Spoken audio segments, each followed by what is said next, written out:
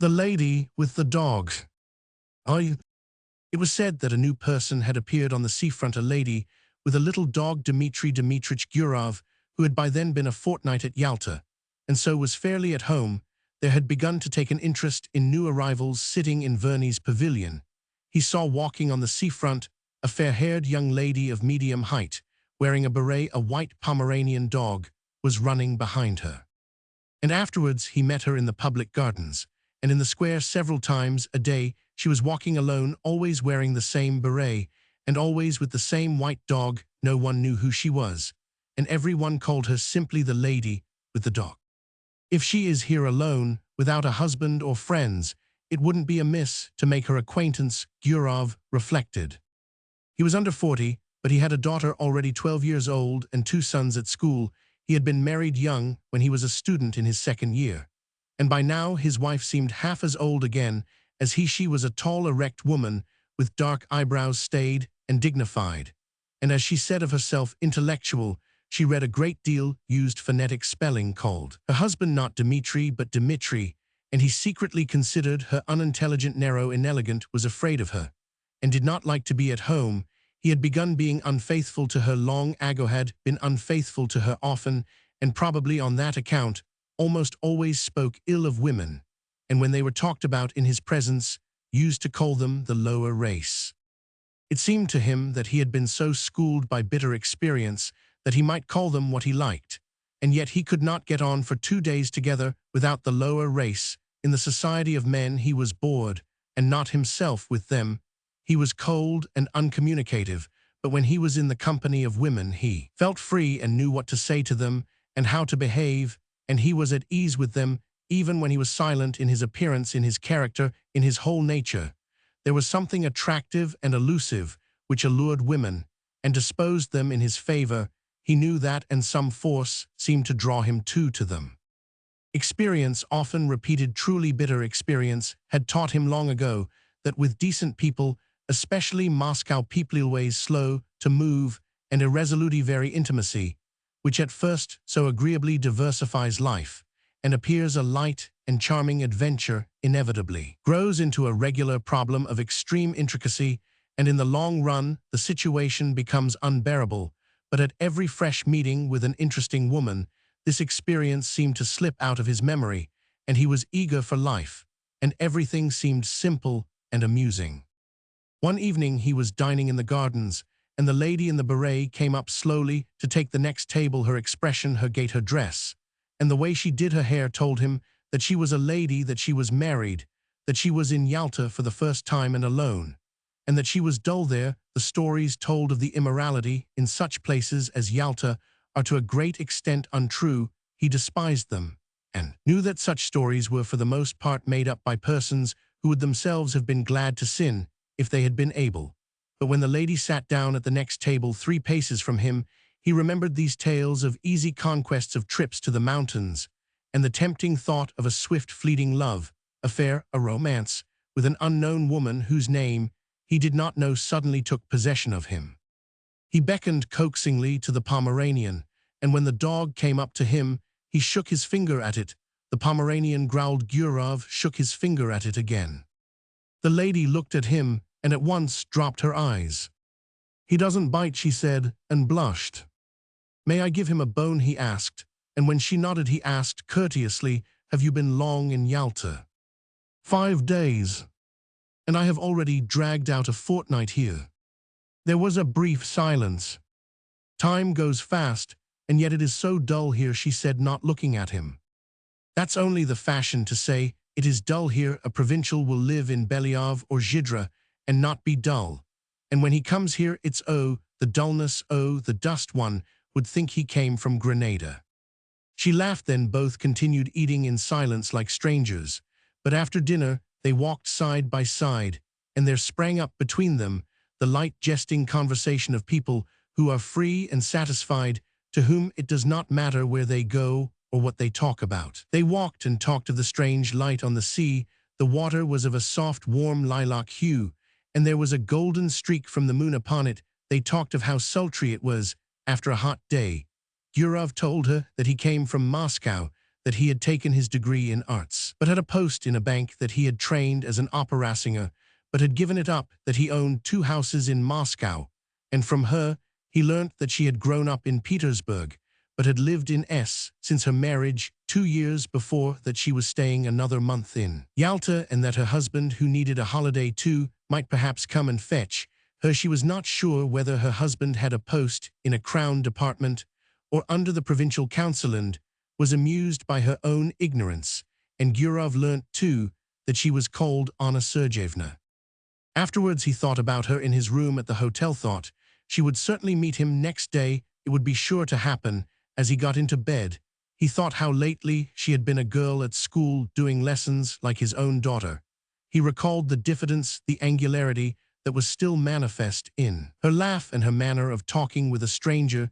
This must have been the first time in her life she had been alone in surroundings in which she was followed, looked at, and spoken to merely from a secret motive which she could hardly fail to guess.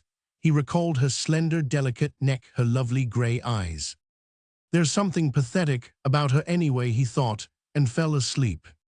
Roman 2. A week had passed since they had made acquaintance. It was a holiday, it was sultry indoors, while in the street the wind whirled the dust round and round, and blew people's hats off. It was a thirsty day, and Gurov often went into the pavilion and pressed Anna Sergeyevna to have syrup and water or an ice. One did not know what to do with oneself. In the evening, when the wind had dropped a little, they went out on the groyne to see the steamer come in. There were a great many people walking about the harbor. They had gathered to welcome someone bringing bouquets, and 2 peculiarities of a well-dressed Yalta crowd were very conspicuous. The elderly ladies were dressed like young ones, and there were great numbers of generals. Owing to the roughness of the sea, the steamer arrived late after the sun had set, and it was a long time turning about before it reached the groyne. Anna Sergeyevna looked through her lorgnette at the steamer and the passengers as though looking for acquaintances, and when she turned to Gurov her eyes were shining. She talked a great deal and asked disconnected questions, forgetting next moment what she had asked. Then she dropped her lorgnette in the crush.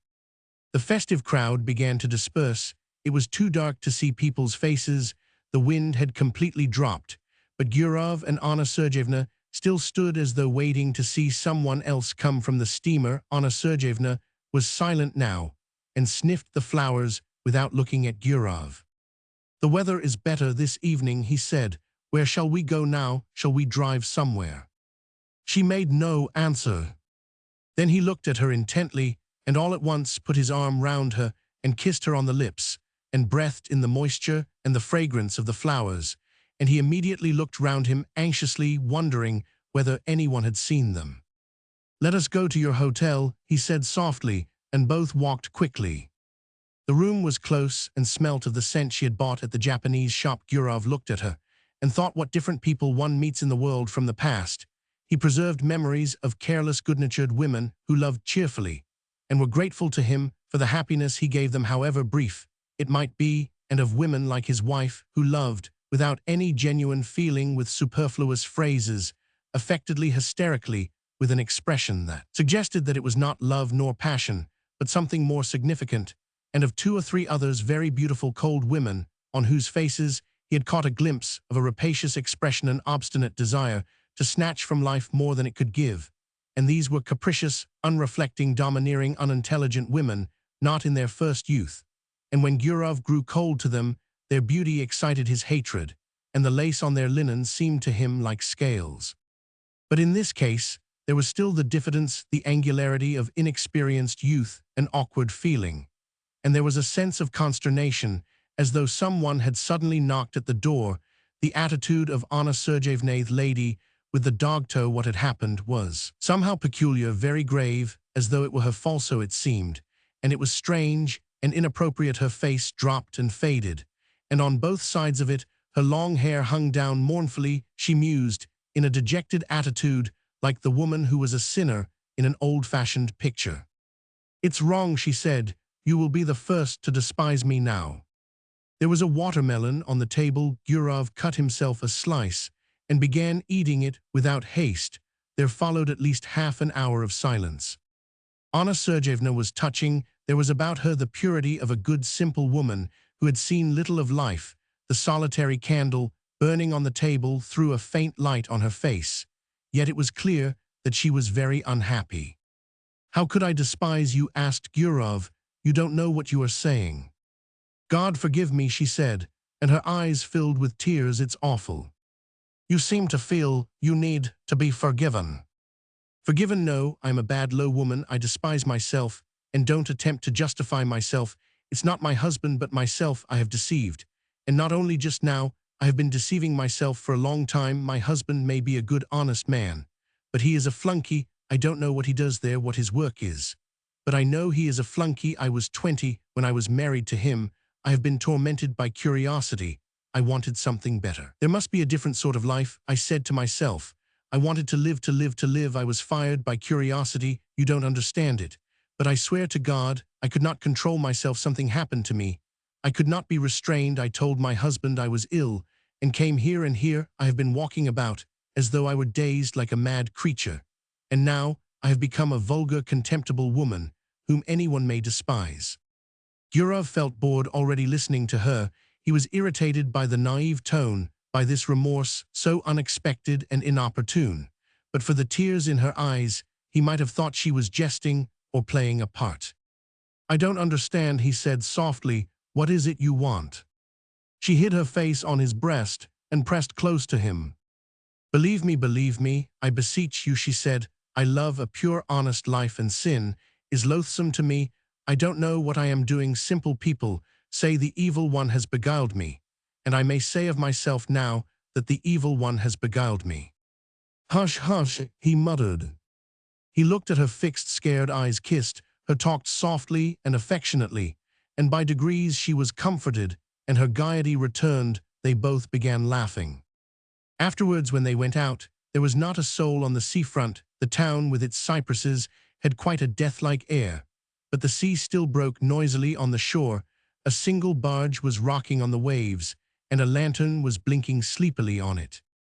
They found a cab and drove to Orinda. "I found out your surname in the hall. Just now it was written on the board. Von Diedritz," said Gurov.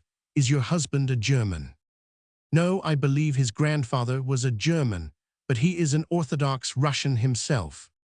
At Orinda they sat on a seat not far from the church, looked down at the sea, and were silent. Yalta was hardly visible through the morning mist. White clouds stood motionless on the mountain tops. The leaves did not stir on the trees. Grasshoppers chirruped, and the monotonous hollow sound of the sea rising up from below spoke of the peace of the eternal sleep awaiting us. So it must have sounded when there was no Yalta, no Orinda here. So it sounds now, and it will sound as indifferently and monotonously when we are all no more, and in this constancy, in this complete indifference to the life and death of each of us, there lies hid, perhaps, a pledge of our eternal salvation, of the unceasing movement of life upon earth, of unceasing progress towards perfection. Sitting beside a young woman who in the dawn seemed so lovely, soothed and spellbound in these magical surroundings, sea, mountains, clouds, the open sky. Gurov thought how in reality everything is beautiful in this world, when one reflects everything except what we think or do ourselves, when we forget our human dignity and the higher aims of our existence. A man walked up to them, probably a keeper, looked at them and walked away, and this detail seemed mysterious and beautiful too. They saw a steamer come from Theodosia, with its lights out in the glow of dawn. "There is dew on the grass," said Anna Sergeyevna after a silence. "Yes, it's time to go home." They went back to the town. Then they met every day at 12 o'clock on the seafront, lunched and dined together, went for walks, admired the sea. She complained that she slept badly, that her heart throbbed violently, asked the same questions, troubled now by jealousy, and now by the fear that he did not respect her sufficiently. And often in the square or gardens, when there was no one near them, he suddenly drew her to him and kissed her passionately. Complete idleness, these kisses in broad daylight, while he looked round in dread of someone's seeing them. The heat, the smell of the sea, and the continual passing to and fro before him of idle, well-dressed, well-fed people made a new man of him. He told Anna Sergeyevna how beautiful she was, how fascinating. He was impatiently passionate. He would not move a step away from her, while she was often pensive, and continually urged him to confess that he did not respect her, did not love her in the least, and thought of her as nothing but a common woman. Rather late, almost every evening, they drove somewhere out of town to Orinda or to the waterfall, and the expedition was always a success. The scenery invariably impressed them as grand and beautiful. They were expecting her husband to come, but a letter came from him saying that there was something wrong with his eyes, and he entreated his wife to come home as quickly as possible. Anna Sergeyevna made haste to go. "It's a good thing I am going away," she said to Gurov. "It's the finger of destiny." She went by coach, and he went with her. They were driving the whole day when she had got into a compartment of the express, and when the second bell had rung, she said, "Let me look at you once more, look at you once again. That's right." She did not shed tears, but was so sad that she seemed ill, and her face was quivering. "I shall remember you, think of you," she said. "God be with you, be happy, don't remember evil against me. We are parting forever, it must be so, for we ought never to have met. Well, God be with you."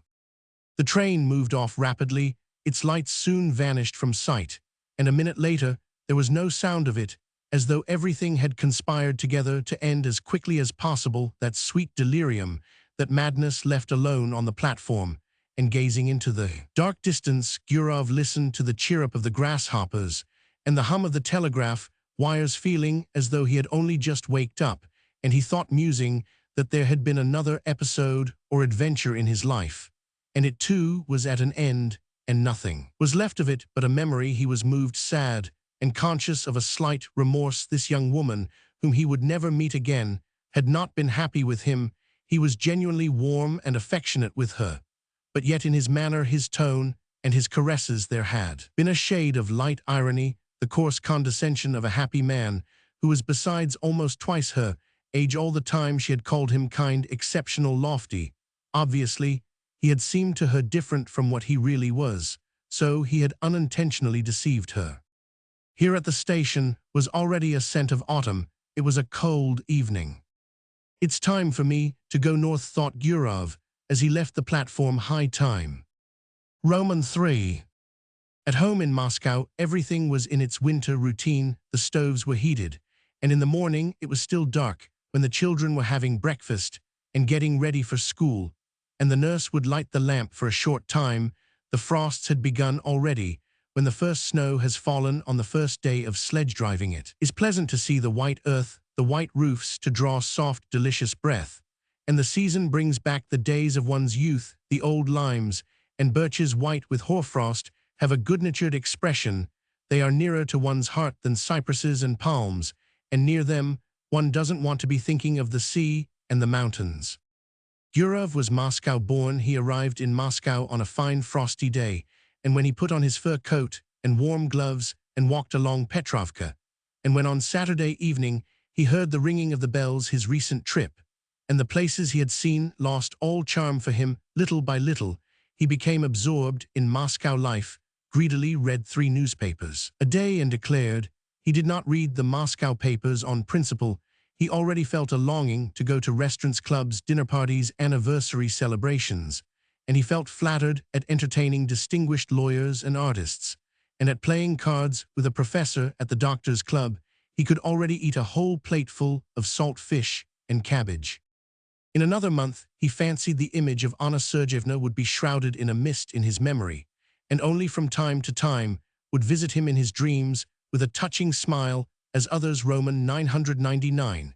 But more than a month passed. Real winter had come, and everything was still clear in his memory, as though he had parted with Anna Sergeyevna only the day before, and his memories glowed more and more vividly when in the evening stillness he heard from his study the voices of his children preparing their lessons, or when he listened to a song or the organ at the restaurant, or the storm howled in the chimney.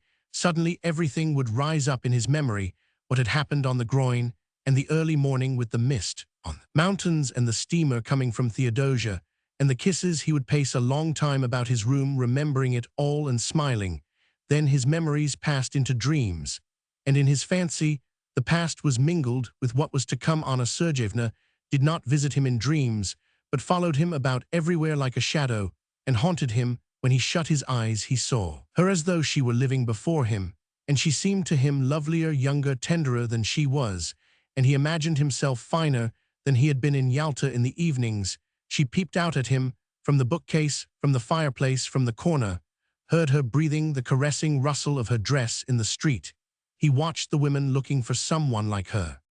He was tormented by an intense desire to confide his memories to someone, but in his home it was impossible to talk of his love, and he had no one outside. He could not talk to his tenants, nor to anyone at the bank, and what had he to talk of? Had he been in love then? Had there been anything beautiful, poetical, or edifying, or simply interesting in his relations with Anna Sergeyevna?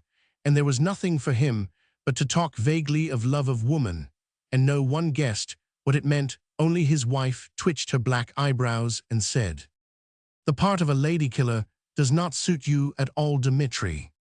One evening, coming out of the doctor's club with an official with whom he had been playing cards, he could not resist saying, "If only you knew what a fascinating woman I made the acquaintance of in Yalta." The official got into his sledge and was driving away, but turned suddenly and shouted, "Dmitri Dmitrich!" "What?" "You were right this evening. The sturgeon was a bit too strong."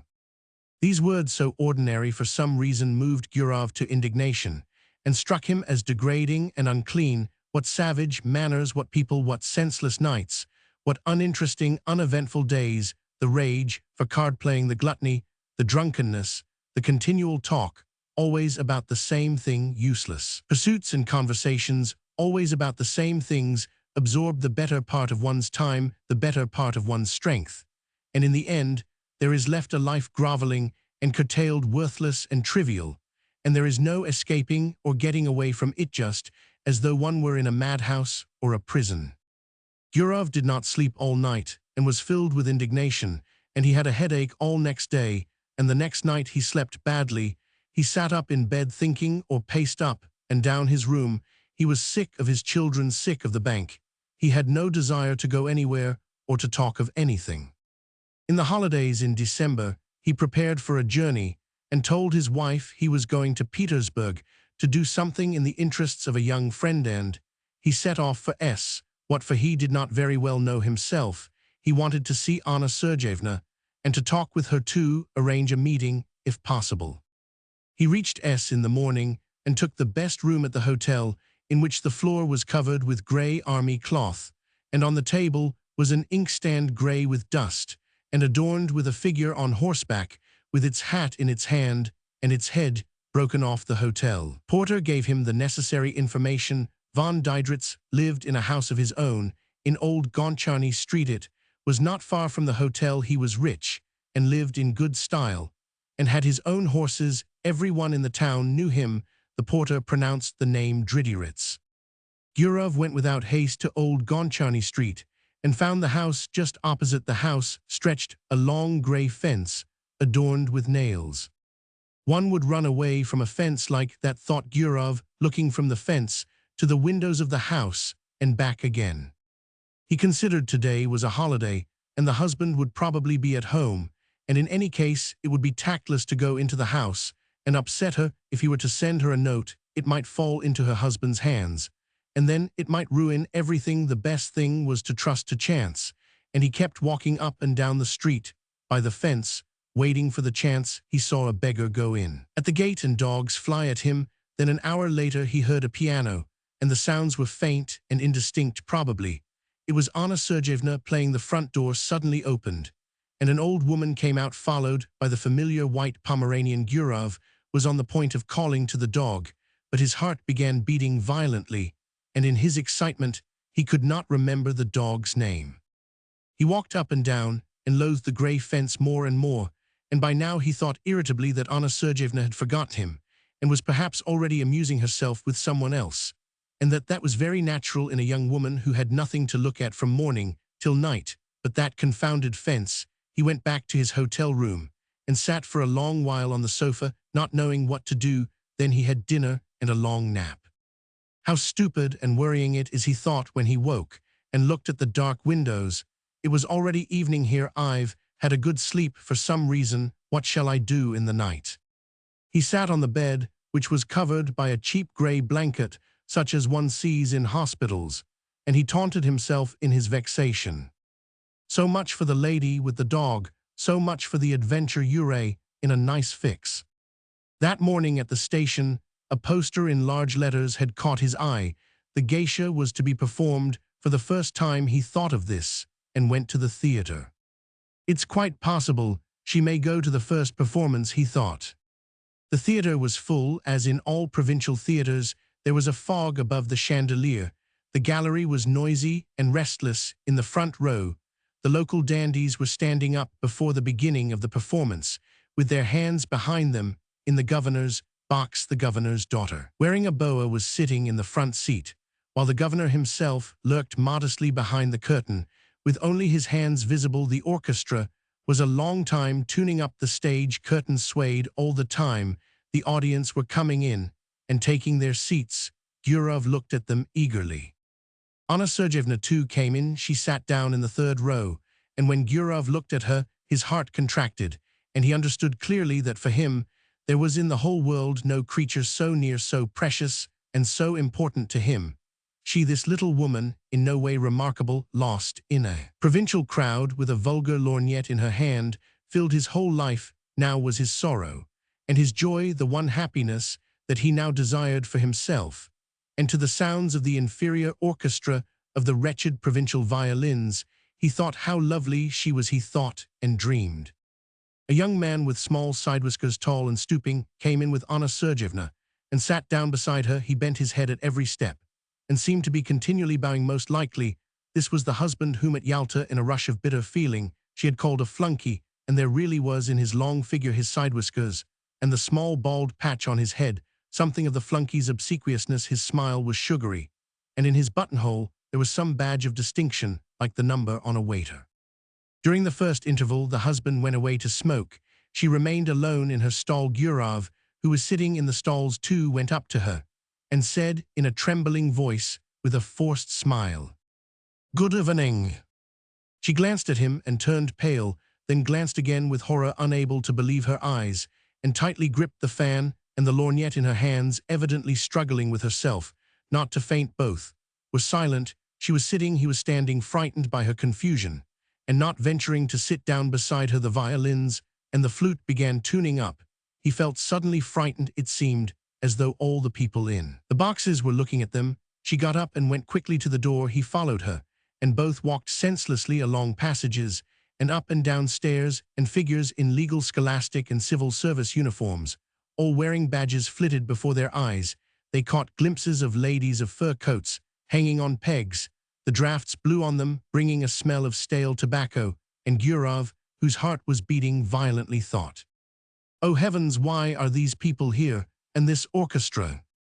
And at that instant he recalled how, when he had seen Anna Sergeyevna off at the station, he had thought that everything was over, and they would never meet again, but how far they were still from the end. On the narrow, gloomy staircase over which was written "to the amphitheater," she stopped. "How you have frightened me," she said, breathing hard, still pale and overwhelmed. "Oh, how you have frightened me. I am half dead. Why have you come? Why?" "But do understand, Anna, do understand," he said hastily in a low voice. "I entreat you to understand." She looked at him with dread, with entreaty, with love. She looked at him intently to keep his features more distinctly in her memory. "I am so unhappy," she went on, not heeding him. "I have thought of nothing but you all the time. I live only in the thought of you, and I wanted to forget you. But why, oh, why have you come?" On the landing above them, two schoolboys were smoking and looking down, but that was nothing to Gurov. He drew Anna Sergeyevna to him and began kissing her face, her cheeks, and her hands. "What are you doing? What are you doing?" she cried in horror, pushing him away. "We are mad. Go away today. Go away at once, I beseech you. By all that is sacred, I implore you. There are people coming this way." Someone was coming up the stairs. "You must go away," Anna Sergeyevna went on in a whisper. "Do you hear, Dmitri Dmitrich? I will come and see you in Moscow. I have never been happy. I am miserable now, and I never shall be happy. Never. Don't make me suffer still more. I swear I'll come to Moscow. But now let us part, my precious good dear one. We must part."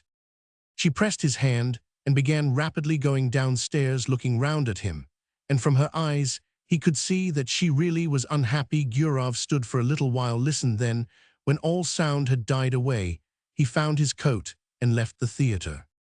Roman forward. And Anna Sergeyevna began coming to see him in Moscow once in 2 or 3 months. She left telling her husband that she was going to consult a doctor about an internal complaint, and her husband believed her and did not believe her. In Moscow, she stayed at the Slaviansky Bazaar Hotel and at once sent a man in a red cap to Gurov. Gurov went to see her, and no one in Moscow knew of it. Once he was going to see her in this way on a winter morning. The messenger had come the evening before. When he was out, with him walked his daughter, whom he wanted to take to school. It was on the way. Snow was falling in big wet flakes. It's 3 degrees above freezing point, and yet it is snowing, said Gurov to his daughter. The thaw is only on the surface of the earth. There is quite a different temperature at a greater height in the atmosphere. And why are there no thunderstorms in the winter, father? He explained that too. He talked, thinking all the while that he was going to see her, and no living soul knew of it, and probably never would know. He had 2 lives, one open, seen, and known by all who cared to know, full of relative truth and of relative falsehood, exactly like the lives of his friends and acquaintances, and another life running its course in secret, and through some strange, perhaps accidental conjunction of circumstances, everything that was essential, of interest and of value to him, everything in which he was sincere and did not deceive himself, everything that made the kernel of his life, was hidden from other people, and all that was false in him, the sheath in which he hid himself to conceal the truth, such, for instance, as his work in the bank, his discussions at the club, his lower race, his presence with his wife at anniversary festivities, all that was open, and he judged of others by himself, not believing in what he saw, and always believing that every man had his real, most interesting life under the cover of secrecy, and under the cover of night. All personal life rested on secrecy, and possibly it was partly on that account that civilized man was so nervously anxious that personal privacy should be respected. After leaving his daughter at school, Gurov went on to the Slaviansky Bazaar. He took off his fur coat below, went upstairs, and softly knocked at the door. Anna Sergeyevna, wearing his favorite grey dress, exhausted by the journey and the suspense, had been expecting him since the evening before. She was pale. She looked at him and did not smile, and he had hardly come in when she fell on his breast. Their kiss was slow and prolonged, as though they had not met for 2 years. "Well, how are you getting on there?" he asked. "What news?" "Wait, I'll tell you directly. I can't talk." She could not speak. She was crying. She turned away from him and pressed her handkerchief to her eyes. Let her have her cry out. "I'll sit down and wait," he thought, and he sat down in an armchair. Then he rang and asked for tea to be brought him, and while he drank his tea, she remained standing at the window with her back to him. She was crying from emotion, from the miserable consciousness that their life was so hard for them. They could only meet in secret, hiding themselves from people like thieves. Was not their life shattered? "Come, do stop," he said. It was evident to him that this love of theirs would not soon be over, that he could not see the end of it. Anna Sergeyevna grew more and more attached to him. She adored him, and it was unthinkable to say to her that it was bound to have an end some day. Besides, she would not have believed it. He went up to her and took her by the shoulders to say something affectionate and cheering, and at that moment he saw himself in the looking-glass. His hair was already beginning to turn grey, and it seemed strange to him that he had grown so much older, so much plainer during the last few years. The shoulders on which his hands rested were warm and quivering. He felt compassion for this life, still so warm and lovely, but probably already not far from beginning to fade and wither like his own. Why did she love him so much? He always seemed to women different from what he was, and they loved in him not himself, but the man created by their imagination, whom they had been eagerly seeking all their lives. And afterwards, when they noticed their mistake, they loved him all the same, and not one of them had been happy with him. Time passed. He had made their acquaintance, got on with them, parted, but he had never once loved. It was anything you like, but not love. And only now, when his head was grey, he had fallen properly, really in love for the first time in his life. Anna Sergeyevna and he loved each other like people very close, and akin like husband and wife like tender friends. It seemed to them that fate itself had meant them for one another, and they could not understand why he had a wife and she a husband, and it was as though they were a pair of birds of passage caught and forced to live in different cages. They forgave each other for what they were ashamed of in their past. They forgave everything in the present, and felt that this love of theirs had changed them both. In moments of depression in the past, he had comforted himself with any arguments that came into his mind, but now he no longer cared for arguments. He felt profound compassion. He wanted to be sincere and tender. "Don't cry, my darling," he said. "You've had your cry, that's enough. Let us talk now. Let us think of some plan." Then they spent a long while taking counsel together, talked of how to avoid the necessity for secrecy, for deception, for living in different towns, and not seeing each other for long at a time. How could they be free from this intolerable bondage? How, he asked, clutching his head, how? And it seemed as though in a little while the solution would be found, and then a new and splendid life would begin, and it was clear to both of them that they had still a long, long road before them, and that the most complicated and difficult part of it was only just beginning. A doctor's visit. The professor received a telegram from the Lyalikov's factory. He was asked to come as quickly as possible. The daughter of some Madame Lyalikov. Apparently, the owner of the factory was ill, and that was all that one could make out of the long, incoherent telegram, and the professor did not go himself, but sent instead his assistant Korolyov. It was 2 stations from Moscow, and there was a drive of 3 miles from the station. A carriage with 3 horses had been sent to the station to meet Korolyov. The coachman wore a hat with a peacock's feather on it, and answered every question in a loud voice, like a soldier. "No, sir, certainly, sir." It was Saturday evening. The sun was setting. The workpeople were coming in crowds from the factory to the station, and they bowed to the carriage in which Korolyov was driving, and he was charmed with the evening, the farmhouses and villas on the road, and the birch trees, and the quiet atmosphere all around, when the fields and woods. And the sun seemed preparing, like the workpeople, now on the eve of the holiday, to rest and perhaps to pray. He was born and had grown up in Moscow.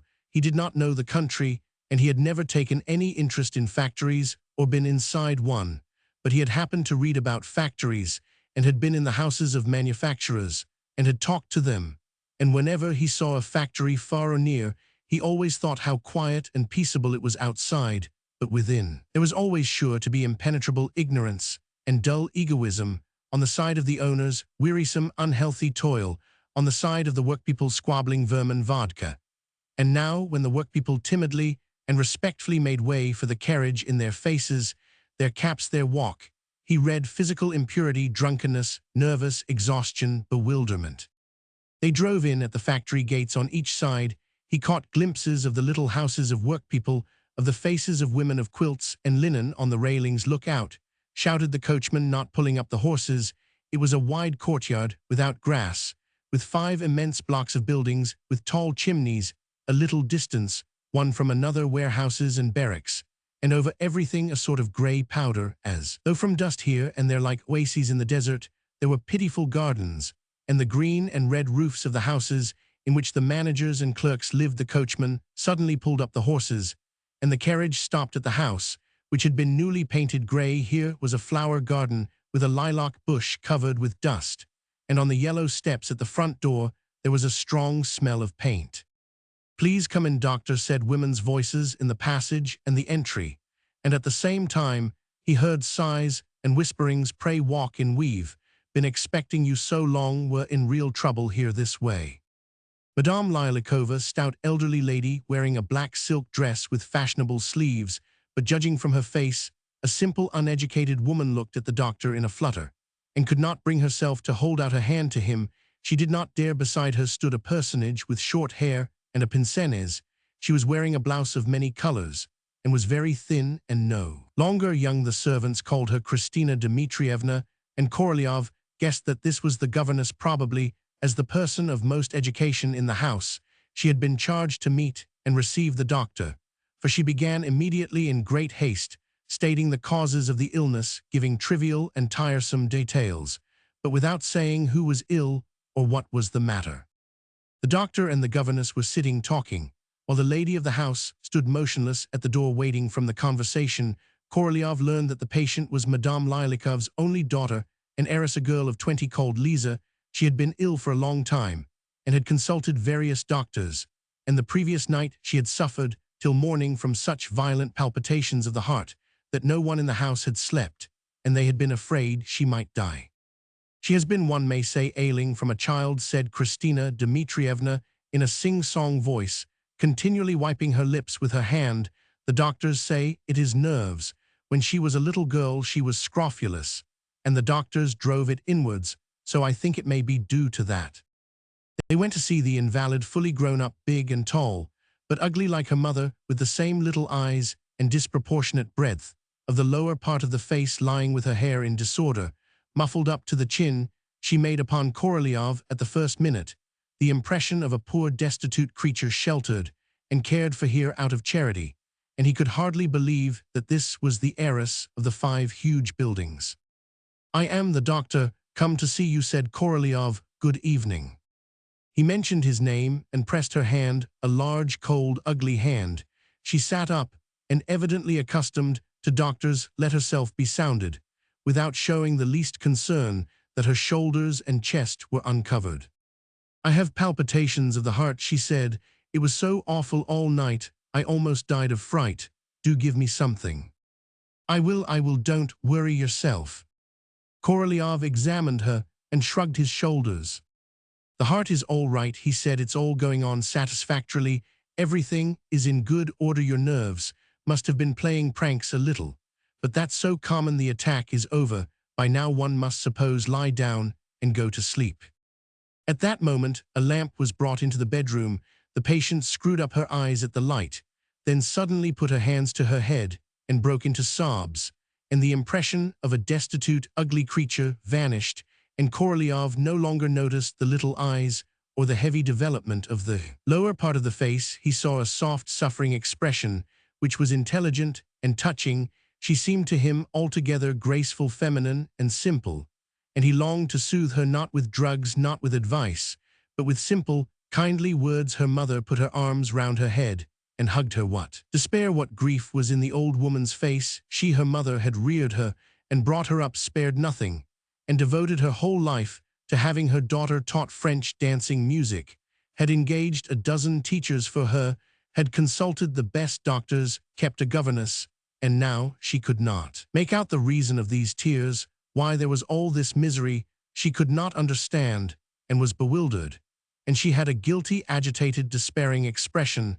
as though she had omitted something very important, had left something undone, had neglected to call in somebody and whom she did not know. "Lizanka, you are crying again," she said, hugging her daughter to her. "My own, my darling, my child, tell me what it is. Have pity on me, tell me." Both wept bitterly. Korolyov sat down on the side of the bed and took Lisa's hand. "Come, give over, it's no use crying," he said kindly. "Why, there is nothing in the world that is worth those tears. Come, we won't cry, that's no good." And inwardly he thought, it's high time she was married. "Our doctor at the factory gave her calibramati," said the governess, "but I notice it only makes her worse. I should have thought that if she is given anything for the heart it ought to be drops. I forget the name, convaleria, isn't it?" And there followed all sorts of details. She interrupted the doctor, preventing his speaking, and there was a look of effort on her face, as though she supposed that as the woman of most education in the house, she was duty-bound to keep up a conversation with the doctor, and on no other subject but medicine. Korolyov felt bored. "I find nothing special the matter," he said, addressing the mother, as he went out of the bedroom. "If your daughter is being attended by the factory doctor, let him go on attending her. The treatment so far has been perfectly correct, and I see no reason for changing your doctor. Why change? It's such an ordinary trouble. There's nothing seriously wrong." He spoke deliberately as he put on his gloves, while Madame Lyalikov stood without moving and looked at him with her tearful eyes. "I have half an hour to catch the 10 o'clock train," he said. "I hope I am not too late." "And can't you stay?" she asked, and tears trickled down her cheeks again. "I am ashamed to trouble you, But if you would be so good for God's sake, she went on, in an undertone glancing towards the door, do stay tonight with us. She is all I have, my only daughter. She frightened me last night.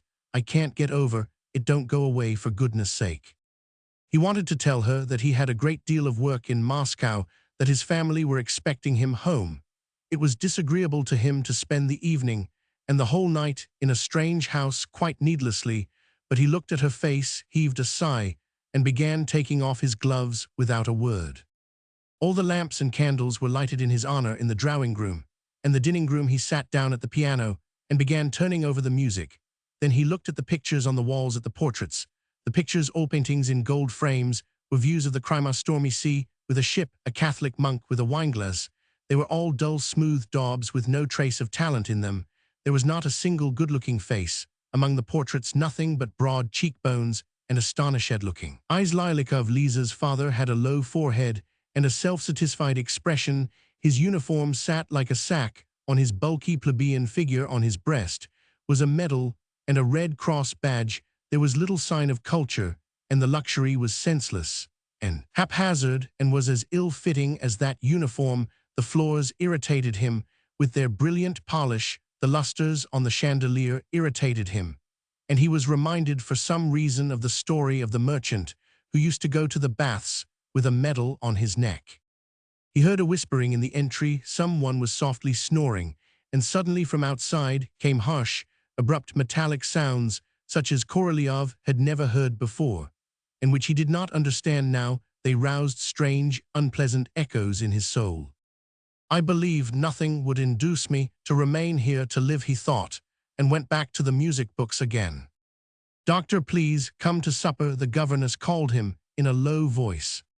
He went into supper. The table was large and laid with a vast number of dishes and wines, but there were only two to supper, himself and Kristina Dmitrievna. She drank Madeira, ate rapidly, and talked, looking at him through her pince-nez. Our workpeople are very contented. We have performances at the factory every winter. The workpeople act themselves.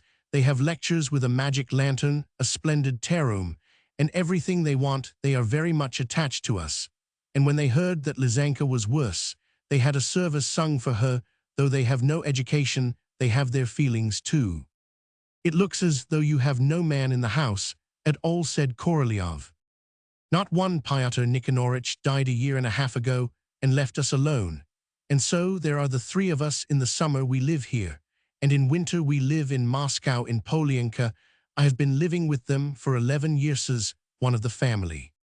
At supper they served sterlet chicken rissoles and stewed fruit. The wines were expensive French wines. Please don't stand on ceremony, doctor, said Kristina Dmitrievna, eating and wiping her mouth with her fist, and it was evident she found her life here exceedingly pleasant. Please have some more. After supper the doctor was shown to his room, where a bed had been made up for him, but he did not feel sleepy. The room was stuffy, and it smelt of paint. He put on his coat and went out. It was cool in the open air. There was already a glimmer of dawn, and all the 5 blocks of buildings with their tall chimneys, barracks and warehouses, were distinctly outlined against the damp air. As it was a holiday, they were not working, and the windows were dark, and in only one of the buildings was there a furnace burning. 2 windows were crimson, and fire mixed with smoke came from time to time from the chimney. Far away beyond the yard the frogs were croaking, and the nightingales singing. Looking at the factory buildings and the barracks where the workpeople were asleep, he thought again what he always thought when he saw a factory. They may have performances for the workpeople, magic lanterns, factory doctors, and improvements of all sorts.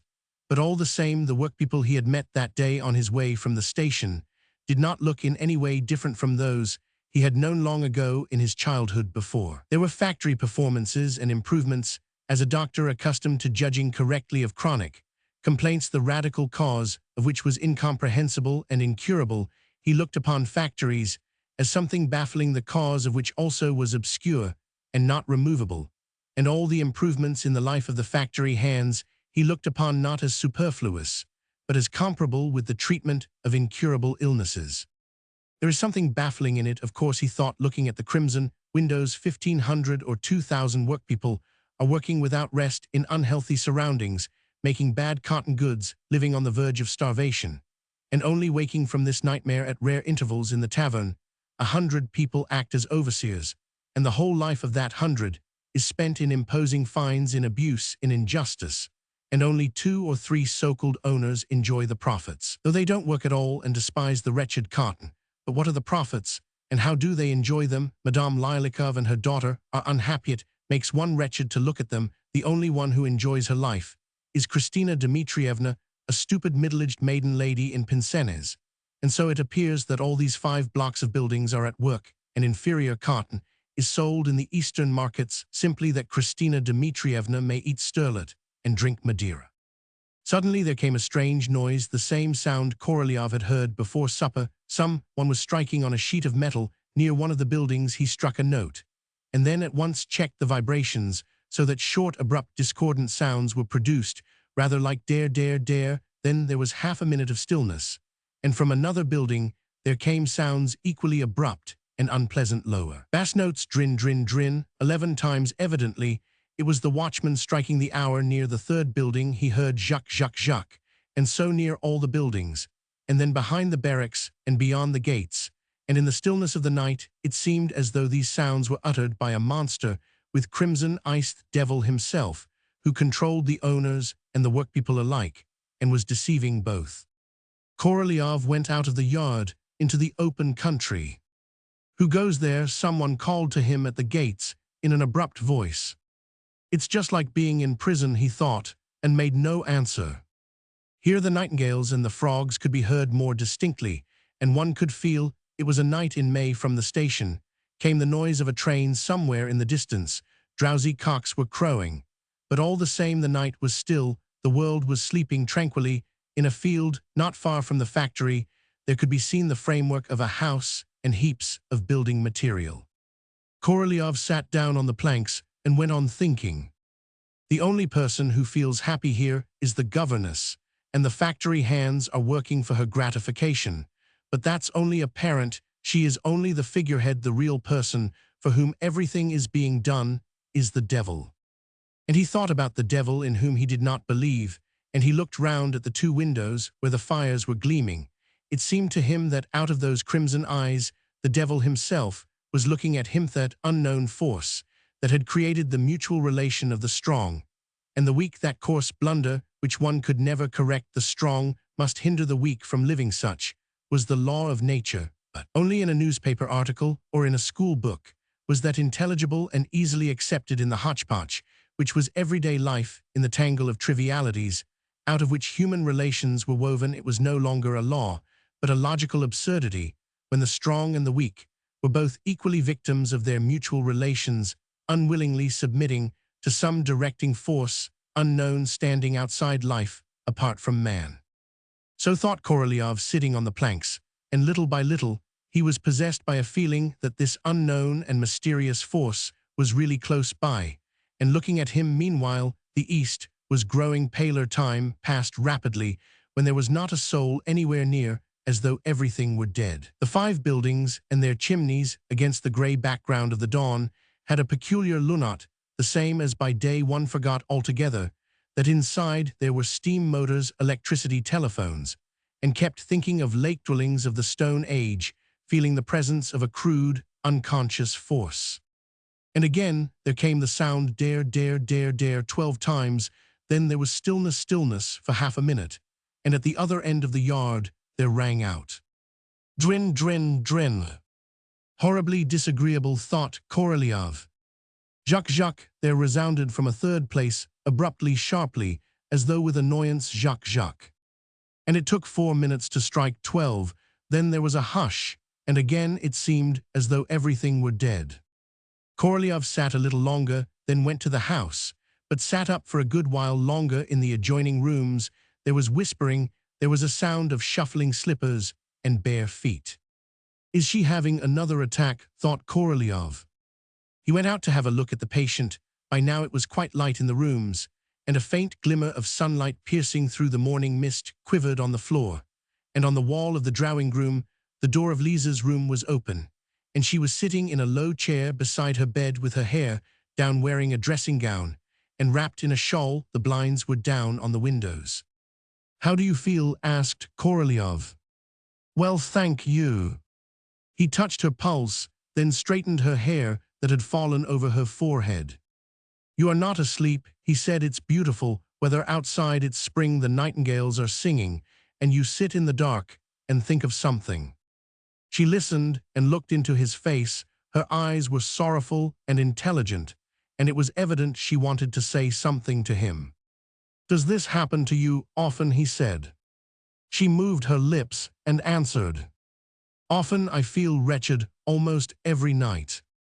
At that moment, the watchman in the yard began striking 2 o'clock. They heard dare, dare, and she shuddered. Do those knockings worry you? He asked. I don't know, everything here worries me, she answered, and pondered. Everything worries me. I hear sympathy in your voice. It seemed to me as soon as I saw you that I could tell you all about it. Tell me, I beg you. I want to tell you of my opinion. It seems to me that I have no illness, but that I am weary and frightened, because it is bound to be so, and cannot be otherwise. Even the healthiest person can't help being uneasy. If, for instance, a robber is moving about under his window, I am constantly being doctored. She went on, looking at her knees, and she gave a shy smile. I am very grateful, of course, and I do not deny that the treatment is a benefit, but I should like to talk not with a doctor, but with some intimate friend who would understand me and would convince me that I was right or wrong. Have you no friends? Asked Korolyov. I am lonely. I have a mother. I love her. But all the same I am lonely. That's how it happens to be lonely. People read a great deal, but say little and hear little. Life for them is mysterious. They are mystics, and often see the devil where he is not. Lermontov's Tamara was lonely, and she saw the devil. Do you read a great deal? Yes, you see, my whole time is free from morning till night. I read by day, and by night my head is empty. Instead of thoughts, there are shadows in it. Do you see anything at night? Asked Korolyov. No, but I feel. She smiled again, raised her eyes to the doctor, and looked at him so sorrowfully, so intelligently, and it seemed to him that she trusted him, and that she wanted to speak frankly to him, and that she thought the same as he. Roman 999, but she was silent, perhaps waiting for him to speak. And he knew what to say to her. It was clear to him that she needed as quickly as possible to give up the 5 buildings, and the million if she had leave that devil that looked out at night. It was clear to him, too, that she thought so herself, and was only waiting for someone she trusted to confirm her. But he did not know how to say it, how one is shy of asking men under sentence what they have been sentenced for, and in the same way it is awkward to ask very rich people what they want so much money for, why they make such a poor use of their wealth, why they don't give it up even when they see in it their unhappiness. And if they begin a conversation about it themselves, it is usually embarrassing, awkward, and long. How is one to say it? Korolyov wondered, and is it necessary to speak? And he said what he meant in a roundabout way.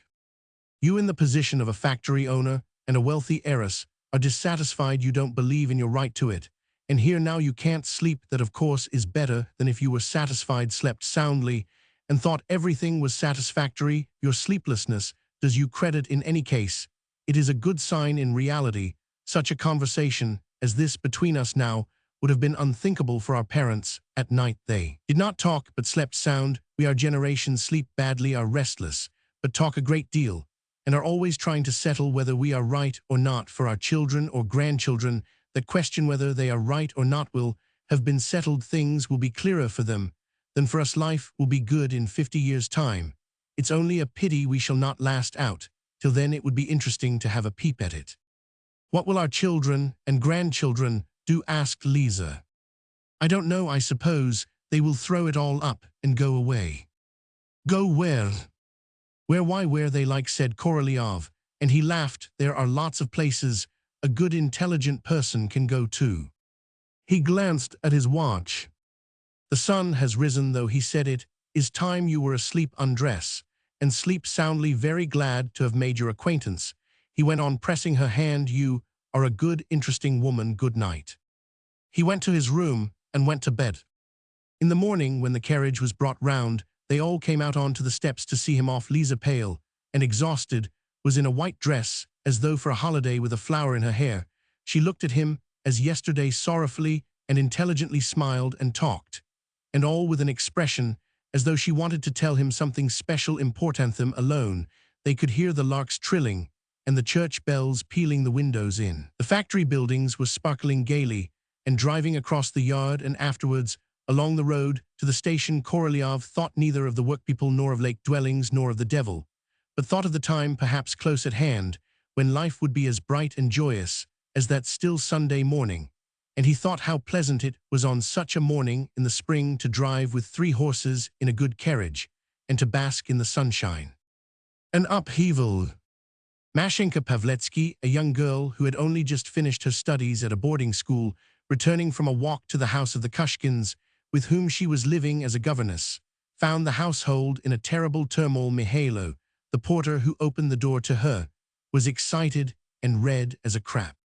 Loud voices were heard from upstairs.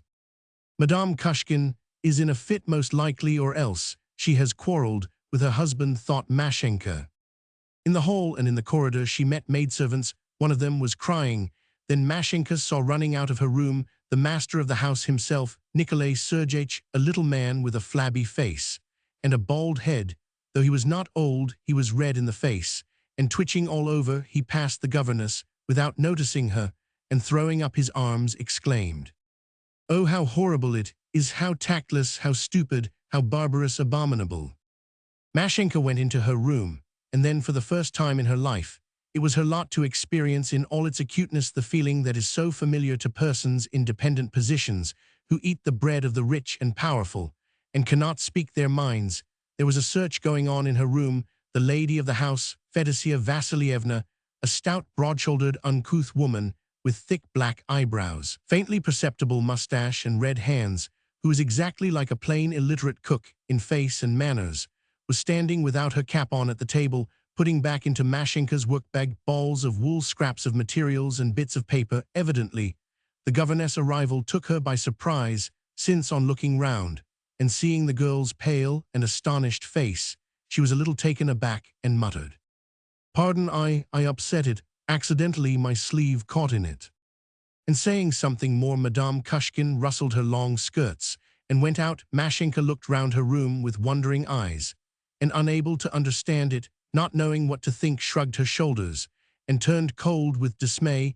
What had Fedosya Vassilievna been looking for in her workbag, if she really had, as she said, caught her sleeve in it and upset everything? Why had Nikolai Sergeyevich dashed out of her room so excited and red in the face?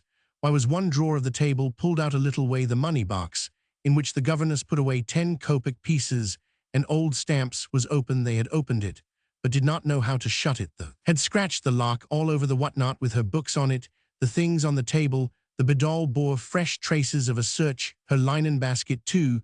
The linen had been carefully folded, but it was not in the same order as Mashenka had left it when she went out, so the search had been thorough, most thorough.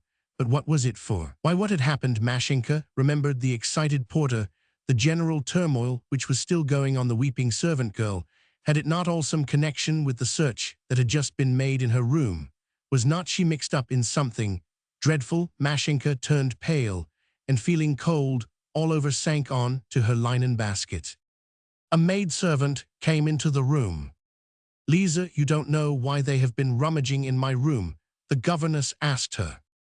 "Mistress has lost a brooch worth 2,000, said Lisa. "Yes, but why have they been rummaging in my room?" "They've been searching everyone, miss. They've searched all my things too. They stripped us all naked and searched us, God knows. Miss, I never went near her toiletable, let alone touching the brooch. I shall say the same at the police station." "But why have they been rummaging here?" the governess still wondered. "A brooch has been stolen. I tell you, the mistress has been rummaging in everything with her own hands. She even searched Mihailo, the porter, herself. It's a perfect disgrace." Nikolai Sergeyevich simply looks on and cackles like a hen. "But you've no need to tremble like that, miss. They found nothing here. You've nothing to be afraid of if you didn't take the brooch." "But Lisa, it's vile, it's insulting," said Mashenka, breathless with indignation. "It's so mean, so low. What right had she to suspect me and to rummage in my things?" "You are living with strangers, miss," sighed Lisa. Though you are a young lady, still you are as it were a servant. It's not like living with your papa and mama." Mashenka threw herself on the bed and sobbed bitterly. Never in her life had she been subjected to such an outrage. Never had she been so deeply insulted. She, well-educated, refined, the daughter of a teacher, was suspected of theft. She had been searched like a streetwalker. She could not imagine a greater insult. And to this feeling of resentment was added an oppressive dread of what would come next. All sorts of absurd ideas came into her mind. If they could suspect her of theft, then they might arrest her, strip her naked, and search her, then lead her through the street with an escort of soldiers, cast her into a cold, dark cell with mice and woodlice, exactly like the dungeon in which Princess Tarakanov was imprisoned. Who would stand up for her? Her parents lived far away in the provinces. They had not the money to come to her in the capital. She was as solitary as in a desert, without friends or kindred. They could do what they liked with her. "I will go to all the courts and all the lawyers," Mashenka thought, trembling. "I will explain to them. I will take an oath. They will believe that I could not be a thief." Mashenka remembered that under the sheets in her basket she had some sweetmeats, which, following the habits of her school days, she had put in her pocket at dinner and carried off to her room. She felt hot all over and was ashamed at the thought that her little secret was known to the lady of the house. And all this terror, shame, resentment brought on an attack of palpitation of the heart, which set up a throbbing in her temples, in her heart, and deep down in her stomach. "Dinner is ready," the servant summoned Mashenka. "Shall I go or not?" Mashenka brushed her hair, wiped her face with a wet towel, and went into the dining room.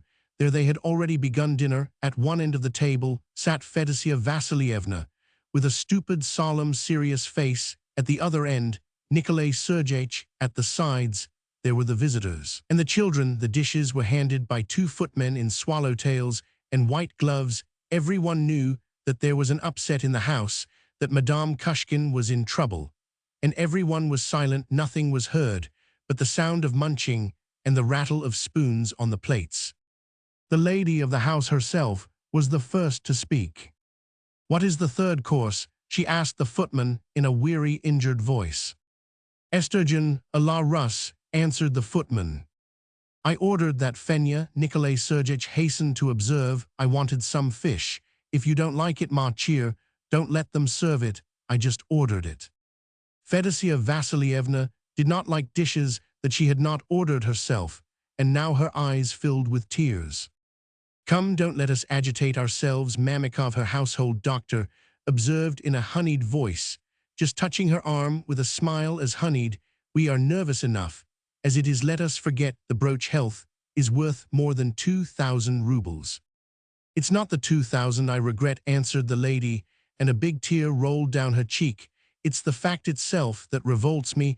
I cannot put up with thieves in my house. I don't regret it. I regret nothing. But to steal from me is such ingratitude. That's how they repay me for my kindness." They all looked into their plates, but Mashenka fancied, after the lady's words, that everyone was looking at her. A lump rose in her throat. She began crying and put her handkerchief to her lips. "Pardon," she muttered.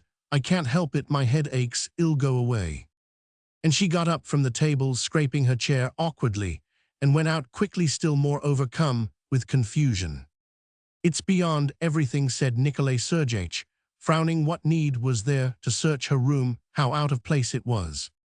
"I don't say she took the brooch," said Fedosya Vassilievna, "but can you answer for her? To tell the truth, I haven't much confidence in these learned paupers. It really was unsuitable." "Fenya, excuse me, Fenya, but you've no kind of legal right to make a search. I know nothing about your laws. All I know is that I've lost my brooch, and I will find the brooch." She brought her fork down on the plate with a clatter, and her eyes flashed angrily. "And you eat your dinner and don't interfere in what doesn't concern you." Nikolai Sergeyevich dropped his eyes mildly and sighed. Meanwhile, Mashenka, reaching her room, flung herself on her bed. She felt now neither alarm nor shame, but she felt an intense longing to go and slap the cheeks of this hard, arrogant, dull-witted, prosperous woman. Lying on her bed, she breathed into her pillow and dreamed of how nice it would be to go and buy the most expensive brooch and fling it into the face of this bullying woman. If only it were God's will that Fedosya Vassilievna should come to ruin and wander about, begging and should taste all the horrors of poverty and dependence, and that Mashenka, whom she had insulted, might give her alms. Oh, if only she could come in for a big fortune, could buy a carriage, and could drive noisily past the windows so as to be envied by that woman. But all these were only dreams. In reality, there was only one thing left to Dodo: get away as quickly as possible, not to stay another hour in this place. It was true, it was terrible to lose her place, to go back to her parents, who had nothing. But what could she do? Mashenka could not bear the sight of the lady of the house, nor of her little room. She felt stifled and wretched here. She was so disgusted with Fedosya Vassilievna, who was so obsessed by her illnesses and her supposed aristocratic rank, that everything in the world seemed to have become coarse and unattractive, because this woman was living in it. Mashenka jumped up from the bed and began packing. "May I come in?" asked Nikolai Sergeyevich at the door. He had come up noiselessly to the door and spoke in a soft, subdued voice. "May I come in?" He came in and stood still near the door. His eyes looked dim, and his red little nose was shiny. After dinner, he used to drink beer, and the fact was perceptible in his walk, in his feeble, flabby hands. "What's this?" he asked, pointing to the basket. "I am packing. Forgive me, Nikolai Sergeyevich, but I cannot remain in your house. I feel deeply insulted by this search." "I understand, only you are wrong to go. Why should you? They've searched your things, but you, what does it matter to you? You will be none the worse for it." Mashenka was silent and went on packing. Nikolai Sergeyevich pinched his mustache as though wondering what he should say next, and went on in an ingratiating voice. "I understand, of course, but you must make allowances. You know my wife is nervous, headstrong. You mustn't judge her too harshly." Mashenka did not speak. "If you are so offended," Nikolai Sergeyevich went on, "well, if you like, I'm ready to apologize. I ask your pardon." Mashenka made no answer, but only bent lower over her box. This exhausted, irresolute man was of absolutely no significance in the household. He stood in the pitiful position of a dependent and hanger-on even with the servants, and his apology meant nothing either. "You say nothing. That's not enough for you. In that case, I will apologize for my wife in my wife's name. She behaved tactlessly. I admit it, as a gentleman." Nikolai Sergeyevich walked about the room, heaved a sigh, and went on. "Then you want me to have it rankling here under my heart. You want my conscience to torment me." "I know it's not your fault, Nikolai Sergeyevich," said Mashenka, looking him full in the face, with her big tear-stained eyes. "Why should you worry yourself?" "Of course no, but still, don't you go away, I entreat you." Mashenka shook her head. Nikolai Sergeyevich stopped at the window and drummed on the pane with his fingertips. "Such misunderstandings are simply torture to me," he said. "Why do you want me to go down on my knees to you, or what? Your pride is wounded, and here you've been crying and packing up to go. But I have pride too, and you do not spare it. Or do you want me to tell you what I would not tell as confession? Do you listen? You want me to tell you what I won't tell the priest on my deathbed." Mashenka made no answer. "I took my wife's brooch," Nikolai Sergeyevich said quickly. "Is that enough now? Are you satisfied?" "Yes, I took it. But of course, I count on your discretion. For God's sake, not a word, not half a hint to anyone." Mashenka, amazed and frightened, went on packing. She snatched her things, crumpled them up, and thrust them anyhow into the box and the basket. Now, after this candid avowal on the part of Nikolai Sergeyevich, she could not remain another minute, and could not understand how she could have gone on living in the house before. "And it's nothing to wonder at," Nikolai Sergeyevich went on after a pause. "It's an everyday story. I need money, and she won't give it to me. It was my father's money that bought this house, and everything, you know. It's all mine. And the brooch belonged to my mother, and it's all mine. And she took possession of everything. I can't go to law with her. Yowl, admit, I beg you most earnestly, overlook it. Stay on, tout comprender, tout pardoner. Will you stay?" "No," said Mashenka, resolutely, beginning to tremble. "Let me alone, I entreat you."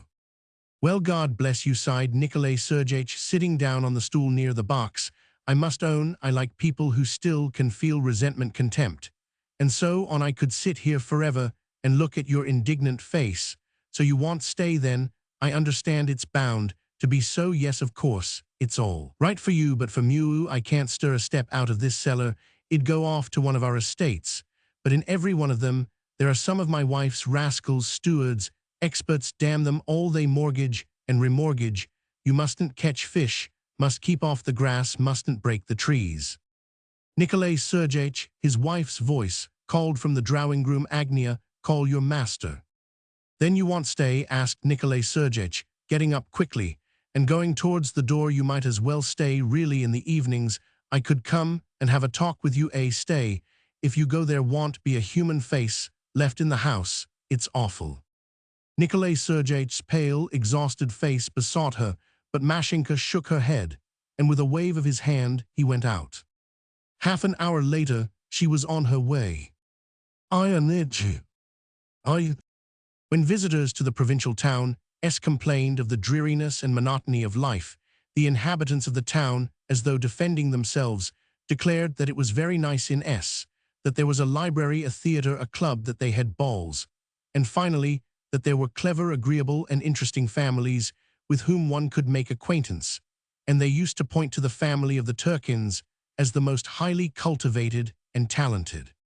This family lived in their own house in the principal street, near the governor's. Ivan Petrovich Turkin, himself a stout, handsome, dark man, with whiskers used to get up amateur performances for benevolent objects, and used to take the part of an elderly general and cough very amusingly. He knew a number of anecdotes, charades, proverbs, and was fond of being humorous and witty, and he always wore an expression from which it was impossible to tell whether he were joking or in earnest. His wife Vera Iosifovna, thin, nice-looking lady, who wore a pince-nez, used to write novels and stories, and was very fond of reading them aloud to her visitors. The daughter Ekaterina Ivanovna, a young girl, used to play on the piano. In short, every member of the family had a special talent. The Turkins welcomed visitors, and good-humoredly displayed their talents with genuine simplicity. Their stone house was roomy and cool. In summer, half of the windows looked into a shady old garden, where nightingales used to sing. In the spring, when there were visitors in the house, there was a clatter of knives in the kitchen, and a smell of fried onions in the yard end that was always a sure sign of a plentiful and savory supper to follow. And as soon as Dmitri Ionitch Startsev was appointed the district doctor and took up his abode at Dialij, 6 miles from he too was told that as a cultivated man it was essential for him to make the acquaintance of the Turkins in the winter. He was introduced to Ivan Petrovich in the street. They talked about the weather, about the theater, about the cholera. An invitation followed on a holiday in the Springit was Ascension Day. After seeing his patients, Startsev set off for town in search of a little recreation, and to make some purchases. He walked in a leisurely way. He had not yet set up his carriage, humming all the time. Before id drunk the tears from life's goblet. In town he dined, went for a walk in the gardens. Then Ivan Petrovich's invitation came into his mind, as it were of itself, and he decided to call on the Turkins and see what sort of people they were. "How do you do, if you please," said Ivan Petrovich, meeting him on the steps. Delighted to see such an agreeable visitor. Come along. I will introduce you to my better half. I tell him, Verochka," he went on, as he presented the doctor to his wife, "I tell him that he has no human right to sit at home in a hospital. He ought to devote his leisure to society, oughtn't he, darling?" "Sit here," said Vera Iosifovna, making her visitor sit down beside her. "You can dance attendance on me. My husband is Jelaush, is an Othello, but we will try and behave so well that he will notice nothing." "Are you spoilt chicken?" Ivan Petrovich muttered tenderly, and he kissed her on the forehead. "You have come just in the nick of time," he said, addressing the doctor again. "My better half has written a hugest novel, and she is going to read it aloud today." "Petty Jean," said Vera Iosifovna to her husband, "Dits, quelon nous don do the." Startsev was introduced to Ekaterina Ivanovna, a girl of 18, very much like her mother, thin and pretty. Her expression was still childish, and her figure was soft and slim, and her developed girlish bosom, healthy and beautiful, was suggestive of spring, real spring. Then they drank tea with jam, honey, and sweetmeats, and with very nice cakes, which melted in the mouth As the evening came on, other visitors gradually arrived, and Ivan Petrovich fixed his laughing eyes on each of them and said, "How do you do, if you please?" Then they all sat down in the drawing-room with very serious faces, and Vera Iosifovna read her novel. It began like this: the frost was intense, the windows were wide open. From the kitchen came the clatter of knives and the smell of fried onions. It was comfortable in the soft, deep armchair. The lights had such a friendly twinkle in the twilight of the drawing-room. And at the moment, on a summer evening, when sounds of voices and laughter floated in from the street and whiffs of lilac from the yard, it was difficult to grasp that the frost was intense, and that the setting sun was lighting with its chilly rays a solitary wayfarer on the snowy plain. Vera Iosifovna read how a beautiful young countess founded a school, a hospital, a library in her village, and fell in love with a wandering artist. She read of what never happens in real life, and yet it was pleasant to listen. It was comfortable, and such agreeable, serene thoughts kept coming into the mind one had no desire to get up. "Not badsome," Ivan Petrovich said softly. And one of the visitors, hearing with his thoughts far away, said hardly audibly, "Yes, truly." 1 hour passed another in the town gardens. Close by a band was playing, and a chorus was singing, when Vera Iosifovna shut her manuscript book. The company was silent for 5 minutes, listening to Luchina being sung by the chorus, and the song gave what was not in the novel and is in real life. "Do you publish your stories in magazines, Startsev?" asked Vera Iosifovna. "No," she answered, "I never publish. I write it and put it away in my cupboard." "Why publish?" she explained. "We have enough to live on." And for some reason, everyone sighed. "And now, kitten, you play something," Ivan Petrovich said to his daughter. The lid of the piano was raised, and the music lying ready was opened. Ekaterina Ivanovna sat down and banged on the piano with both hands, and then banged again with all her might, and then again, and again her shoulders and bosom shook. She obstinately banged on the same notes, and it sounded as if she would not leave off until she had hammered the keys into the piano. The drawing-room was filled with the din. Everything was resounding: the floor, the ceiling, the furniture. Ekaterina Ivanovna was playing a difficult passage, interesting simply on account of its difficulty, long and monotonous, and Startsev, listening, pictured stones dropping down a steep hill and going on dropping, and he wished they would leave off dropping. And at the same time, Ekaterina Ivanovna, rosy from the violent exercise, strong and vigorous, with a lock of hair falling over her forehead, attracted him very much. After the winter spent at Dialij among patients and peasants, to sit in a drawing-room to watch this young, elegant, and in all probability pure creature, and to listen to these noisy, tedious, but still cultured sounds, was so pleasant, so novel. "Well, kitten, you have played as never before," said Ivan Petrovich, with tears in his eyes, when his daughter had finished and stood up. "Die, Denise, you won't write anything better."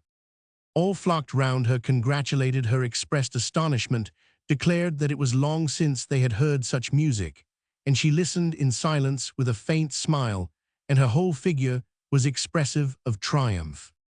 "Splendid, superbe."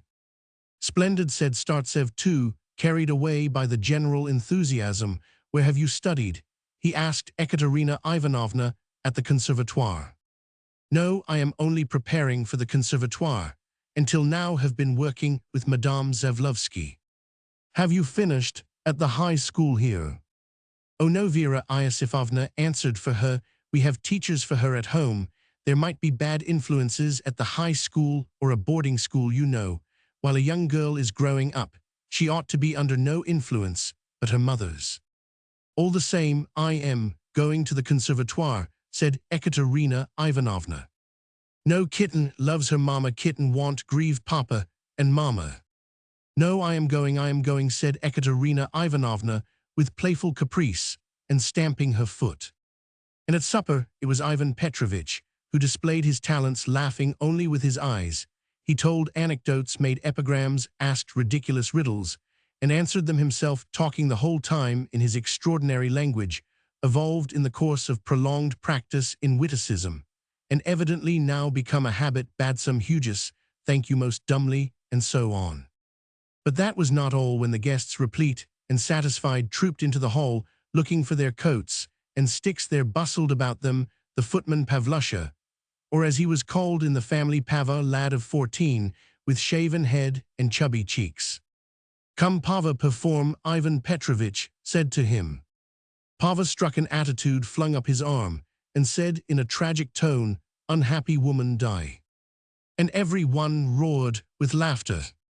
"It's entertaining," thought Startsev as he went out into the street. He went to a restaurant and drank some beer, then set off to walk home to Dialij. He walked all the way singing, "Thy voice to me, so languid and caressing." On going to bed, he felt not the slightest fatigue. After the 6 miles walk, on the contrary, he felt as though he could with pleasure have walked another 20. Not badsome, he thought, and laughed as he fell asleep. Roman 2. Startsev kept meaning to go to the Turkins again, but there was a great deal of work in the hospital, and he was unable to find free time. In this way, more than a year passed in work and solitude, but one day a letter in a light blue envelope was brought him from the town.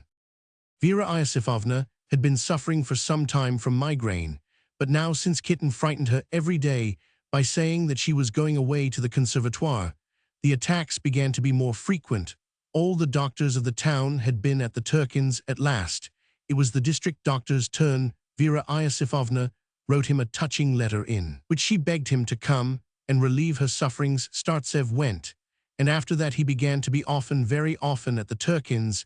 He really did something for Vera Iosifovna, and she was already telling all her visitors that he was a wonderful and exceptional doctor, but it was not for the sake of her migraine that he visited the Turkins now.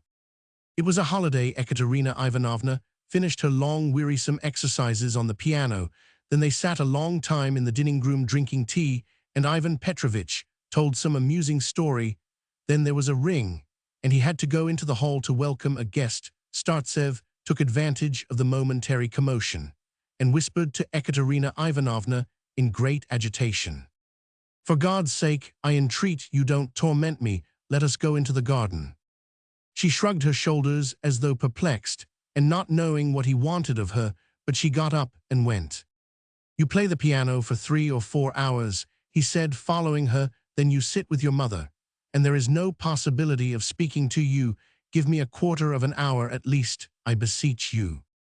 Autumn was approaching, and it was quiet and melancholy in the old garden. The dark leaves lay thick in the walks. It was already beginning to get dark early.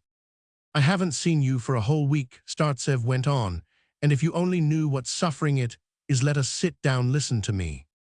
They had a favorite place in the garden, a seat under an old spreading maple, and now they sat down on this seat. "What do you want?" said Ekaterina Ivanovna dryly, in a matter-of-fact tone. "I have not seen you for a whole week. I have not heard you for so long. I long passionately. I thirst for your voice. Speak." She fascinated him by her freshness, the naive expression of her eyes and cheeks, even in the way her dress hung on her. He saw something extraordinarily charming, touching in its simplicity and naive grace. And at the same time, in spite of this naivete, she seemed to him intelligent and developed beyond her years. He could talk with her about literature, about art, about anything he liked, could complain to her of life, of people, though it sometimes happened in the middle of serious conversation. She would laugh inappropriately or run away into the house. Like almost all girls of her neighborhood, she had read a great deal. As a rule, people read very little in S. And at the lending library, they said if it were not for the girls and the young Jews, they might as well shut up the library. This afforded Startsev infinite delight. He used to ask her eagerly every time what she had been reading the last few days, and listened enthralled while she told him. "What have you been reading this week? Since I saw you last," he asked. "Now do please tell me." "I have been reading Pismsky." "What exactly?" "1,000 Souls," answered Kitten. "And what a funny name. Pismsky had Alexei Fifalaktich." "Where are you going?" cried Startsev in horror, as she suddenly got up and walked towards the house. "I must talk to you. I want to explain myself. Stay with me just 5 minutes, I supplicate you." She stopped as though she wanted to say something, then awkwardly thrust a note into his hand, ran home, and sat down to the piano again. "Be in the cemetery," Startsev read at 11 o'clock tonight near the tomb of Dmitri. "Well, that's not at all clever," he thought, coming to himself. "Why the cemetery? What for?" It was clear Kitten was playing a prank. Who would seriously dream of making an appointment at night in the cemetery far out of the town, when it might have been arranged in the street or in the town gardens? And was it in keeping with Hema district doctor, an intelligent staid manto, beside receiving notes? To hang about cemeteries, to do silly things that even schoolboys think ridiculous nowadays, what would this romance lead to? What would his colleagues say when they heard of it? Such were Startsev's reflections as he wandered round the tables at the club, and at 10:30 he suddenly set off for the cemetery. By now he had his own pair of horses and a coachman called Pantalaimon in a velvet waistcoat. The moon was shining. It was still warm as it is in autumn. Dogs were howling in the suburb near the slaughterhouse. Startsev left his horses in one of the side streets at the end of the town and walked on foot to the cemetery. We all have our oddities, he thought. Kitten is odd too, and who knows, perhaps she is not joking, perhaps she will come.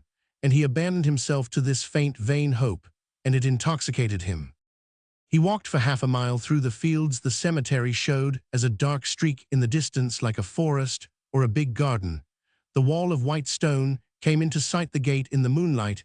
He could read on the gate, "The hour cometh." Startsev went in at the little gate, and before anything else, he saw the white crosses and monuments on both sides of the broad avenue, and the black shadows of them and the poplars.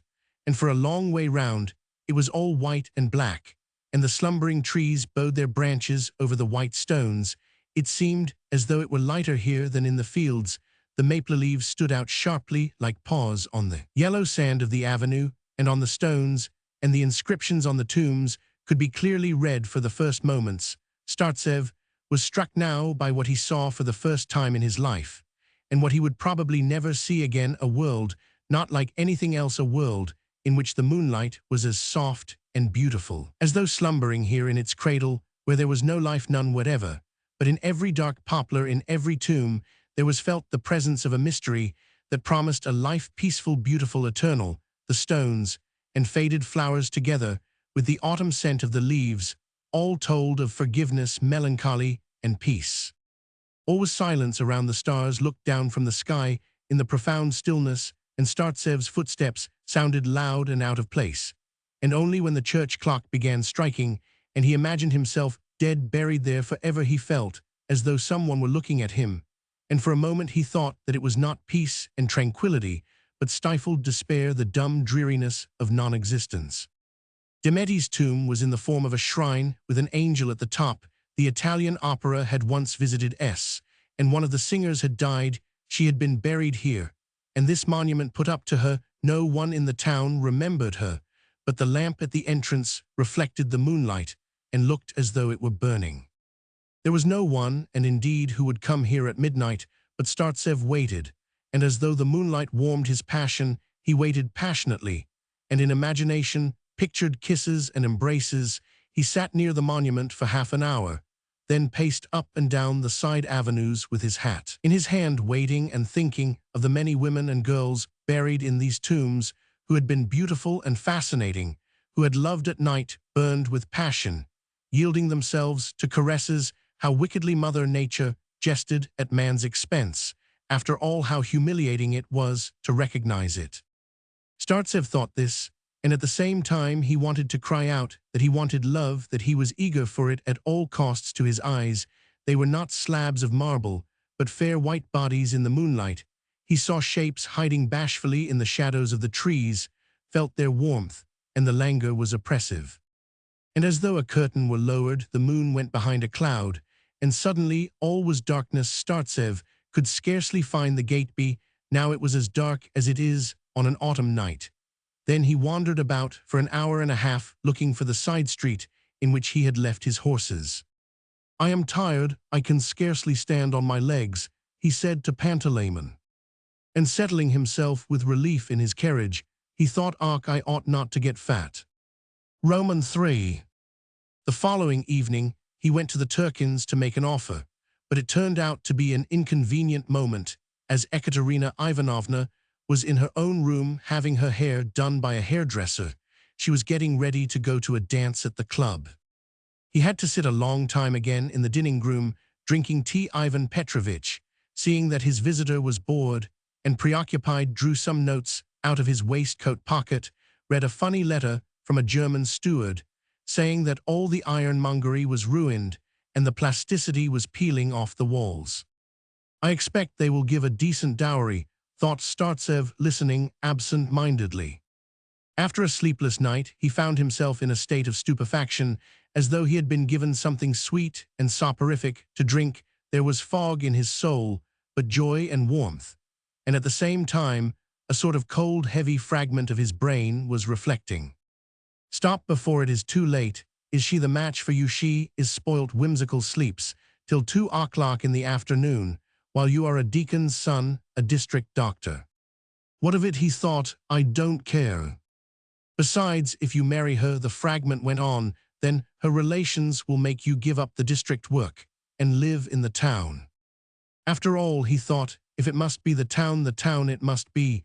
They will give a dowry, we can establish ourselves suitably. At last Ekaterina Ivanovna came in dressed for the ball with a low neck, looking fresh and pretty, and Startsev admired her so much and went into such ecstasies that he could say nothing, but simply stared at her and laughed. She began saying goodbye, and he had no reason for staying. No got up saying that it was time for him to go home. His patients were waiting for him. Well, there's no help for that, said Ivan Petrovich. Go, and you might take Kitten to the club on the way. It was spotting with rain, it was very dark, and they could only tell where the horses were by Pantaleymon's husky cough. The hood of the carriage was put up. I stand upright, you lie down. Right. He lies all right, said Ivan Petrovich, as he put his daughter into the carriage. They drove off. I was at the cemetery yesterday, Startsev began. How ungenerous and merciless it was on your part. You went to the cemetery. Yes, I went there, and waited almost till 2 o'clock. I suffered. Well, suffer, if you cannot understand a joke. Ekaterina Ivanovna, pleased at having so cleverly taken in a man who was in love with her, and at being the object of such intense love, burst out laughing, and suddenly uttered a shriek of terror, for at that very minute the horses turned sharply in at the gate of the club, and the carriage, almost tilted over Startsev, put his arm round Ekaterina Ivanovna's waist. In her fright, she nestled up to him, and he could not restrain himself, and passionately kissed her on the lips and on the chin, and hugged her more tightly. That's enough, she said dryly. And a minute later, she was not in the carriage, and a policeman near the lighted entrance of the club shouted in a detestable voice to Pantaleimon, "What are you stopping for, you crow? Drive on." Startsev drove home, but soon afterwards returned attired in another man's dress suit, and a stiff white tie which kept sawing at his neck, and trying to slip away from the collar. He was sitting at midnight in the club drawing-room, and was saying with enthusiasm to Ekaterina Ivanovna, "Ah, how little people know who have never loved. It seems to me that no one has ever yet written of love truly, and I doubt whether this tender, joyful, agonizing feeling can be described, and anyone who has once experienced it would not attempt to put it into words. What is the use of preliminaries and introductions?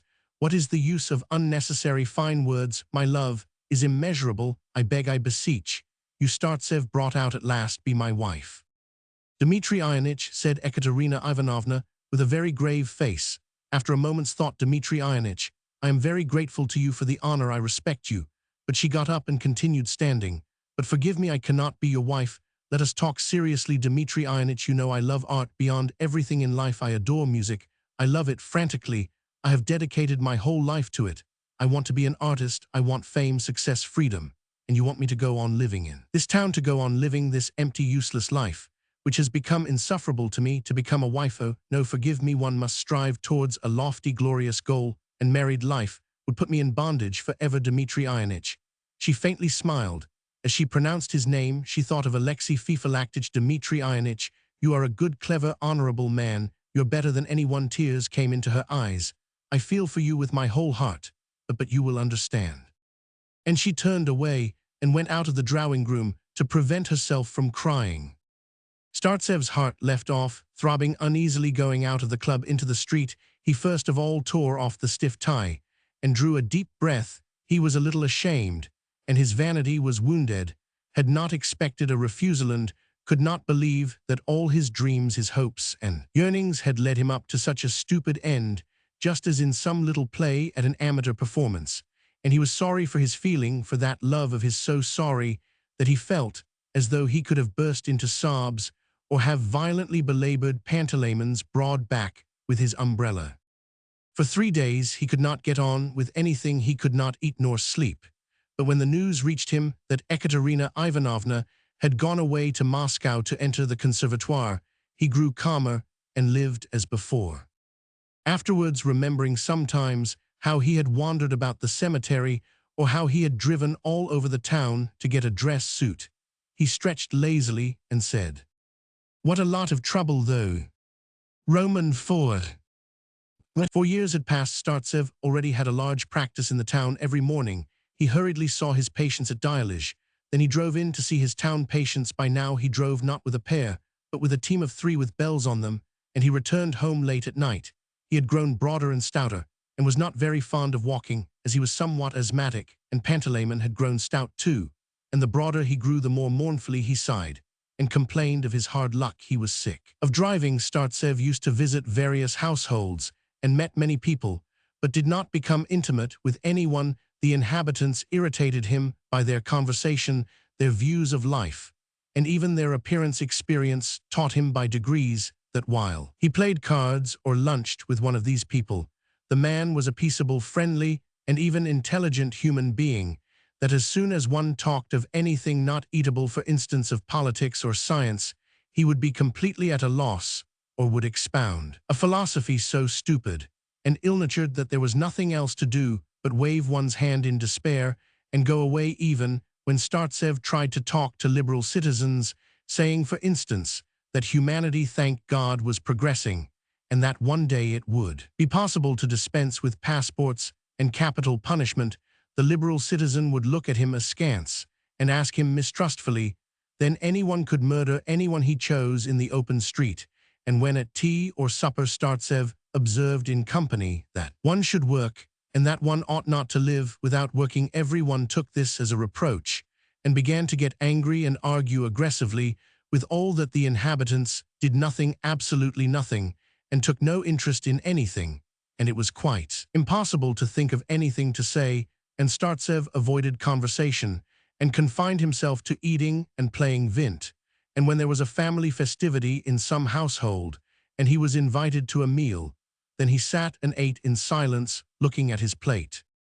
And everything that was said at the time was uninteresting, unjust, and stupid.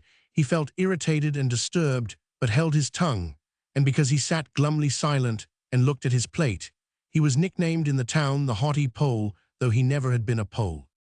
All such entertainments, as theaters and concerts, he declined, but he played vint every evening for 3 hours with enjoyment. He had another diversion, to which he took imperceptibly. Little by little in the evening, he would take out of his pockets the notes he had gained by his practice, and sometimes there were stuffed in his pockets notes yellow and green and smelling of scent and vinegar and incense and fish oil up to the value of 70 rubles, and when they amounted to some hundreds, he took them to the Mutual Credit Bank and deposited the money there to his account. He was only twice at the Turkins in the course of the 4 years after Ekaterina Ivanovna had gone away, on each occasion at the invitation of Vera Iosifovna, who was still undergoing treatment for migraine. Every summer Ekaterina Ivanovna came to stay with her parents, but he did not once see her. It somehow never happened. But now 4 years had passed. One still warm morning, a letter was brought to the hospital. Vera Iosifovna wrote to Dmitri Ionitch that she was missing him very much, and begged him to come and see them, and to relieve her sufferings, and by the way it was her birthday. Below was a postscript, I join in mother's request. K. Startsev considered, and in the evening he went to the Turkins. How do you do, if you please? Ivan Petrovich met him smiling with his eyes, only bonjour. Vera Iosifovna, white-haired and looking much older, shook Startsev's hand, sighed affectedly, and said, "You don't care to pay attentions to me, doctor. You never come and see us. I am too old for you, but now someone young has come. Perhaps she will be more fortunate." And kitten she had grown thinner, paler, had grown handsomer and more graceful. But now she was Ekaterina Ivanovna, not kitten. She had lost the freshness and look of childish naivete. And in her expression and manners, there was something nougaty and diffident, as though she did not feel herself at home here in the Turkin's house. "How many summers, how many winters," she said, giving Startsev her hand, and he could see that her heart was beating with excitement, and looking at him intently and curiously, she went on, "How much stouter you are, you look sunburnt and more manly, but on the whole you have changed very little." Now too he thought her attractive, very attractive, but there was something lacking in her, or else something superfluous, could not himself have said exactly what it was, but something prevented him from feeling as before. He did not like her pallor, her new expression, her faint smile, her voice, and soon afterwards he disliked her clothes too, the low chair in which she was sitting. He disliked something in the past. When he had almost married her, he thought of his love, of the dreams and the hopes which had troubled him 4 years before, and he felt awkward. They had tea with cakes. Then Vera Iosifovna read aloud a novel. She read of things that never happen in real life, and Startsev listened, looked at her handsome gray head, and waited for her to finish. People are not stupid because they can't write novels, but because they can't conceal it when they do, he thought. Not badsome, said Ivan Petrovich. Then Ekaterina Ivanovna played long and noisily on the piano, and when she finished, she was profusely thanked and warmly praised. It's a good thing I did not marry her, thought Startsev. She looked at him and evidently expected him to ask her to go into the garden, but he remained silent. Let us have a talk, she said, going up to him. How are you getting on? What are you doing? How are things? I have been thinking about you all these days, she went on nervously. I wanted to write to you, wanted to come myself to see you at Dialij. I quite made up my mind to go. But afterwards, I thought better of it. God knows what your attitude is towards me now. I have been looking forward to seeing you today, with such emotion. For goodness sake, let us go into the garden. They went into the garden and sat down on the seat under the old maple, just as they had done 4 years before it was dark. How are you getting on? Asked Ekaterina Ivanovna. Oh, all right, I am jogging along, answered Startsev.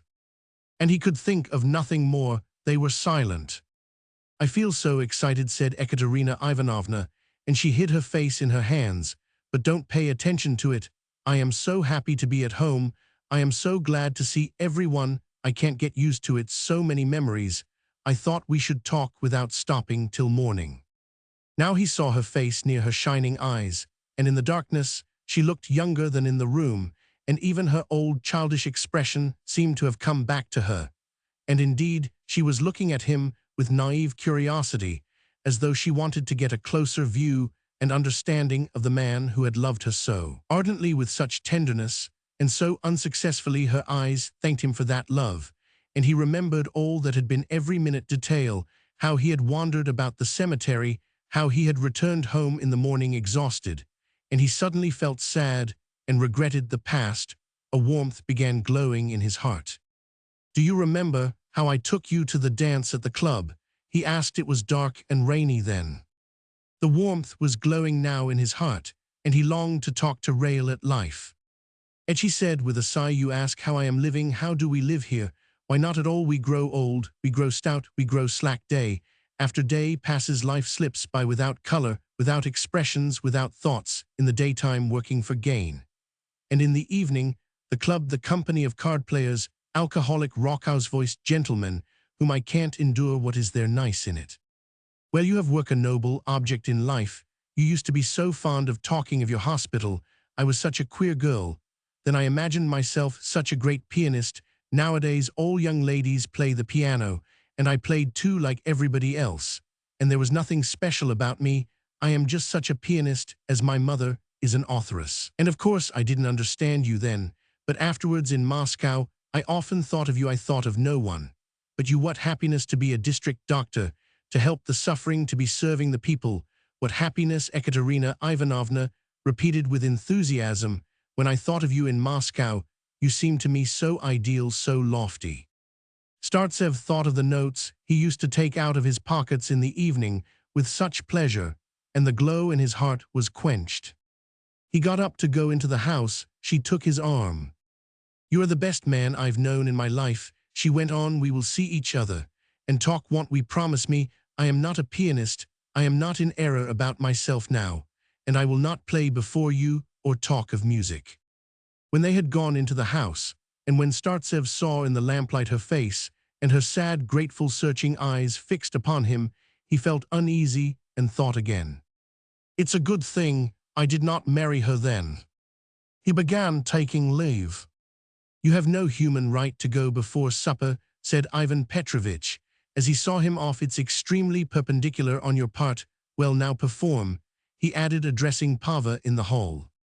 Pava, no longer a boy, but a young man with mustaches, threw himself into an attitude, flung up his arm, and said in a tragic voice, "Unhappy woman, die."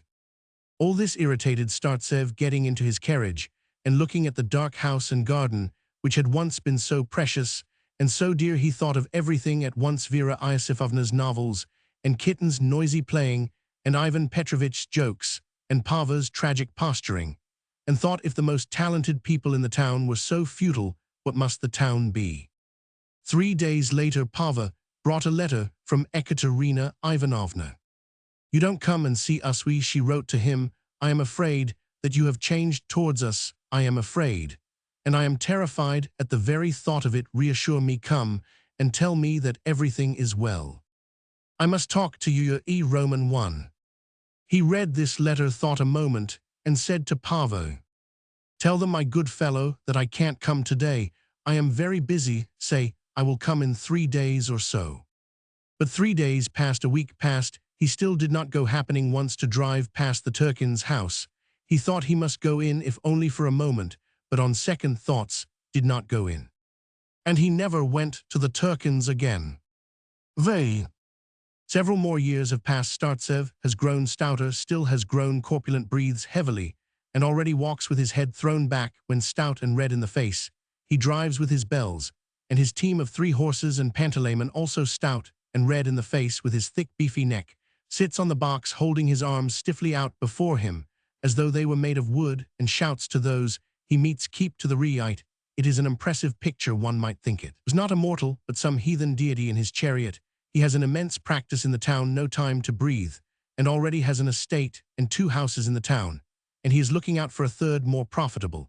And when at the Mutual Credit Bank he is told of a house that is for sale, he goes to the house without ceremony, and marching through all the rooms, regardless of half-dressed women and children who gaze at him in amazement and alarm, he prods at the doors with his stick and says, "Is that the study? Is that a bedroom? And what's here?" And as he does so, he breathes heavily and wipes the sweat from his brow. He has a great deal to do, but still he does not give up his work as district doctor. He is greedy for gain, and he tries to be in all places at once. At Dialij, and in the town he is called simply Ionich. Where is Ionich off to? Or should not we call in Ionich to a consultation? Probably because his throat is covered with rolls of fat, his voice has changed. It has become thin and sharp. His temper has changed too. He has grown ill-humored and irritable. When he sees his patients, he is usually out of temper. He impatiently taps the floor with his stick and shouts in his disagreeable voice, "Be so good as to confine yourself to answering my questions. Don't talk so much." He is solitary. He leads a dreary life. Nothing interests him. During all the years he had lived at Dialij, his love for Kitten had been his one joy, and probably his last. In the evenings he plays vint at the club, and then sits alone at a big table and has supper. Ivan, the oldest and most respectable of the waiters, serves him, hands him Lafitte No. 17, and everyone at the club, the members of the committee, the cook, and waiters, know what he likes and what he doesn't like, and do their very utmost to satisfy him, or else he is sure to fly into a rage and bang on the floor with his stick.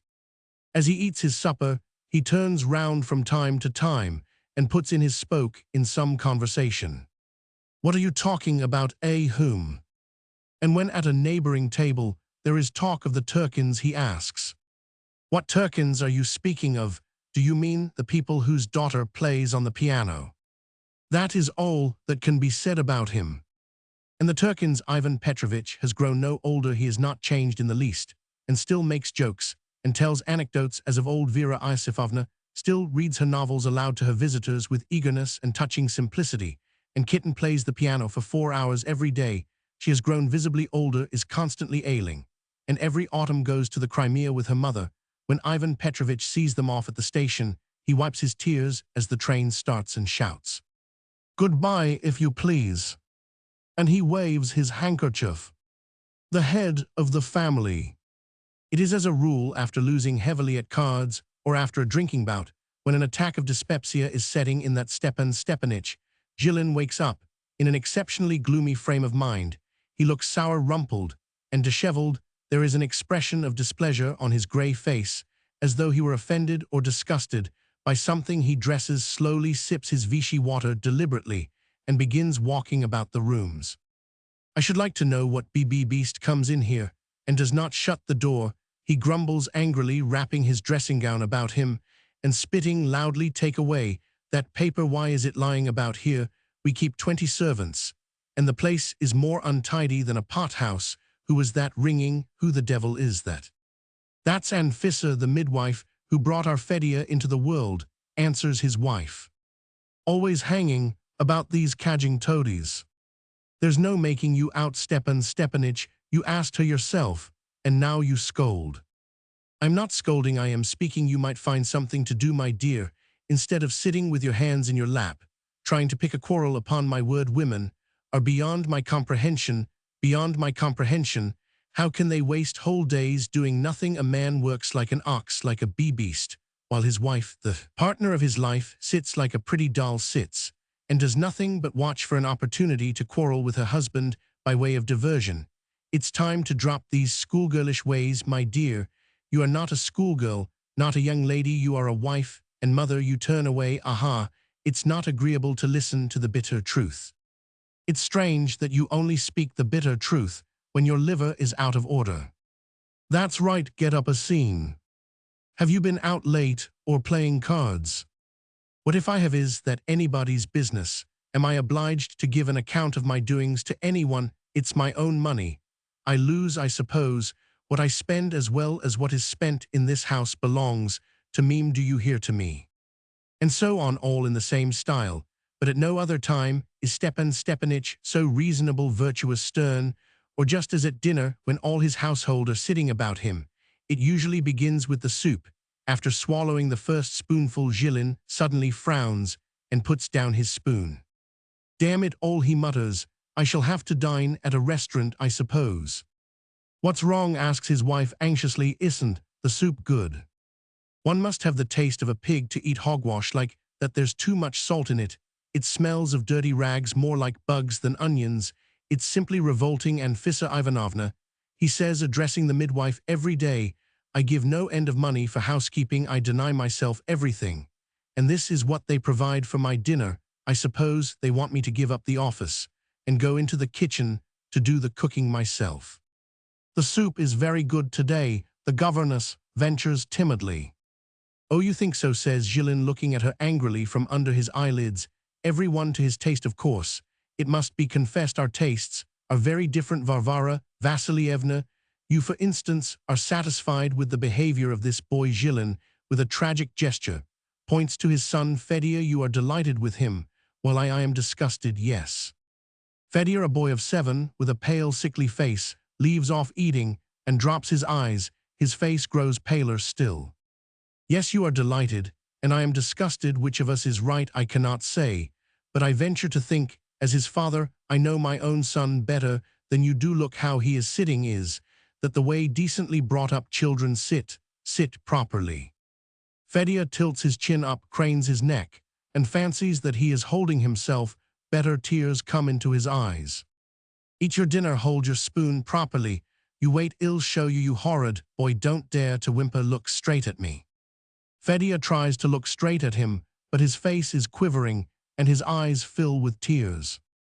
"Ah, you cry, you are naughty, and then you cry. Go and stand in the corner, you beast." "But let him have his dinner first," his wife intervenes. "No dinner for him, such rascals don't deserve dinner." Fedya, wincing and quivering all over creeps down from his chair and goes into the corner. You won't get off with that, his parent persists. If nobody else cares to look after your bringing up, so be it. I must begin. I won't let you be naughty and cry at dinner, my lad idiot. You must do your duty. Do you understand? Do your duty. Your father works. And you must work too. No one must eat the bread of idleness. You must be a man, a man. For God's sake, leave off, says his wife in French. Don't nag at us. Before outsiders, at least, the old woman is all ears. And now, thanks to her, all the town will hear of it. I'm not afraid of outsiders, answers Zhilin in Russian, and Fissa Ivanovna sees that I am speaking the truth. Why do you think I ought to be pleased with the boy? Do you know what he costs me? Do you know, you nasty boy, what you cost me? Or do you imagine that I coin money, that I get it for nothing? Don't howl, hold your tongue. Do you hear what I say? Do you want me to whip you, you young ruffian? Fedya wails aloud and begins to sob. This is insufferable, says his mother, getting up from the table and flinging down her dinner napkin. You never let us have dinner in peace. Your bread sticks in my throat. And putting her handkerchief to her eyes, she walks out of the dining room. Now she is offended, grumbles Zhilin with a forced smile. She's been spoilt. That's how it is, and Fissa Ivanovna, no one likes to hear the truth nowadays. It's all my fault, it seems. Several minutes of silence follow. Zhilin looks round at the plates, and noticing that no one has yet touched their soup, heaves a deep sigh and stares at the flushed and uneasy face of the governess. Why don't you eat, Varvara Vassilievna? He asks, offended, I suppose. I see you don't like to be told the truth. You must forgive me, it's my nature. I can't be a hypocrite. I always blurt out the plain truth, a sigh. But I notice that my presence is unwelcome. No one can eat or talk while I am here. Well, you should have told me, and I would have gone away. I will go. Zhilin gets up and walks with dignity to the door. As he passes the weeping Fedya, he stops. After all that has passed here, you are free, he says to Fedya, throwing back his head with dignity. I won't meddle in your bringing up again. I wash my hands of it. I humbly apologize that as a father, from a sincere desire for your welfare, I have disturbed you and your mentors at the same time once. For all, I disclaim all responsibility for your future. Fedya wails and sobs more loudly than ever. Zhilin turns with dignity to the door and departs to his bedroom. When he wakes from his after-dinner nap, he begins to feel the stings of conscience. He is ashamed to face his wife, his son, and Fissa Ivanovna, and even feels very wretched when he recalls the scene at dinner. But his amour propre is too much for him. He has not the manliness to be frank, and he goes on sulking and grumbling. Waking up next morning, he feels in excellent spirits and whistles gaily as he washes, going into the dining room to breakfast. He finds there Fedya, who at the sight of his father gets up and looks at him helplessly. Well, young man, Zhilin greets him good-humoredly, sitting down to the table. What have you got to tell me, young man? Are you all right? Well, come, chubby, give your father a kiss. With a pale, grave face, Fedya goes up to his father and touches his cheek with his quivering lips, then walks away and sits down in his place without a word. The Black Monk. Andrei Vasilich Kovrin, who held a master's degree at the university, had exhausted himself and had upset his nerves. He did not send for a doctor, but casually, over a bottle of wine, he spoke to a friend who was a doctor, and the latter advised him to spend the spring and summer in the country. Very opportunely, a long letter came from Tanya Pesatsky, who asked him to come and stay with them at Borisovka, and he made up his mind that he really must go. To begin with, that was in April, went to his own home Kovrinka, and there spent 3 weeks in solitude. Then, as soon as the roads were in good condition, he set off driving in a carriage to visit Pesatsky, his former guardian who had brought him up, and was a horticulturist well known all over Russia. The distance from Kovrinka to Borisovka was reckoned only a little over 50 miles. To drive along a soft road in May in a comfortable carriage with springs was a real pleasure. Pesatsky had an immense house with columns and lions off which the stucco was peeling, and with a footman in swallowtails at the entrance. The old park, laid out in the English style, gloomy and severe, stretched for almost 3/4 of a mile to the river, and there ended in a steep, precipitous clay bank, where pines grew with bare roots that looked like shaggy paws. The water shone below with an unfriendly gleam, and the peewits flew up with a plaintive cry, and there one always felt that one must sit down and write a ballad, but near the house itself in the courtyard, an orchard which together with the nurseries covered 90 acres. It was all life and gaiety, even in bad weather, such marvelous roses, lilies, camellias, such tulips of all possible shades from glistening white to sooty black, such a wealth of flowers. In fact, Kavrin had never seen anywhere as at Pesatsky's. It was only the beginning of spring, and the real glory of the flower beds was still hidden away in the hothouses, but even the flowers along the avenues and here and there in the flower beds were enough to make one feel, as one walked about the garden, as though one were in a realm of tender colors, especially in the early morning, when the dew was glistening on every petal. What was the decorative part of the garden, and what Pesatsky contemptuously spoke of as rubbish, had at one time in his childhood given Kavrin an impression of fairyland. Every sort of caprice of elaborate monstrosity and mockery at nature was here. There were espaliers of fruit trees, a pear tree in the shape of a pyramidal poplar, spherical oaks, and limmy trees, an apple tree in the shape of an umbrella, plum trees trained into arches, crests, candelabra, and even into the number 1862, the year when Pesatsky first took up horticulture, one came across two lovely graceful trees with strong straight stems like palms, and it was only by looking intently that one could recognize these trees as gooseberries or currants. But what made the garden most cheerful and gave it a lively air was the continual coming and going in it from early morning till evening. People with wheelbarrows, shovels, and watering cans swarmed round the trees and bushes in the avenues and the flower beds like ants. Kavrin arrived at Pesatsky's at 10 o'clock in the evening. He found Tanya and her father Yegor Semyonich in great anxiety. The clear starlight sky and the thermometer foretold a frost towards morning, and meanwhile Ivan Karlovich, the gardener, had gone to the town, and they had no one to rely upon. At supper they talked of nothing but the morning frost, and it was settled that Tanya should not go to bed, and between 12 and 1 should walk through the garden and see that everything was done properly, and Yegor Semyonich should get up at 3 o'clock or even earlier. Kavrin sat with Tanya all the evening, and after midnight went out with her into the garden. It was cold. There was a strong smell of burning already in the garden, in the big orchard, which was called the commercial garden, and which brought Yegor Semyonich several thousand clear profit. A thick black acrid smoke was creeping over the ground, and curling around the trees was saving those thousands from the frost. Here the trees were arranged, as on a chessboard, in straight and regular rows like ranks of soldiers, and this pedantic regularity, and the fact that all the trees were of the same size, and had tops and trunks all exactly alike, made them look monotonous and even dreary. Kavrin and Tanya walked along the rows, where fires of dung, straw, and all sorts of refuse were smoldering, and from time to time they were met by laborers who wandered in the smoke like shadows. The only trees in flower were the cherries, plums, and certain sorts of apples, but the whole garden was plunged in smoke, and it was only near the nurseries that Kavrin could breathe freely. Even as a child, I used to sneeze from the smoke here, he said, shrugging his shoulders, but to this day I don't understand how smoke can keep off frost. Smoke takes the place of clouds when there are none, answered Tanya. And what do you want clouds for? In overcast and cloudy weather there is no frost. You don't say so.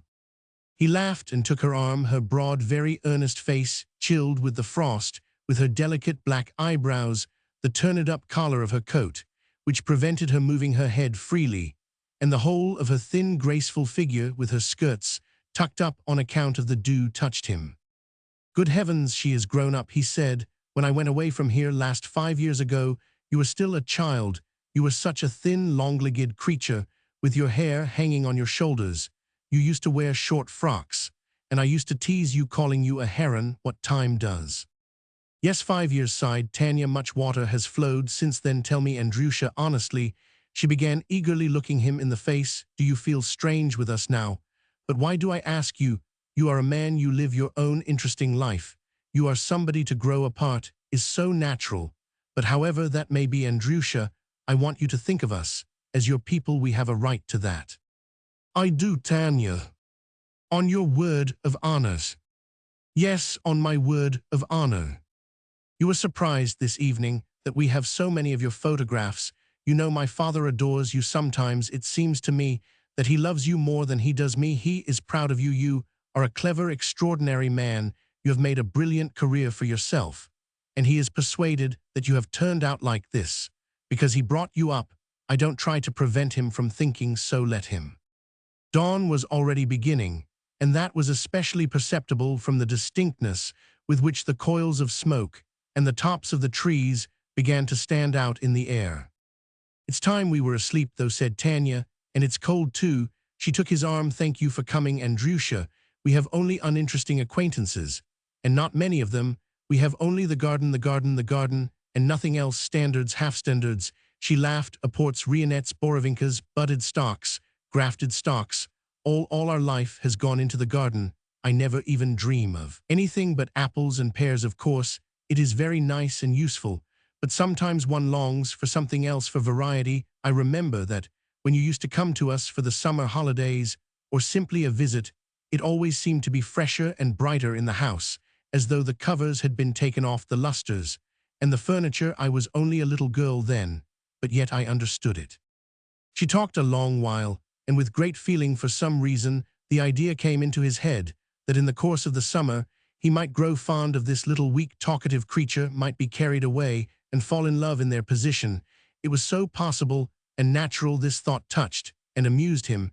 He bent down to her sweet, preoccupied face and hummed softly, "Onyegin, I won't conceal it.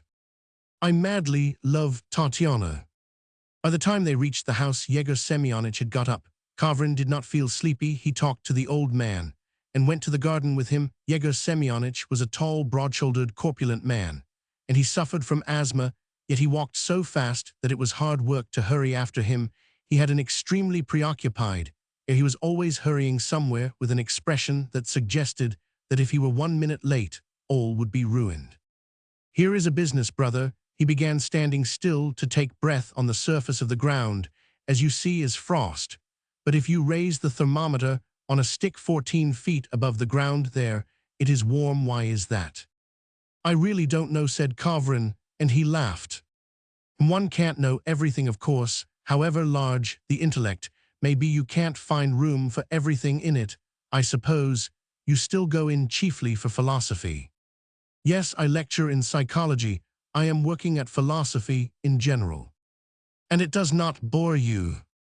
"On the contrary, it's all I live for." "Well, God bless you," said Yegor Semyonich, meditatively stroking his gray whiskers. "God bless you. I am delighted about you, delighted, my boy." But suddenly he listened, and with a terrible face ran off and quickly disappeared behind the trees in a cloud of smoke. "Who tied this horse to an apple tree?" Kavrin heard his despairing, heartrending cry. "Who is the low scoundrel who has dared to tie this horse to an apple tree? My God, my God! They have ruined everything. They have spoilt everything. They have done everything filthy, horrible, and abominable. The orchards, done for the orchards, ruined. My God!" When he came back to Kavrin, his face looked exhausted and mortified. "What is one to do with these accursed people?" he said, in a tearful voice, flinging up his hands. "Styopka was carting dung at night, and tied the horse to an apple tree. He twisted the reins round it, the rascal, as tightly as he could, so that the bark is rubbed off in 3 places. What do you think of that? I spoke to him, and he stands like a post, and only blinks his eyes. Hanging is too good for him." Growing calmer, he embraced Kavrin and kissed him on the cheek. "Well, God bless you, God bless you," he muttered. "I am very glad you have come, unutterably glad, thank you." Then, with the same rapid step and preoccupied face, he made the round of the whole garden and showed his former ward all his greenhouses and hothouses, his covereden garden, and 2 apiaries, which he called the marvel of our century. While they were walking, the sun rose, flooding the garden with brilliant light. It grew warm, foreseeing a long, bright, cheerful day. Kavrin recollected that it was only the beginning of May, and that he had before him a whole summer as bright, cheerful, and long. And suddenly there stirred in his bosom a joyous, youthful feeling, such as he used to experience in his childhood, running about in that garden, and he hugged the old man and kissed him affectionately. Both of them, feeling touched, went indoors and drank tea out of old-fashioned china cups, with cream and satisfying crendels made with milk and eggs.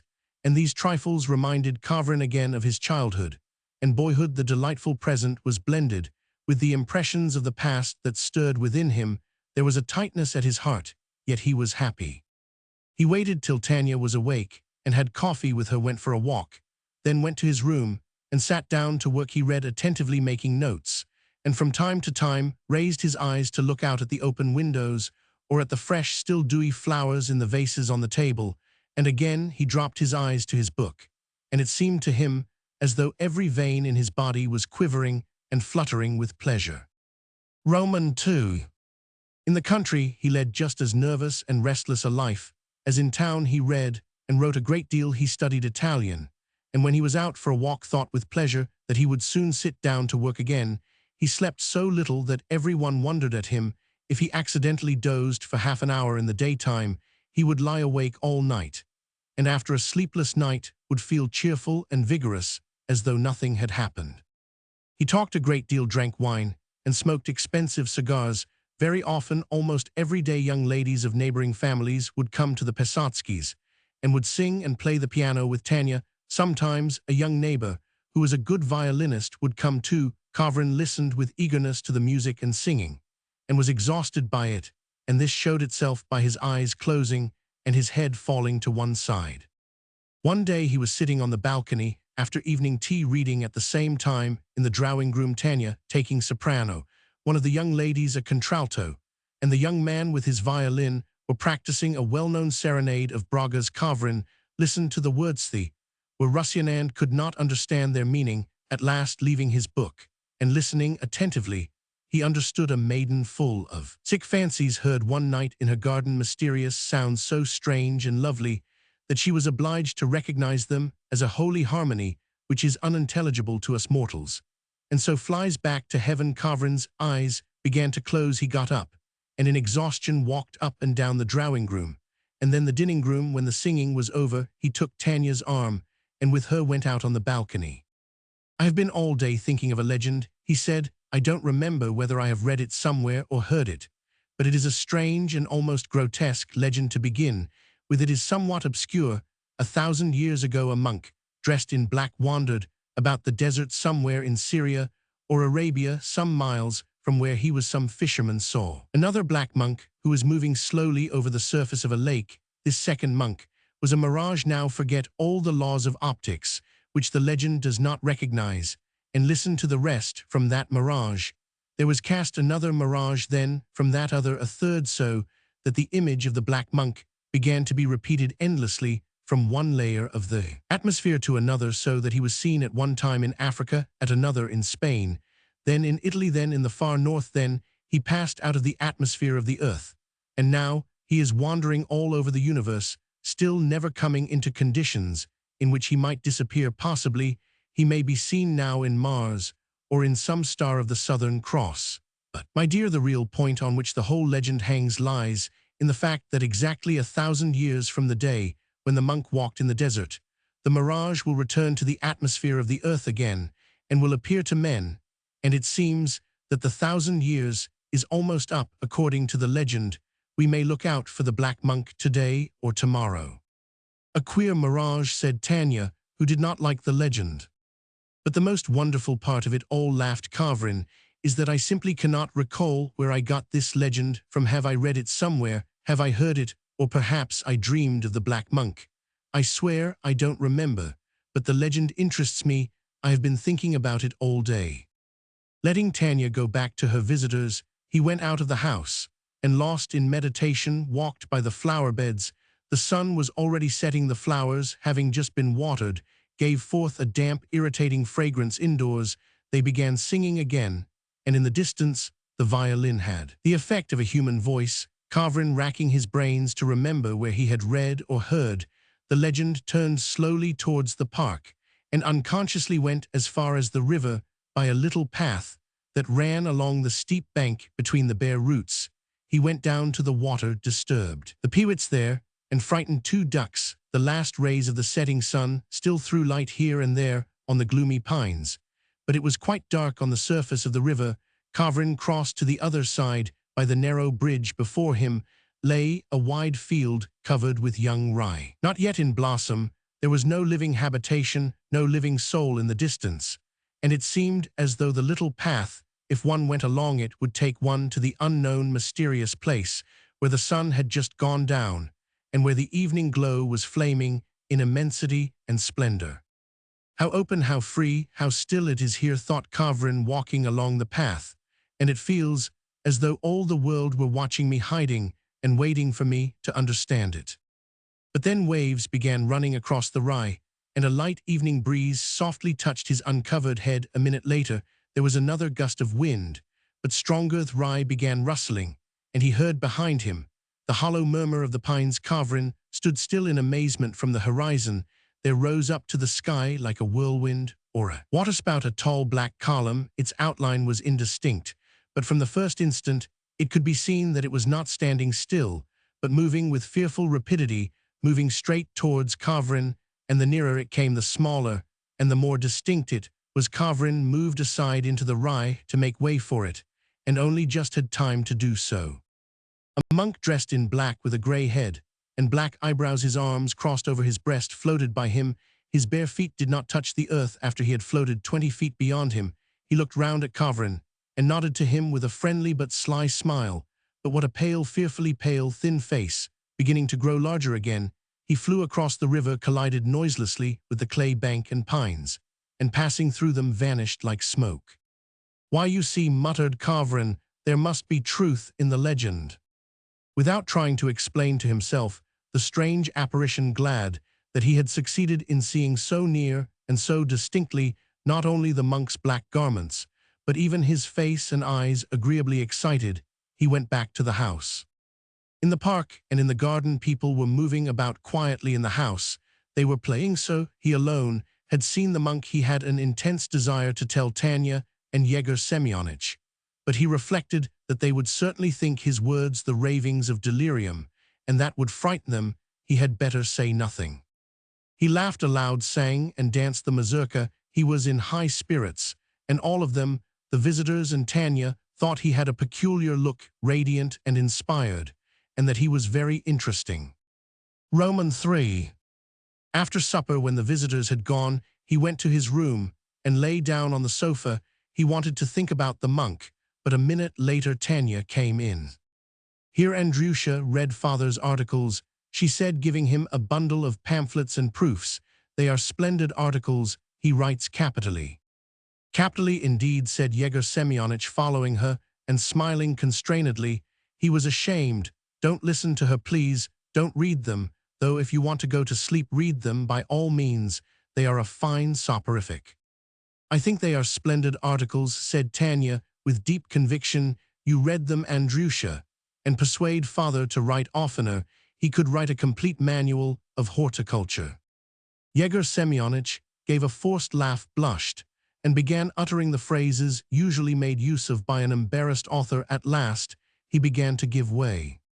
"In that case, begin with Gotcher's article, and these Russian articles," he muttered, turning over the pamphlets with a trembling hand, "or else you won't understand. Before you read my objections, you must know what I am objecting to. But it's all nonsense, tiresome stuff. Besides, I believe it's bedtime." Tanya went away. Yegor Semyonich sat down on the sofa by Kavrin and heaved a deep sigh.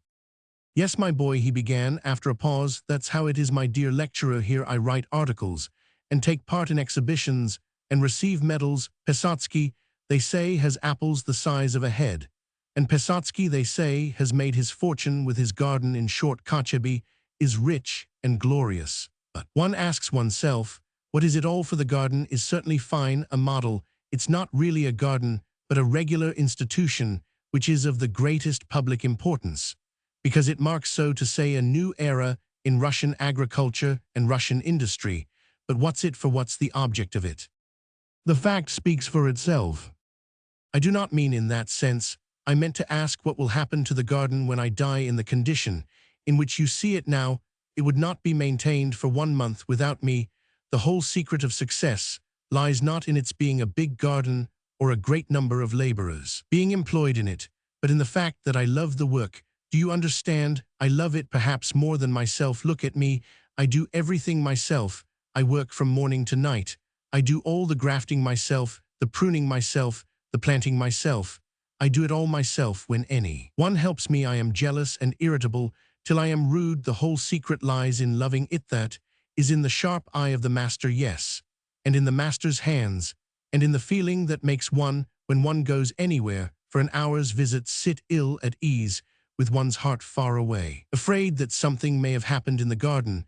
But when I die, who will look after it? Who will work? The gardener, the laborers, yes. But I will tell you, my dear fellow, the worst enemy in the garden is not a hare, not a cockchafer, and not the frost, but any outside person. And Tanya asked Kavrin, laughing, she can't be more harmful than a hare. She loves the work and understands it. Yes, she loves it and understands it. If after my death the garden goes to her, and she is the mistress, of course, nothing better could be wished. But if, which God forbid, she should marry, Yegor Semyonich whispered and looked with a frightened look at Kavrin, that's just it. If she marries and children come, she will have no time to think about the garden. What I fear most is she will marry some fine gentleman, and he will be greedy, and he will let the garden to people who will run it for profit, and everything will go to the devil.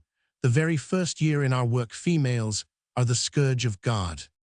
Yegor Semyonich sighed and paused for a while. Perhaps it is egoism, but I tell you frankly, I don't want Tanya to get married. I am afraid of it. There is one young dandy comes to see us, bringing his violin and scraping on it. I know Tanya will not marry him, I know it quite well. But I can't bear to see him altogether, my boy. I am very queer, I know that. Yegor Semyonich got up and walked about the room in excitement, and it was evident that he wanted to say something very important, but could not bring himself to it. I am very fond of you, and so I am going to speak to you openly, he decided at last, thrusting his hands into his pockets. I deal plainly with certain delicate questions, and say exactly what I think, and I cannot endure so-called hidden thoughts. I will speak plainly. You are the only man to whom I should not be afraid to marry my daughter. You are a clever man with a good heart, and would not let my beloved work go to ruin.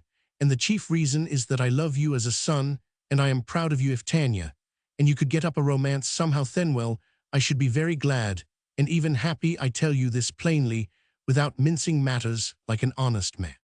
Kavrin laughed. Yegor Semyonich opened the door to go out, and stood in the door.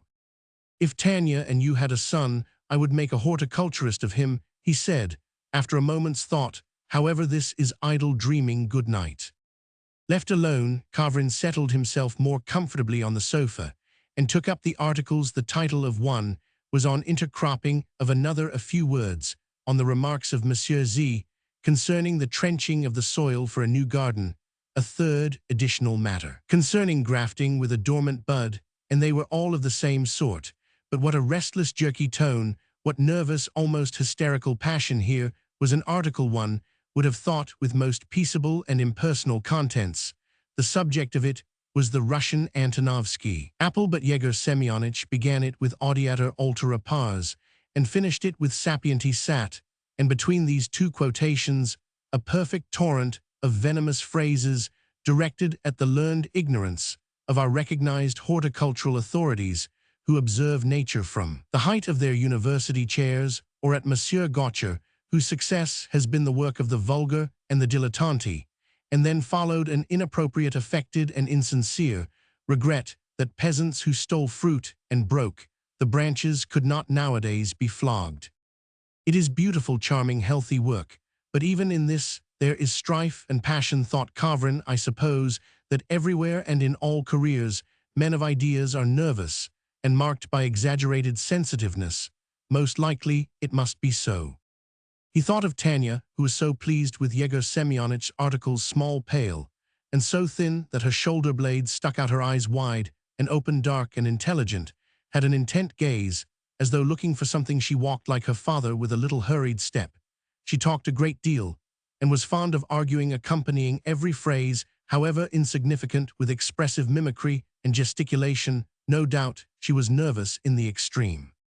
Kavrin went on reading the articles, but he understood nothing of them, and flung them aside. The same pleasant excitement with which he had earlier in the evening danced the mazurka and listened to the music was now mastering him again, and rousing a multitude of thoughts. He got up and began walking about the room, thinking about the black monk It occurred to him that if this strange supernatural monk had appeared to him, only that meant that he was ill and had reached the point of having hallucinations.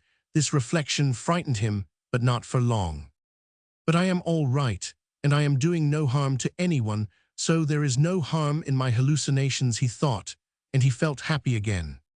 He sat down on the sofa and clasped his hands round his head, restraining the unaccountable joy which filled his whole being. He then paced up and down again and sat down to his work. But the thought that he read in the book 999 not satisfy him. He wanted something gigantic, unfathomable, stupendous. Towards morning, he undressed and reluctantly went to bed. He ought to sleep. When he heard the footsteps of Yegor Semyonich going out into the garden, Kavrin rang the bell and asked the footman to bring him some wine. He drank several glasses of Lafitte, then wrapped himself up head, and all his consciousness grew clouded, and he fell asleep. Roman 4. Yegor Semyonich and Tanya often quarreled and said nasty things to each other. They quarreled about something. That morning Tanya burst out crying and went to her room. She would not come down to dinner, nor to tea. At first Yegor Semyonich went about looking sulky and dignified, as though to give everyone to understand that, for him, the claims of justice and good order were more important than anything else in the world. But he could not keep it up for long and soon sank into depression. He walked about the park, dejectedly, continually sighing, "Oh my God, and at dinner did not eat a morsel. At last, guilty and conscience-stricken, he knocked at the locked door and called timidly, "Tanya, Tanya." And from behind the door came a faint voice, weak with crying but still determined, "Leave me alone, if you please." The depression of the master and mistress was reflected in the whole household, even in the laborers working in the garden. Kavrin was absorbed in his interesting work, but at last he too felt dreary and uncomfortable. To dissipate the general ill humor in some way, he made up his mind to intervene, and towards evening he knocked at Tanya's door. He was admitted. Fie for shame, he began playfully, looking with surprise at Tanya's tear-stained, woebegone face, flushed in patches with crying. "Is it really so serious? Fie. But if you knew how he tortures me," she said, and floods of scalding tears streamed from her big eyes. "He torments me to death," she went on, wringing her hands. "I said nothing to him, nothing. I only said that there was no need to keep too many laborers if we could hire them by the day when we wanted them. You know, the laborers have been doing nothing for a whole week. I only said that, and he shouted and said a lot of horrible, insulting things to me. What for?" There, said Kavrin, smoothing her hair. "You've quarreled with each other, you've cried, and that's enough. You must not be angry for long. That's wrong, all the more as he loves you beyond everything. He has spoiled my whole life." Tanya went on sobbing. "I hear nothing but abuse and insults. He thinks I am of no use in the house. Well, he is right. I shall go away tomorrow. I shall become a telegraph clerk. I don't care." Come, you mustn't cry, Tanya.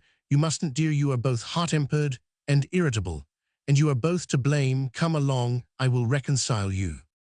Kavrin talked affectionately and persuasively while she went on crying, twitching her shoulders and wringing her hands as though some terrible misfortune had really befallen her. He felt all the sorrier for her because her grief was not a serious one, yet she suffered extremely. What trivialities were enough to make this little creature miserable for a whole day, perhaps for her whole life. Comforting Tanya, Kavrin thought that apart from this girl and her father, he might hunt the world over and would not find people who would love him as one of themselves, as one of their kindred. If it had not been for those two, he might very likely, having lost his father and mother in early childhood, never to the day of his death have known what was meant by genuine affection, and that naive, uncritical love which is only lavished on very close blood relations. And he felt that the nerves of this weeping, shaking girl responded to his half-sick, overstrained nerves like iron to a magnet. He never could have loved a healthy, strong, rosy-cheeked woman, but pale, weak, unhappy Tanya attracted him. And he liked stroking her hair and her shoulders, pressing her hand and wiping away her tears. At last she left off crying. She went on for a long time complaining of her father and her hard, insufferable life in that house, entreating Kavrin to put himself in her place. Then she began little by little smiling, and sighing that God had given her such a bad temper, at last laughing aloud, she called herself a fool and ran out of the room. When a little later Kavrin went into the garden, Yegor Semyonich and Tanya were walking side by side along an avenue as though nothing had happened, and both were eating rye bread with salt on it, as both were hungry. Very glad that he had been so successful in the part of peacemaker, Kavrin went into the park sitting on a garden seat, thinking he heard the rattle of a carriage, and a feminine laugh. Visitors were arriving when the shades of evening began falling on the garden. The sounds of the violin and singing voices reached him indistinctly, and that reminded him of the Black Monk, where in what land, or in what planet, was that optical absurdity moving now? Hardly had he recalled the legend, and pictured in his imagination the dark apparition he had seen in the ryefield, when from behind a pine tree exactly opposite there came out noiselessly, without the slightest rustle, a man of medium height, with uncovered grey head all in black, and barefooted like a beggar, and his black eyebrows stood out conspicuously on his pale death-like face. Nodding his head graciously, this beggar or pilgrim came noiselessly to the seat, and sat down, and Kavrin recognized him as the Black Monk. For a minute they looked at one another, Kavrin with amazement, and the monk with friendliness, and just as before a little slyness, as though he were thinking something to himself. "But you are a mirage," said Kavrin. "Why are you here and sitting still? That does not fit in with the legend." "That does not matter," the monk answered in a low voice, not immediately turning his face towards him. "The legend, the mirage, and I are all the products of your excited imagination. I am a phantom." "Then you don't exist," said Kavrin. "You can think as you like," said the monk with a faint smile. "I exist in your imagination, and your imagination is part of nature, so I exist in nature." "You have a very old, wise, and extremely expressive face, as though you really had lived more than 1,000 years, said Kavrin. "I did not know that my imagination was capable of creating such phenomena. But why do you look at me with such enthusiasm? Do you like me?" "Yes, you are one of those few who are justly called the chosen of God. You do the service of eternal truth. Your thoughts, your designs, the marvelous studies you are engaged in, and all your life, bear the divine, the heavenly stamp, seeing that they are consecrated to the rational, and the beautiful that is to what is eternal." You said eternal truth, but is eternal truth of use to man, and within his reach, if there is no eternal life? "There is eternal life," said the monk. "Do you believe in the immortality of man?" "Yes, of course. A grand, brilliant future is in store for you men, and the more there are like you on earth, the sooner will this future be realized. Without you, who serve the higher principle and live in full understanding and freedom, mankind would be of little account. Developing in a natural way, it would have to wait a long time for the end of its earthly history. You will lead it some thousands of years earlier into the kingdom of eternal truth hand. Therein lies your supreme service. You are the incarnation of the blessing of God, which rests upon men." "And what is the object of eternal life?" asked Kavrin. "As of all life, enjoyment, true enjoyment, lies in knowledge, and eternal life provides innumerable and inexhaustible sources of knowledge. And in that sense, it has been said, 'In my Father's house there are many mansions.' If only you knew how pleasant it is to hear you," said Kavrin, rubbing his hands with satisfaction. "I am very glad. But I know that when you go away, I shall be worried by the question of your reality. You are a phantom and hallucination, so I am mentally deranged, not normal. What if you are? Why trouble yourself? You are ill because you have overworked and exhausted yourself, and that means that you have sacrificed your health to the idea, and the time is near at hand when you will give up life itself to it. What could be better? That is the goal towards which all divinely endowed noble natures strive. If I know I am mentally affected, can I trust myself? And are you sure that the men of genius whom all men trust did not see phantoms too? The learned say now that genius is allied to madness. My friend, healthy and normal people are only the common herd reflections upon the neurasthenia of the age. Nervous exhaustion and degeneracy, etc., can only seriously agitate those who place the object of life in the present. That is the common herd. The Romans used to say mens sana in corpore sano. Not everything the Greeks and the Romans said is true exaltation, enthusiasm, ecstasy, all that distinguishes prophets, poets, martyrs for the idea from the common folkies repellent to the animal side of man. That is his physical health. I repeat, if you want to be healthy and normal, go to the common herd. Strange that you repeat what often comes into my mind, said Kavrin. It is as though you had seen and overheard my secret thoughts, but don't let us talk about me. What do you mean by eternal truth? The monk did not answer. Kavrin looked at him and could not distinguish his face. His features grew blurred and misty.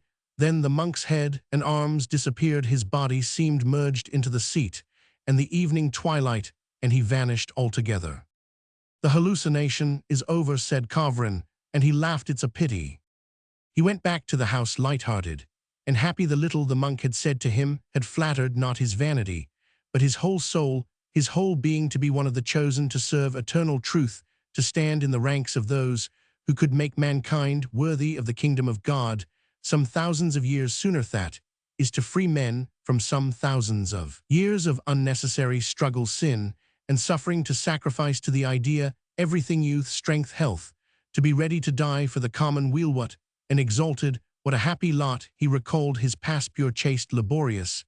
He remembered what he had learned himself and what he had taught to others, and decided that there was no exaggeration in the monk's words. Tanya came to meet him in the park. She was by now wearing a different dress. "Are you here?" she said, "and we have been looking and looking for you. But what is the matter with you?" she asked, in wonder, glancing at his radiant, ecstatic face and eyes full of tears. "How strange you are, Andrusha." "I am pleased," Tanya said, Kavrin laying his hand on her shoulders. "I am more than pleased. I am happy, Tanya, darling Tanya. You are an extraordinary nice creature, dear Tanya. I am so glad, I am so glad." He kissed both her hands ardently and went on. "I have just passed through an exalted, wonderful, unearthly moment, but I can't tell you all about it, or you would call me mad and not believe me. Let us talk of you, dear, delightful Tanya. I love you, and am used to loving you. To have you near me, to meet you a dozen times a day, has become a necessity of my existence. I don't know how I shall get on without you when I go back home." "Oh," laughed Tanya, "you will forget about us in 2 days. We are humble people, and you are a great man." "No, let us talk in earnest," he said. "I shall take you with me, Tanya." "Yes. Will you come with me? Will you be mine?" "Come," said Tanya, and tried to laugh again, but the laugh would not come, and patches of color came into her face. She began breathing quickly and walked very quickly, but not to the house, but further into the park. "I was not thinking of it. I was not thinking of it," she said, wringing her hands in despair. And Kavrin followed her and went on talking with the same radiant, enthusiastic face. "I want a love that will dominate me altogether, and that love only you, Tanya, can give me. I am happy, I am happy." She was overwhelmed, and huddling and shrinking together, seemed 10 years older all at once, while he thought her beautiful and expressed his rapture aloud. "How lovely she is." Romans 6. Learning from Kavrin that not only a romance had been got up, but that there would even be a wedding, Yegor Semyonich spent a long time in pacing from one corner of the room to the other, trying to conceal his agitation. His hands began trembling, his neck swelled and turned purple. He ordered his racing droshky and drove off somewhere. Tanya, seeing how he lashed the horse and seeing how he pulled his cap over his ears, understood what he was feeling, shut herself up in her room and cried the whole day. In the hothouses, the peaches and plums were already ripe. The packing and sending off of these tender and fragile goods to Moscow took a great deal of care, work, and trouble, owing to the fact that the summer was very hot and dry. It was necessary to water every tree, and a great deal of time and labor was spent on doing it. Numbers of caterpillars made their appearance, which to Kavrin's disgust the laborers, and even Yegor Semyonich and Tanya squashed with their fingers. In spite of all that, they had already to book autumn orders for fruit and trees, and to carry on a great deal of correspondence. And at the very busiest time, when no one seemed to have a free moment, the work of the fields carried off more than half their laborers. From the garden, Yegor Semyonich, sunburnt, exhausted, ill-humored, galloped from the fields to the garden and back again, cried that he was being torn to pieces, and that he should put a bullet through his brains. Then came the fuss and worry of the trousseau, to which the Pesotskys attached a good deal of importance, everyone's head was in a whirl from the snipping of the scissors, the rattle of the sewing machine, the smell of hot irons, and the caprices of the dressmaker, a huffy and nervous lady. And as luck would have it, visitors came every day who had to be entertained, fed, and even put up for the night. But all this hard labor passed unnoticed, as though in a fog. Tanya felt that love and happiness had taken her unawares, though she had since she was 14 for some reason been convinced that Kavrin would marry her, and no one else. She was bewildered, could not grasp, it could not believe herself. At one minute, such joy would swoop down upon her that she longed to fly away to the clouds, and there pray to God. At another moment she would remember that in August she would have to part from her home and leave her father, or goodness knows why the idea would occur to her that she was worthless, insignificant, and unworthy of a great man like Kavrin, and she would go to her room, lock herself in, and cry bitterly for several hours. When there were visitors, she would suddenly fancy that Kavrin looked extraordinarily handsome, and that all the women were in love with him and envying her, and her soul was filled with pride and rapture, as though she had vanquished the whole world. But he had only to smile politely at any young lady for her to be trembling with jealousy, to retreat to her room and tears again. These new sensations mastered her completely. She helped her father mechanically, without noticing Peach's caterpillars or laborers, or how rapidly the time was passing. It was almost the same with Yegor Semyonich. He worked from morning till night, was always in a hurry, was irritable, and flew into rages. But all of this was in a sort of spellbound dream. It seemed as though there were two men in him. One was the real Yegor Semyonich, who was moved to indignation and clutched his head in despair when he heard of some irregularity from Ivan Karlovich the gardener, and Anna not the real one, who seemed as though he were half drunk, would interrupt a business conversation at half a word, touch the gardener on the shoulder, and begin muttering. Say what you like, there is a great deal in blood. His mother was a wonderful woman, most high-minded and intelligent. It was a pleasure to look at her good, candid, pure face. It was like the face of an angel. She drew splendidly, wrote verses, spoke 5 foreign languages, sang. Poor thing, she died of consumption. The kingdom of heaven be hers. The unreal Yegor Semyonich sighed, and after a pause went on. When he was a boy and growing up in my house, he had the same angelic face, good and candid. The way he looks and talks and moves is as soft and elegant as his mother's, and his intellect. We were always struck with his intelligence. To be sure, it's not for nothing he's a master of arts. It's not for nothing. And wait a bit, Ivan Karlovich, what will he be in 10 years' time? He will be far above us. But at this point, the real Yegor Semyonich, suddenly coming to himself, would make a terrible face, would clutch his head, and cry. The devils, they have spoilt everything. They have ruined everything. They have spoilt everything the garden's done, for the garden's ruined. Kavrin meanwhile worked with the same ardor as before, and did not notice the general commotion.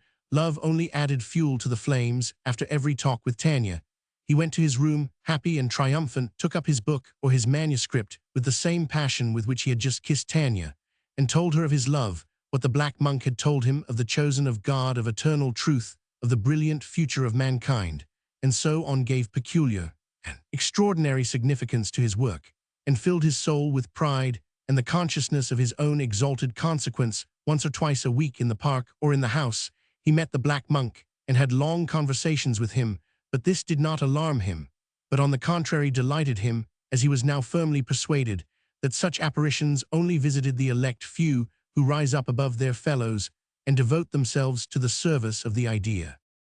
One day the monk appeared at dinner time and sat in the dining-room window. Kavrin was delighted, and very adroitly began a conversation with Yegor Semyonich and Tanya of what might be of interest to the monk. The black-robed visitor listened and nodded his head graciously, and Yegor Semyonich and Tanya listened too and smiled gaily, without suspecting that Kavrin was not talking to them, but to his hallucination.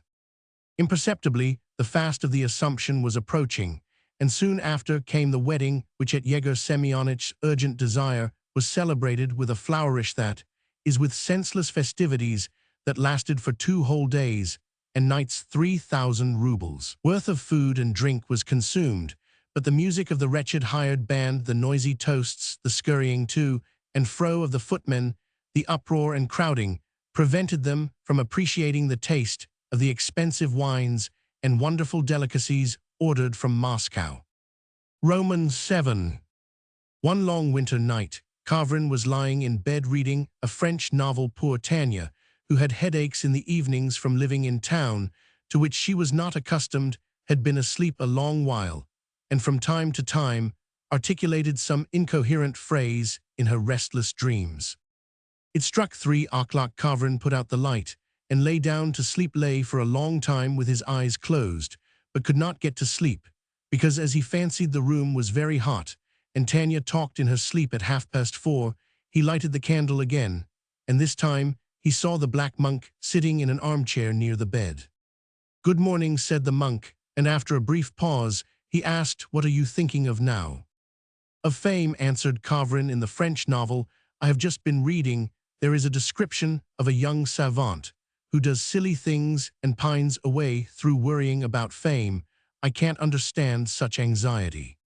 Because you are wise, your attitude towards fame is one of indifference, as towards a toy which no longer interests you." "Yes, that is true.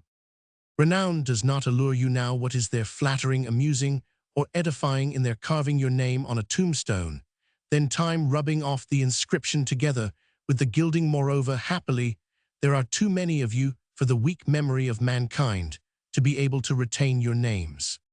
"Of course," assented Kavrin. "Besides, why should they be remembered? But let us talk of something else, of happiness. For instance, what is happiness?" When the clock struck 5, he was sitting on the bed, dangling his feet to the carpet, talking to the monk. In ancient times, a happy man grew at last frightened of his happiness. It was so great, and, to propitiate the gods, he brought as a sacrifice his favorite ring. "Do you know, I too, like Polycrates, begin to be uneasy of my happiness. It seems strange to me that, from morning to night, I feel nothing but joy. It fills my whole being and smothers all other feelings. I don't know what sadness, grief, or boredom is here. I am not asleep. I suffer from sleeplessness. But I am not dull. I say it in earnest. I begin to feel perplexed." "But why?" the monk asked in wonder. "Is joy a supernatural feeling? Ought it not to be the normal state of man? The more highly a man is developed on the intellectual and moral side, the more independent he is, the more pleasure life gives him. Socrates, Diogenes, and Marcus Aurelius were joyful, not sorrowful. And the apostle tells us, 'Rejoice continually, rejoice, and be glad.' But will the gods be suddenly wrathful?" Kavrin jested, and he laughed. "If they take from me comfort and make me go cold and hungry, it won't be very much to my taste." Meanwhile, Tanya woke up and looked with amazement and horror at her husband. He was talking, addressing the armchair, laughing and gesticulating. His eyes were gleaming, and there was something strange in his laugh. "Andryusha, whom are you talking to?" she asked, clutching the hand he stretched out to the monk. "Andryusha, whom?" "Oh, whom?" said Kavrin in confusion. "Why, to him. He is sitting here," he said, pointing to the black monk. "There is no one here, no one. Andryusha, you are ill." Tanya put her arm round her husband and held him tight, as though protecting him from the apparition, and put her hand over his eyes. "You are ill," she sobbed, trembling all over. "Forgive me, my precious, my dear one. But I have noticed for a long time that your mind is clouded in some way. You are mentally ill, Andryusha." Her trembling infected him too. He glanced once more at the armchair, which was now empty, felt a sudden weakness in his arms and legs, was frightened, and began dressing. "It's nothing, Tanya, it's nothing," he muttered, shivering. "I really am not quite well. It's time to admit that. I have noticed it for a long time, and Father has noticed it," she said, trying to suppress her sobs. "You talk to yourself, smile somehow strangely, and can't sleep. Oh, my God, save us," she said in terror. "But don't be frightened, Andryusha, for God's sake, don't be frightened." She began dressing too, only now looking at her. Kavrin realized the danger of his position, realized the meaning of the black monk, and his conversations with him. It was clear to him now that he was mad. Neither of them knew why they dressed and went into the dining room, she in front, and he following her there. They found Yegor Semyonich standing in his dressing gown, and with a candle in his hand. He was staying with them and had been awakened by Tanya's sobs. "Don't be frightened, Andryusha," Tanya was saying, shivering as though in a fever, "Don't be frightened, father. It will all pass over, it will all pass over." Kavrin was too much agitated to speak. He wanted to say to his father-in-law, in a playful tone, "Congratulate me, it appears I have gone out of my mind," but he could only move his lips and smile bitterly. At 9 o'clock in the morning, they put on his jacket and fur coat, wrapped him up in a shawl, and took him in a carriage to a doctor. Roman 8. Summer had come again, and the doctor advised their going into the country. Kavrin had recovered. He had left off seeing the Black Monk, and he had only to get up his strength staying at his father-in-law's. He drank a great deal of milk, worked for only 2 hours out of the 24, and neither smoked nor drank wine. On the evening before Elijah's Day, they had an evening service in the house. When the deacon was handing the priest the censer, the immense old room smelt like a graveyard, and Kavrin felt bored. He went out into the garden without noticing the gorgeous flowers. He walked about the garden, sat down on a seat, then strolled about the park. Reaching the river, he went down, and then stood, lost in thought, looking at the water. The sullen pines, with their shaggy roots, which had seen him a year before so young, so joyful and confident, were not whispering now, but standing mute and motionless, as though they did not recognize him.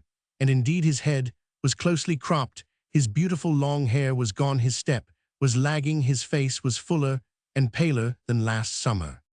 He crossed by the footbridge to the other side, where the year before there had been rye. The oats stood reaped and lay in rows. The sun had set, and there was a broad stretch of glowing red on the horizon, a sign of windy weather. Next day it was still looking in the direction from which the year before the Black Monk had first appeared. Kavrin stood for 20 minutes, till the evening glow had begun to fade.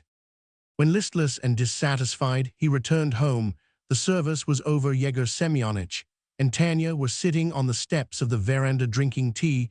They were talking of something, but seeing Kavrin ceased at once, and he concluded from their faces that their talk had been about him. "I believe it is time for you to have your milk," Tanya said to her husband. "No, it is not time yet," he said, sitting down on the bottom step. "Drink it yourself. I don't want it." Tanya exchanged a troubled glance with her father and said in a guilty voice, "You notice yourself that milk does you good." "Yes, a great deal of good." Kavrin laughed. "I congratulate you. I have gained a pound in weight since Friday." He pressed his head tightly in his hands and said miserably, Why have you cured me? Preparations of bromide, idleness, hot baths, supervision, cowardly consternation, at every mouthful, at every stepple. This will reduce me at last to idiocy." I went out of my mind. I had megalomania, but then I was cheerful, confident, and even happy. I was interesting and original. Now I have become more sensible and stolid. But I am just like everyone else. I am mediocrity. I am weary of life. Oh, how cruelly you have treated me. I saw hallucinations. But what harm did that do to anyone? I ask, what harm did that do anyone? "Goodness knows what you are saying," sighed Yegor Semyonich. "It's positively wearisome to listen to it." "Then don't listen." The presence of other people, especially Yegor Semyonich, irritated Kavrin now. He answered him dryly, coldly, and even rudely, never looked at him, but with irony and hatred, while Yegor Semyonich was overcome with confusion and cleared his throat guiltily, though he was not conscious of any fault in himself, at a loss to understand why their charming and affectionate relations had changed so abruptly. Tanya huddled up to her father and looked anxiously in his face. She wanted to understand and could not understand, and all that was clear to her was that their relations were growing worse and worse every day, that of late her father had begun to look much older, and her husband had grown irritable, capricious, quarrelsome, and uninteresting. She could not laugh or sing at dinner.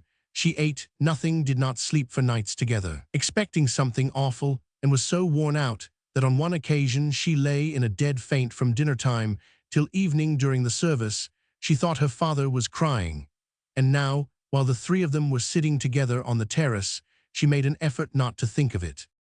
How fortunate Buddha, Mahomet, and Shakespeare were that their kind relations and doctors did not cure them of their ecstasy and their inspiration, said Kavrin. If Mahomet had taken bromide for his nerves, had worked only 2 hours out of the 24, and had drunk milk, that remarkable man would have left no more trace after him that his dog doctors and kind relations will succeed in stupefying mankind, in making mediocrity pass for genius, and in bringing civilization to ruin. If only you knew, Kavrin said, with annoyance, how grateful I am to you. He felt intense irritation, and to avoid saying too much he got up quickly and went into the house. It was still, and the fragrance of the tobacco plant and the marvel of Peru floated in at the open window. The moonlight lay in green patches on the floor, and on the piano in the big dark dining room.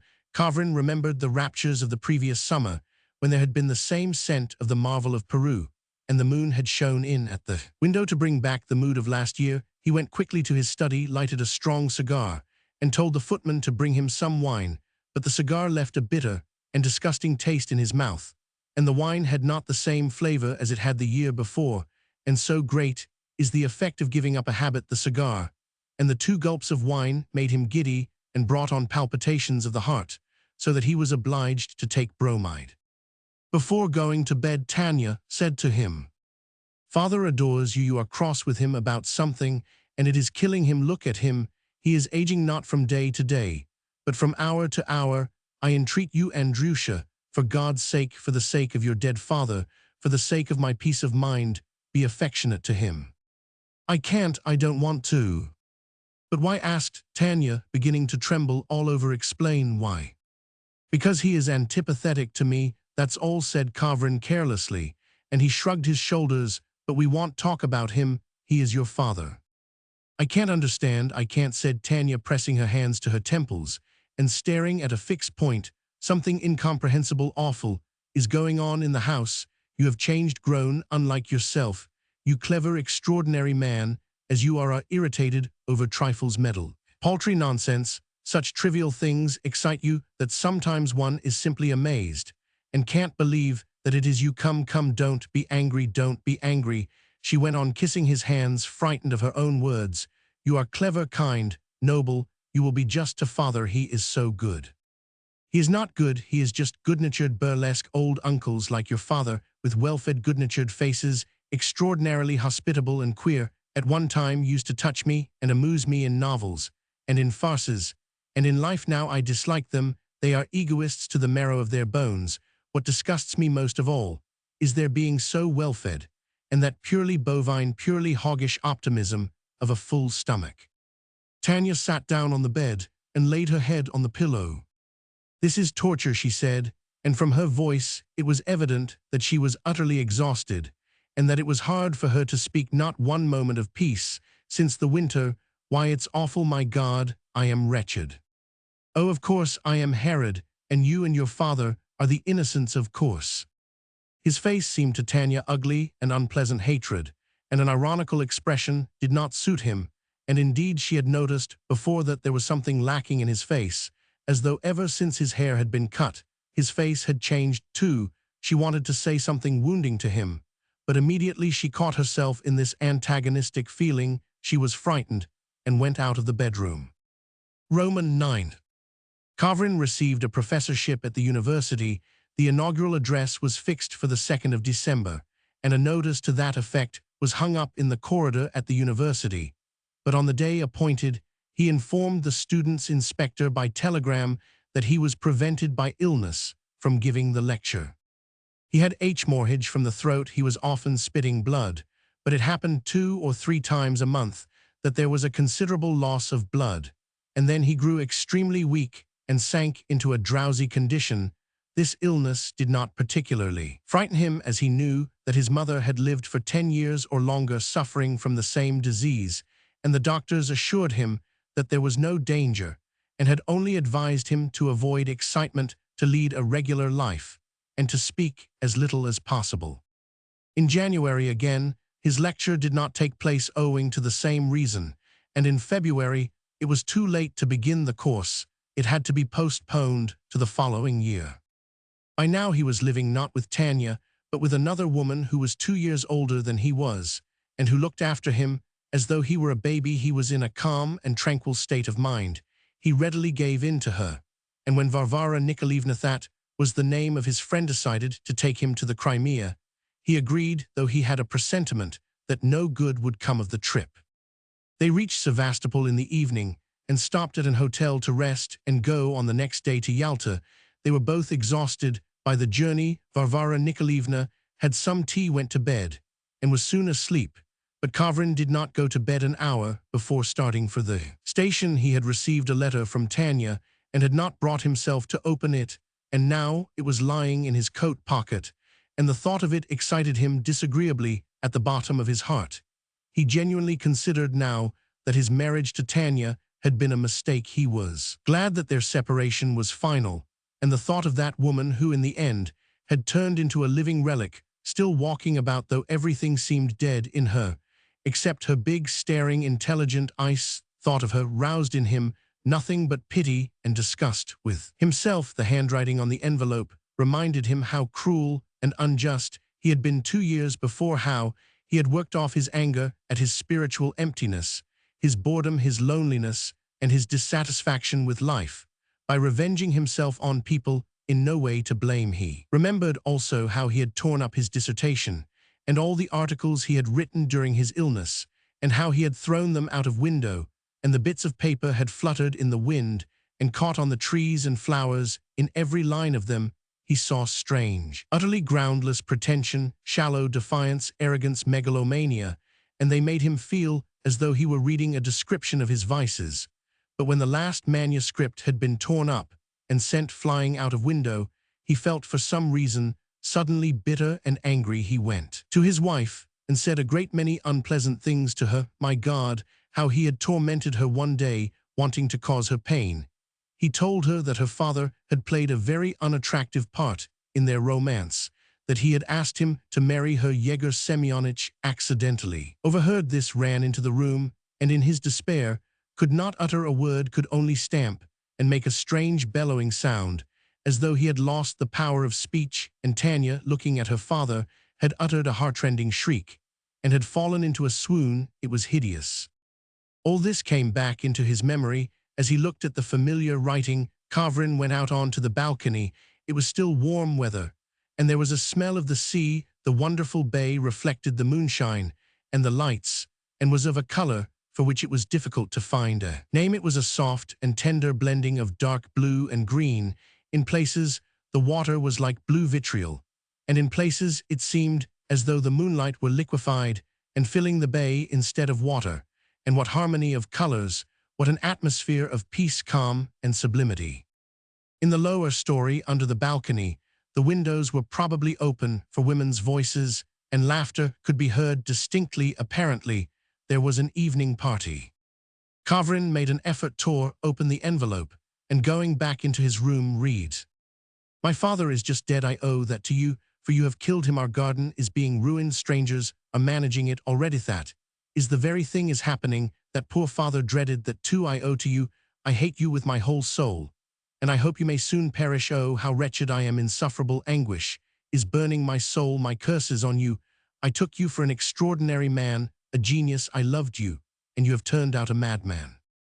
Kavrin could read no more. He tore up the letter and threw it away. He was overcome by an uneasiness that was akin to terror. Varvara Nikolaevna was asleep behind the screen, and he could hear her breathing. From the lower story came the sounds of laughter and women's voices, but he felt as though in the whole hotel there were no living soul but him. Because Tanya, unhappy, broken by sorrow, had cursed him in her letter and hoped for his perdition, he felt eerie and kept glancing hurriedly at the door, as though he were afraid that the uncomprehended force which 2 years before had wrought such havoc in his life, and in the life of those near him, might come into the room and master him once more. He knew by experience that when his nerves were out of hand, the best thing for him to do was to work. He must sit down to the table and force himself at all costs to concentrate his mind on some one thought. He took from his red portfolio a manuscript containing a sketch of a small work of the nature of a compilation which he had planned in case he should find it dull in the Crimea without work. He sat down to the table and began working at this plan, and it seemed to him that his calm, peaceful, indifferent mood was coming back. The manuscript with the sketch even led him to meditation on the vanity of the world.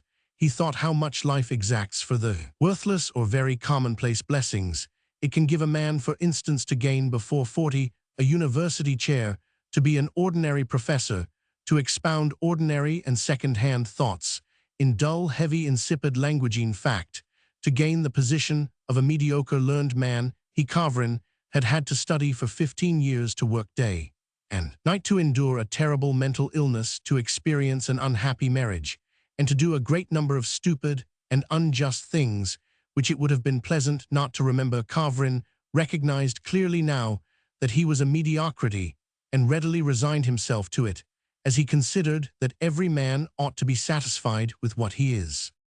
The plan of the volume would have soothed him completely, but the torn letter showed white on the floor, and prevented him from concentrating his attention. He got up from the table, picked up the pieces of the letter, and threw them out of window, but there was a light wind blowing from the sea, and the bits of paper were scattered on the windowsill again. He was overcome by uneasiness akin to terror, and he felt as though in the whole hotel there were no living soul but himself. He went out on the balcony. The bay, like a living thing, looked at him with its multitude of light blue, dark blue, turquoise, and fiery eyes, and seemed beckoning to him, and it really was hot and oppressive, and it would not have been amiss to have a bathe. Suddenly, in the lower story under the balcony, a violin began playing, and two soft feminine voices began singing. It was something familiar. The song was about a maiden full of sick fancies, who heard one night in her garden mysterious sounds, so strange and lovely that she was obliged to recognize them as a holy harmony which is unintelligible to us mortals, and so flies back to heaven. Kavrin caught his breath, and there was a pang of sadness at his heart, and a thrill of the sweet, exquisite delight he had so long forgotten began to stir in his breast. A tall black column, like a whirlwind or a waterspout, appeared on the further side of the bay.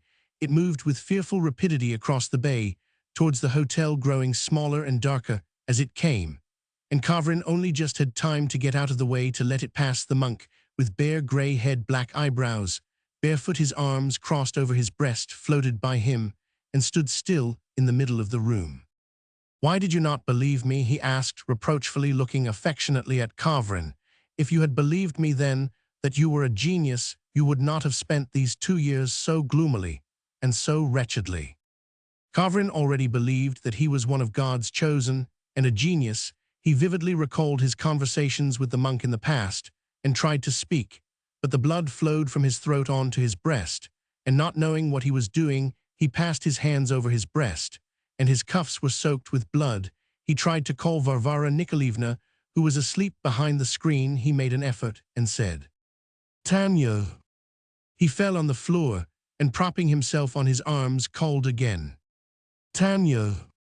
He called Tanya, called to the great garden with the gorgeous flowers sprinkled with dew, called to the park, the pines with their shaggy roots, the ryefield, his marvelous learning, his youth, courage, joyful to life, which was so lovely. He saw on the floor near his face a great pool of blood, and was too weak to utter a word, but an unspeakable, infinite happiness flooded his whole being. Below, under the balcony, they were playing the serenade, and the black monk whispered to him that he was a genius, and that he was dying only because his frail human body had lost its balance, and could no longer serve as the mortal garb of genius.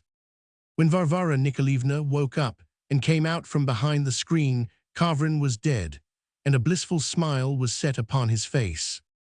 Volodya. At 5 o'clock one Sunday afternoon in summer, Volodya, a plain, shy, sickly-looking lad of 17, was sitting in the arbor of the Shumihins' country villa, feeling dreary. His despondent thought flowed in 3 directions. In the first place, he had next day, Monday, an examination in mathematics. He knew that if he did not get through the written examination on the morrow, he would be expelled, for he had already been 2 years in the 6th form, and had 2 3/4 marks for algebra in his annual report. In the second place, his presence at the villa of the Shumihins, a wealthy family with aristocratic pretensions, was a continual source of mortification to his amour-propre.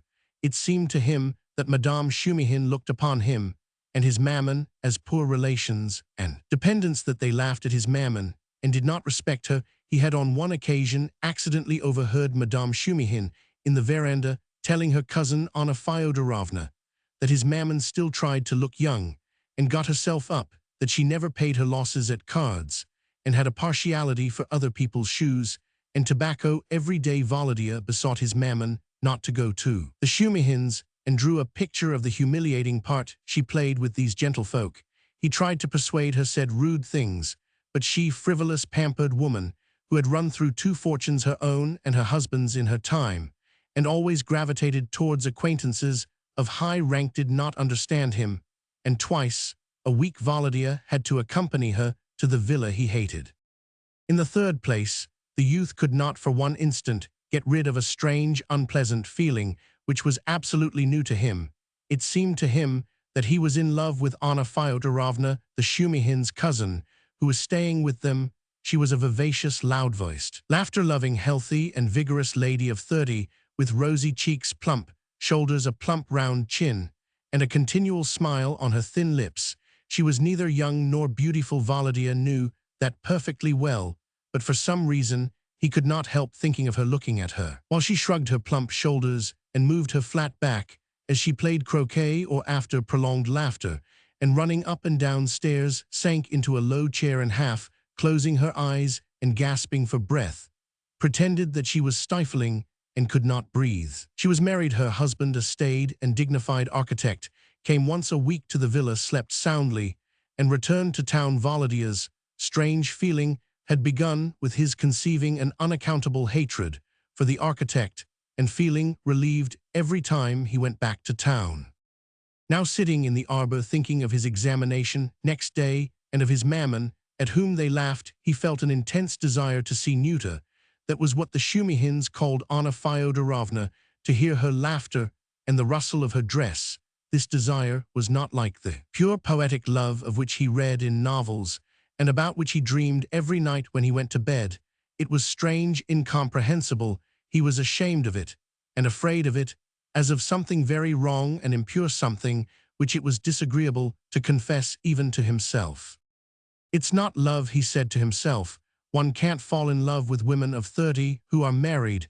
It is only a little intrigue. Yes, an intrigue." Pondering on the intrigue, he thought of his uncontrollable shyness, his lack of mustache, his freckles, his narrow eyes, and put himself in his imagination side by side with Nyuta, and the juxtaposition seemed to him impossible. Then he made haste to imagine himself bold, handsome, witty, dressed in the latest fashion. When his dreams were at their height, as he sat huddled together and looking at the ground in a dark corner of the arbor, he heard the sound of light footsteps. Someone was coming slowly along the avenue. Soon the steps stopped, and something white gleamed in the entrance. "Is there anyone here?" asked a woman's voice. Volodya recognized the voice and raised his head in affright. "Who is here?" asked Nyuta, going into the arbor. "Ah, it is you, Volodya. What are you doing here, thinking? And how can you go on thinking? That's the way to go out of your mind." Volodya got up and looked in a dazed way at Nyuta. She had only just come back from bathing. Over her shoulder there was hanging a sheet and a rough towel, and from under the white silk kerchief on her head he could see the wet hair sticking to her forehead. There was the cool, damp smell of the bathhouse, and of almond soap still hanging about her. She was out of breath from running quickly. The top button of her blouse was undone, so that the boy saw her throat and bosom. "Why don't you say something?" said Nyuta, looking Volodya up and down. "It's not polite to be silent when a lady talks to you. What a clumsy seal you are, though, Volodya. You always sit saying nothing, thinking like some philosopher. There's not a spark of life or fire in you. You are really horrid. At your age, you ought to be living, skipping and jumping, chattering, flirting, falling in love." Volodya looked at the sheet that was held by a plump white hand and thought. "He's mute," said Nyuta with wonder. "It is strange, really. Listen, be a man, come, you might smile at least. Few, the horrid philosopher," she laughed.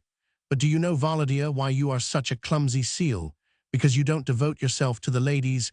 Why don't you? It's true, there are no girls here, but there is nothing to prevent your flirting with the married ladies. Why don't you flirt with me, for instance?" Volodya listened and scratched his forehead in acute and painful irresolution. "It's only very proud people who are silent and love solitude," Nyuta went on, pulling his hand away from his forehead. "You are proud, Volodya. Why do you look at me like that from under your brows? Look me straight in the face, if you please. Yes, now, then, clumsy seal." Volodya made up his mind to speak, wanting to smile. He twitched, his lower lip blinked, and again put his hand to his forehead. I love you, he said. Nuda raised her eyebrows in surprise and laughed. What do I hear, she sang, as prima donnas sing at the opera. When they hear something awful, what did you say? Say it again, say it again. I love you, repeated Volodya. And without his wills having any part in his action, without reflection or understanding, he took half a step towards Nuda and clutched her by the arm. Everything was dark before his eyes and tears came into them. The whole world was turned into one big rough towel, which smelt of the bathhouse. Bravo, bravo, he heard a merry laugh. Why don't you speak? I want you to speak well. Seeing that he was not prevented from holding her arm, Volodya glanced at Nuda's laughing face, and clumsily, awkwardly put both arms round her waist, his hands meeting behind her back. He held her round the waist with both arms, while putting her hands up to her head, showing the dimples in her elbows. She set her hair straight under the kerchief, and said, in a calm voice, "You must be tactful, polite, charming, and you can only become that under feminine influence. But what a wicked, angry face you have. You must talk, laugh. Yes, Volodya, don't be surly. You are young, and will have plenty of time for philosophizing. Come, let go of me. I am going, let go." Without effort, she released her waist, and humming something walked out of the arbor. Volodya was left alone. He smoothed his hair, smiled, and walked 3 times to and fro across the arbor. Then he sat down on the bench, and smiled again. He felt insufferably ashamed, so much so that he wondered that human shame could reach such a pitch of acuteness and intensity. Shame made him smile, gesticulate, and whisper some disconnected words.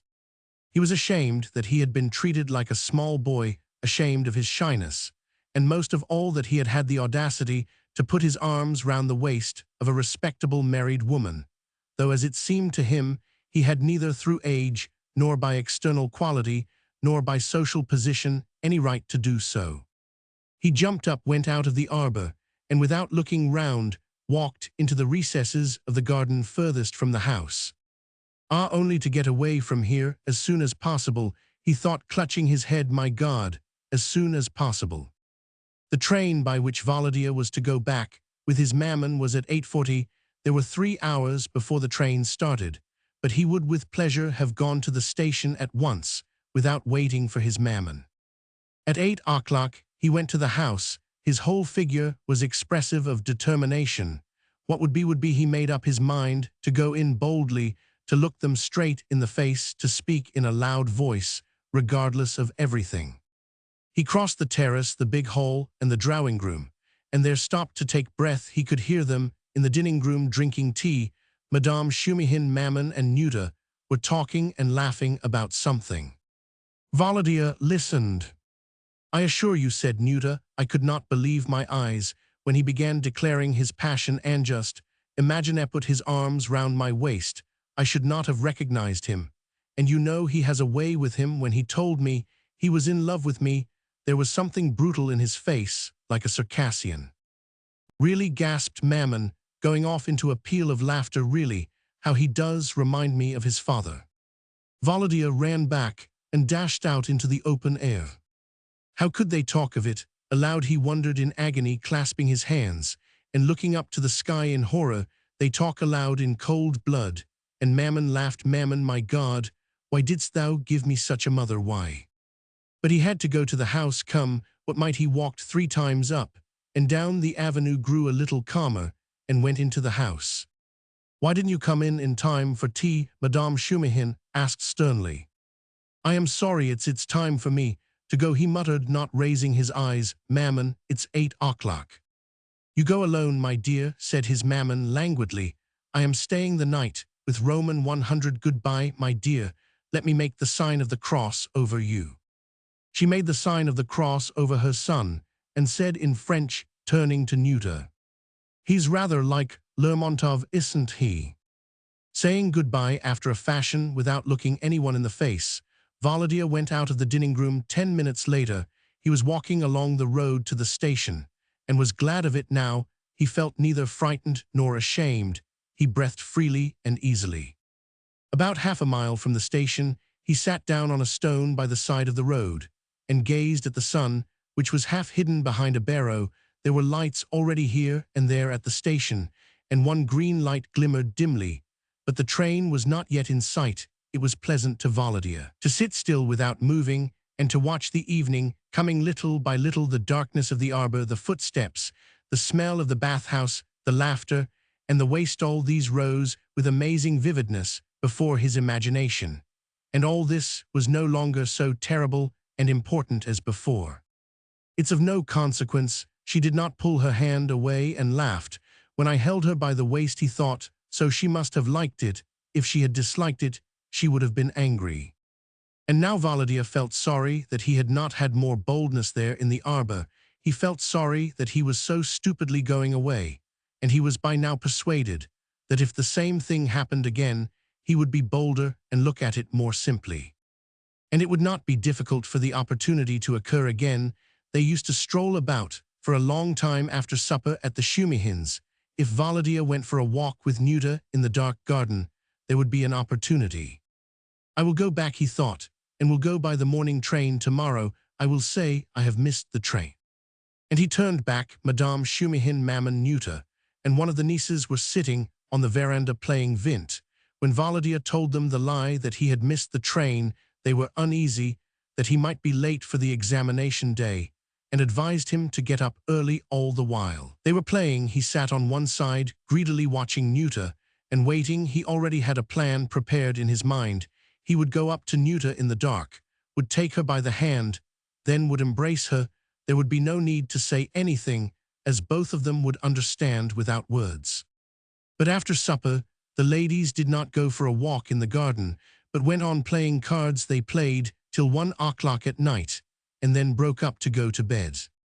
How stupid it all is, Volodya thought with vexation as he got into bed. But never mind, I'll wait till tomorrow in the arbor, it doesn't matter. He did not attempt to go to sleep, but sat in bed hugging his knees and thinking. All thought of the examination was hateful to him. He had already made up his mind that they would expel him, and that there was nothing terrible about his being expelled. On the contrary, it was a good thing, a very good thing. In fact, next day he would be as free as a bird. He would put on ordinary clothes instead of his school uniform, would smoke openly, come out here and make love to Nyuta when he liked, and he would not be a schoolboy but a young man. And as for the rest of it, what is called a career, a future that was clear, Volodya would go into the army or the telegraph service, or he would go into a chemist's shop and work his way up till he was a dispenser. There were lots of callings. An hour or two passed, and he was still sitting and thinking. Towards 3 o'clock, when it was beginning to get light, the door creaked cautiously, and his maman came into the room. "Aren't you asleep?" she asked, yawning. "Go to sleep. I have only come in for a minute. I am only fetching the drops." "What for?" "Poor Lily has got spasms again. Go to sleep, my child. Your examination's tomorrow." She took a bottle of something out of the cupboard, went to the window, read the label, and went away. "Maria Leontievna, those are not the drops." Volodya heard a woman's voice a minute later. "That's convaleria, and Lily wants morphine. Is your son asleep? Ask him to look for it." It was Nyuta's voice. Volodya turned cold. He hurriedly put on his trousers, flung his coat over his shoulders, and went to the door. "Do you understand morphine?" Nyuta explained in a whisper. "There must be a label in Latin. Wake Volodya, he will find it." Maman opened the door, and Volodya caught sight of Nyuta. She was wearing the same loose wrapper in which she had gone to bathe. Her hair hung loose and disordered on her shoulders. Her face looked sleepy and dark in the half-light. "Why, Volodya is not asleep," she said. "Volodya, look in the cupboard for the morphine. There's a dear, what a nuisance Lily is. She has always something the matter." Maman muttered something, yawned, and went away. "Look for it," said Nyuta. "Why are you standing still?" Volodya went to the cupboard, knelt down, and began looking through the bottles and boxes of medicine. His hands were trembling, and he had a feeling in his chest and stomach as though cold waves were running all over his inside. He felt suffocated and giddy from the smell of ether, carbolic acid, and various drugs, which he quite unnecessarily snatched up with his trembling fingers, and spilled in so doing. "I believe Mammon has gone," he thought. "That's a good thing, a good thing." "Will you be quick?" said Nyuta, drawling.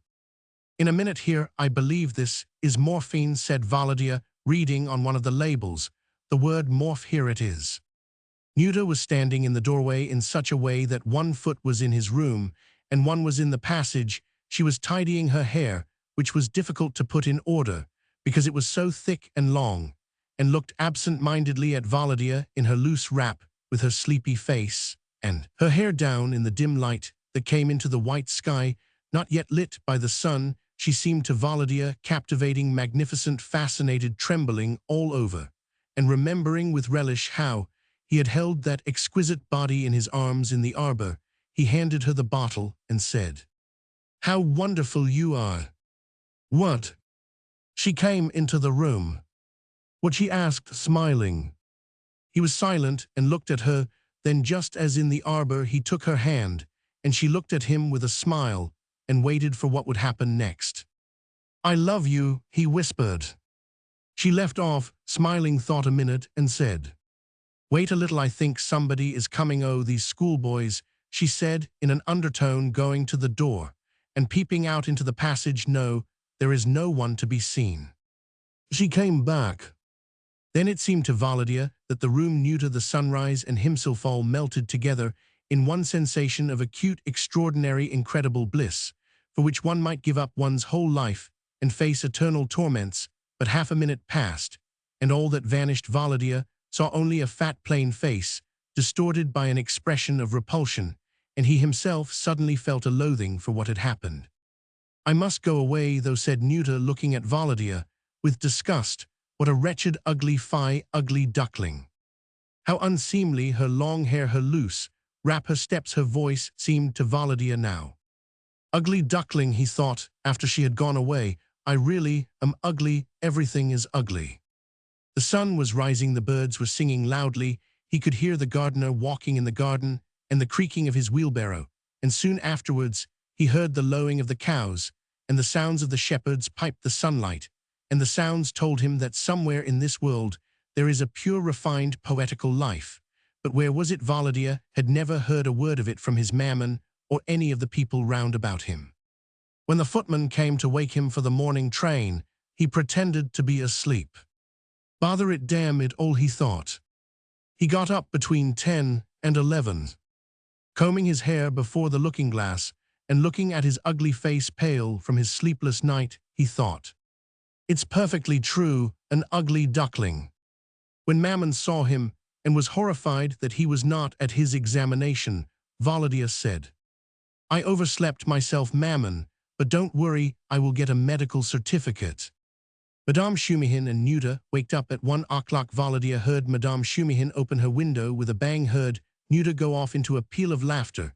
In reply to her coarse voice, he saw the door open, and a string of nieces and other toadies. Among the latter was his Mammon. File into lunch, caught a glimpse of Nuda's freshly washed, laughing face, and beside her the black brows and beard of her husband, the architect, who had just arrived.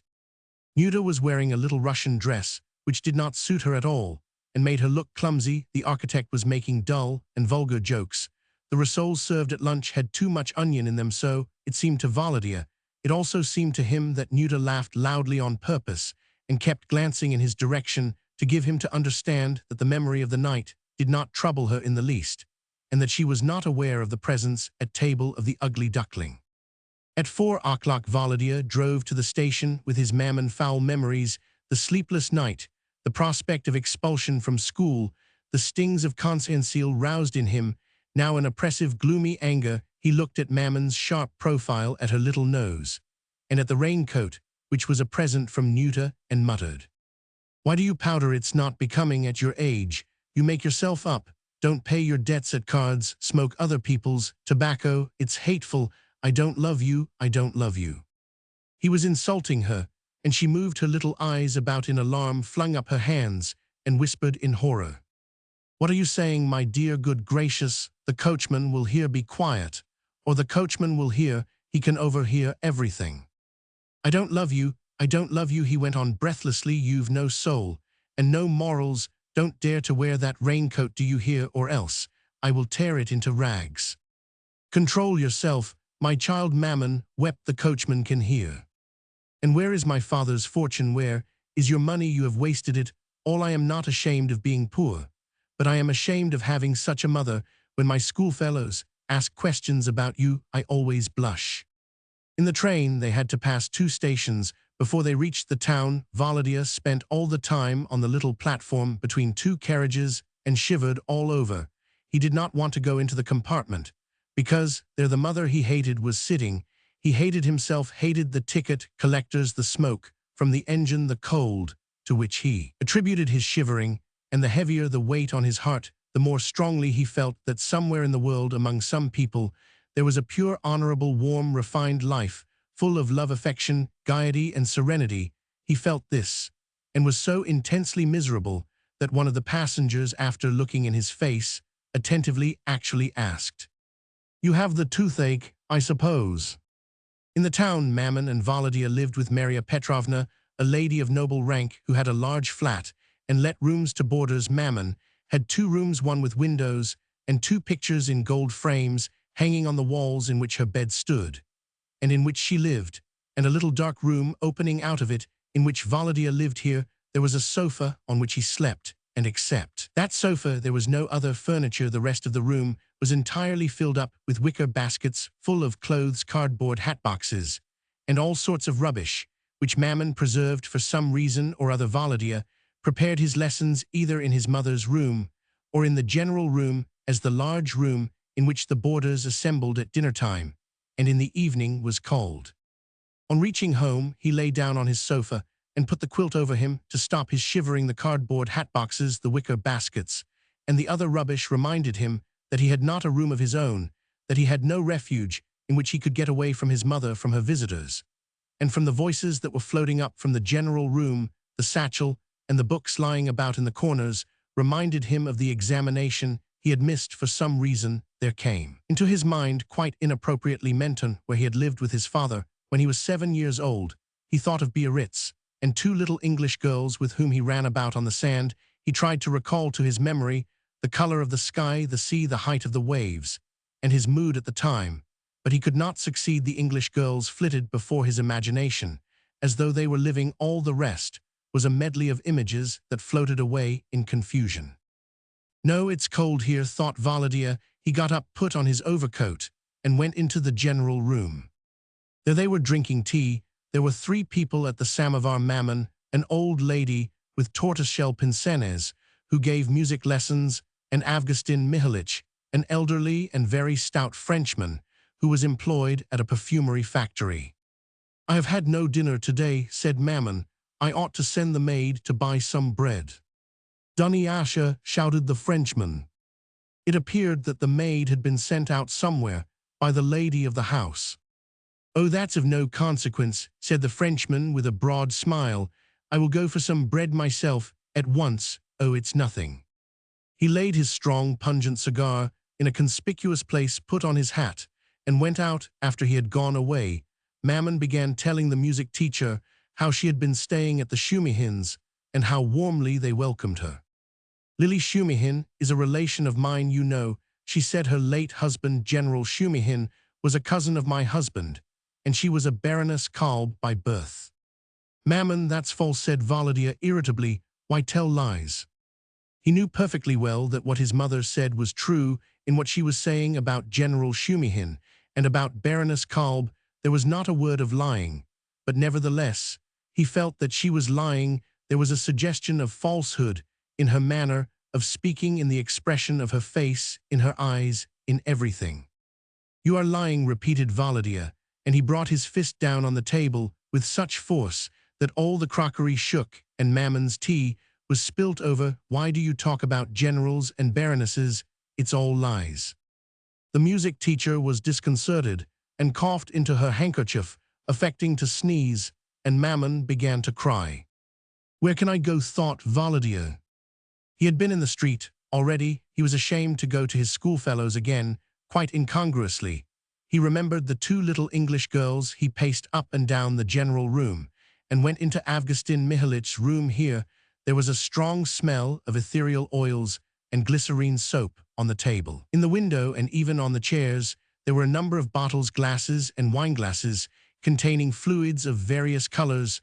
Volodya took up from the table a newspaper, opened it, and read the title Figaro. There was a strong and pleasant scent about the paper. Then he took a revolver from the table. There, don't take any notice of it. The music teacher was comforting Mammon in the next room. He is young people of his age, never restrain themselves. One must resign oneself to that. No, Yevgenia Andreevna, he's too spoilt, said Mammon in a sing-song voice. He has no one in authority over him, and I am weak, and can do nothing. Oh, I am unhappy. Volodya put the muzzle of the revolver to his mouth, felt something like a trigger or spring, and pressed it with his finger, then felt something else projecting, and once more pressed it, taking the muzzle out of his mouth.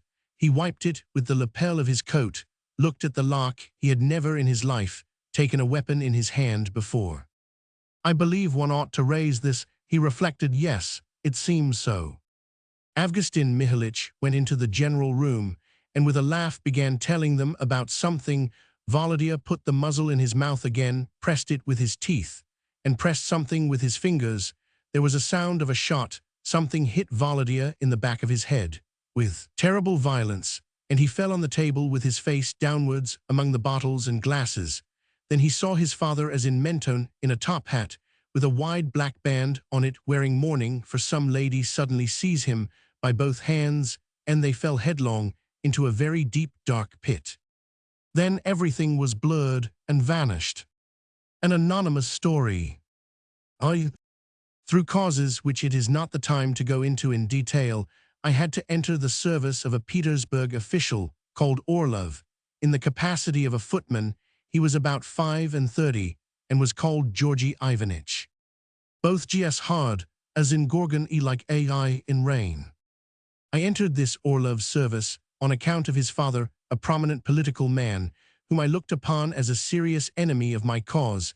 I reckoned that living with the son I should, from the conversations I should hear, and from the letters and papers I should find on the table, learn every detail of the father's plans and intentions. As a rule, at 11 o'clock in the morning, the electric bell rang in my footman's quarters to let me know that my master was awake. When I went into the bedroom with his polished shoes and brushed clothes, Georgy Ivanitch would be sitting in his bed with a face that looked not drowsy, but rather exhausted by sleep, and he would gaze off in one direction without any sign of satisfaction at having waked. I helped him to dress, and he let me do it with an air of reluctance, without speaking or noticing my presence. Then, with his head wet with washing, smelling of fresh scent, he used to go into the dining room to drink his coffee. He used to sit at the table sipping his coffee and glancing through the newspapers, while the maid Polya and I stood respectfully at the door, gazing at him. Two grown-up persons had to stand watching with the gravest attention, a third drinking coffee and munching rusks. It was probably ludicrous and grotesque, but I saw nothing humiliating in having to stand near the door, though I was quite as well-born and well-educated as Orlov himself. I was in the first stage of consumption, and was suffering from something else, possibly even more serious than consumption. I don't know whether it was the effect of my illness or of an incipient change in my philosophy of life, of which I was not conscious at the time, but I was day by day more possessed by a passionate, irritating longing for ordinary, everyday life. I yearned for mental tranquility, health, fresh air, good food. I was becoming a dreamer, and like a dreamer, I did not know exactly what I wanted. Sometimes I felt inclined to go into a monastery, to sit there for days together by the window and gaze at the trees and the fields. Sometimes I fancied I would buy 15 acres of land and settle down as a country gentleman. Sometimes I inwardly vowed to take up science and become a professor at some provincial university. I was a retired Navy lieutenant. I dreamed of the sea of our squadron, and of the corvette in which I had made the cruise round the world. I longed to experience again the indescribable feeling when walking in the tropical forest or looking at the sunset in the Bay of Bengal. One is thrilled with ecstasy, and at the same time homesick. I dreamed of mountains, women, music, and with the curiosity of a child, I looked into people's faces, listened to their voices, and when I stood at the door and watched Orlov sipping his coffee, I felt not a footman, but a man interested in everything in the world, even in Orlov. In appearance, Orlov was a typical Petersburger, with narrow shoulders, a long waist, sunken temples, eyes of an indefinite color, and scanty dingy-colored hair, beard, and mustaches. His face had a stale, unpleasant look, though it was studiously cared, for it was particularly unpleasant when he was asleep or lost in thought. It is not worth, while describing a quite ordinary appearance. Besides, Petersburg is not Spain, and a man's appearance is not of much consequence even in love affairs, and is only of value to a handsome footman or coachman. I have spoken of Orlov's face and hair only because there was something in his appearance worth mentioning. When Orlov took a newspaper or book, whatever it might be, or met people, whoever they be, an ironical smile began to come into his eyes, and his whole countenance assumed an expression of light mockery in which there was no malice. Before reading or hearing anything, he always had his irony in readiness, as a savage has his shield. It was an habitual irony, like some old liquor brewed years ago, and now it came into his face, probably without any participation of his will, as it were by reflex action, but of that later. Soon after midday, he took his portfolio full of papers and drove to his office. He dined away from home and returned after 8 o'clock. I used to light the lamp and candles in his study, and he would sit down in a low chair with his legs stretched out on another chair, and reclining in that position, would begin reading. Almost every day he brought in new books with him, or received parcels of them from the shops, and there were heaps of books in 3 languages, to say nothing of Russian, which he had read and thrown away in the corners of my room. And under my bed he read with extraordinary rapidity. They say, tell me what you read and I'll tell you who you are. That may be true, but it was absolutely impossible to judge of Orlov by what he read. It was a regular hodgepodge: philosophy, French novels, political economy, finance, new poets, and publications of the firm Posrednik, and he read it all with the same rapidity and with the same ironical expression in his eyes. Roman I, E.T. Chekhov, and others, publishers of Tolst, who issued good literature for peasants' reading. After 10 o'clock, he carefully dressed, often in evening dress, very rarely in his kammerjunker's uniform, and went out, returning in the morning. Our relations were quiet and peaceful, and we never had any misunderstanding. As a rule, he did not notice my presence, and when he talked to me, there was no expression of irony on his face. Evidently, did not look upon me as a human being. I only once saw him angry. One day, it was a week after I had entered his service, came back from some dinner at 9 o'clock. His face looked ill-humored and exhausted. When I followed him into his study to light the candles, he said to me, "There's a nasty smell in the flat." "No, the air is fresh," I answered. "I tell you there's a bad smell," he answered irritably. "I open the movable panes every day." "Don't argue, blockhead," he shouted. I was offended and was on the point of answering, and goodness knows how it would have ended if Polya, who knew her master better than I did, had not intervened. "There really is a disagreeable smell," she said, raising her eyebrows. "What can it be from Stepan? Open the pane in the drawing-room and light the fire." With much bustle and many exclamations, she went through all the rooms, rustling her skirts and squeezing the sprayer with a hissing sound, and Orlov was still out of humor. He was obviously restraining himself not to vent his ill temper aloud. He was sitting at the table and rapidly writing a letter. After writing a few lines, he snorted angrily and tore it up. Then he began writing again. "Damn them all," he muttered. "They expect me to have an abnormal memory." At last the letter was written. He got up from the table and said, turning to me, "Go to Znamensky Street and deliver this letter to Zinaida Fyodorovna Krasnovsky in person. But first ask the porter whether her husband, that is Mr. Krasnovsky, has returned. Yet, if he has returned, don't deliver the letter, but come back. Wait a minute. If she asks whether I have anyone here, tell her that there have been 2 gentlemen here since 8 o'clock writing something." I drove to Znamensky Street. The porter told me that Mr. Krasnovsky had not yet come in, and I made my way up to the 3rd story. The door was opened by a tall, stout, drab-colored flunky with black whiskers, who in a sleepy, churlish, and apathetic voice, such as only flunkies use, in addressing other flunkies, asked me what I wanted. Before I had time to answer, a lady dressed in black came hurriedly into the hall. She screwed up her eyes and looked at me. "Is Zinaida Fyodorovna at home?" I asked. "That is me," said the lady. "A letter from Georgy Ivanitch." She tore the letter open impatiently, and holding it in both hands so that I saw her sparkling diamond rings, she began reading. I made out a pale face, with soft lines, a prominent chin, and long dark lashes. From her appearance, I should not have judged the lady to be more than 25. "Give him my thanks and my greetings," she said, when she had finished the letter. "Is there anyone with Georgy Ivanitch?" she asked softly, joyfully, and as though ashamed of her mistrust. "Two gentlemen," I answered. "They're writing something."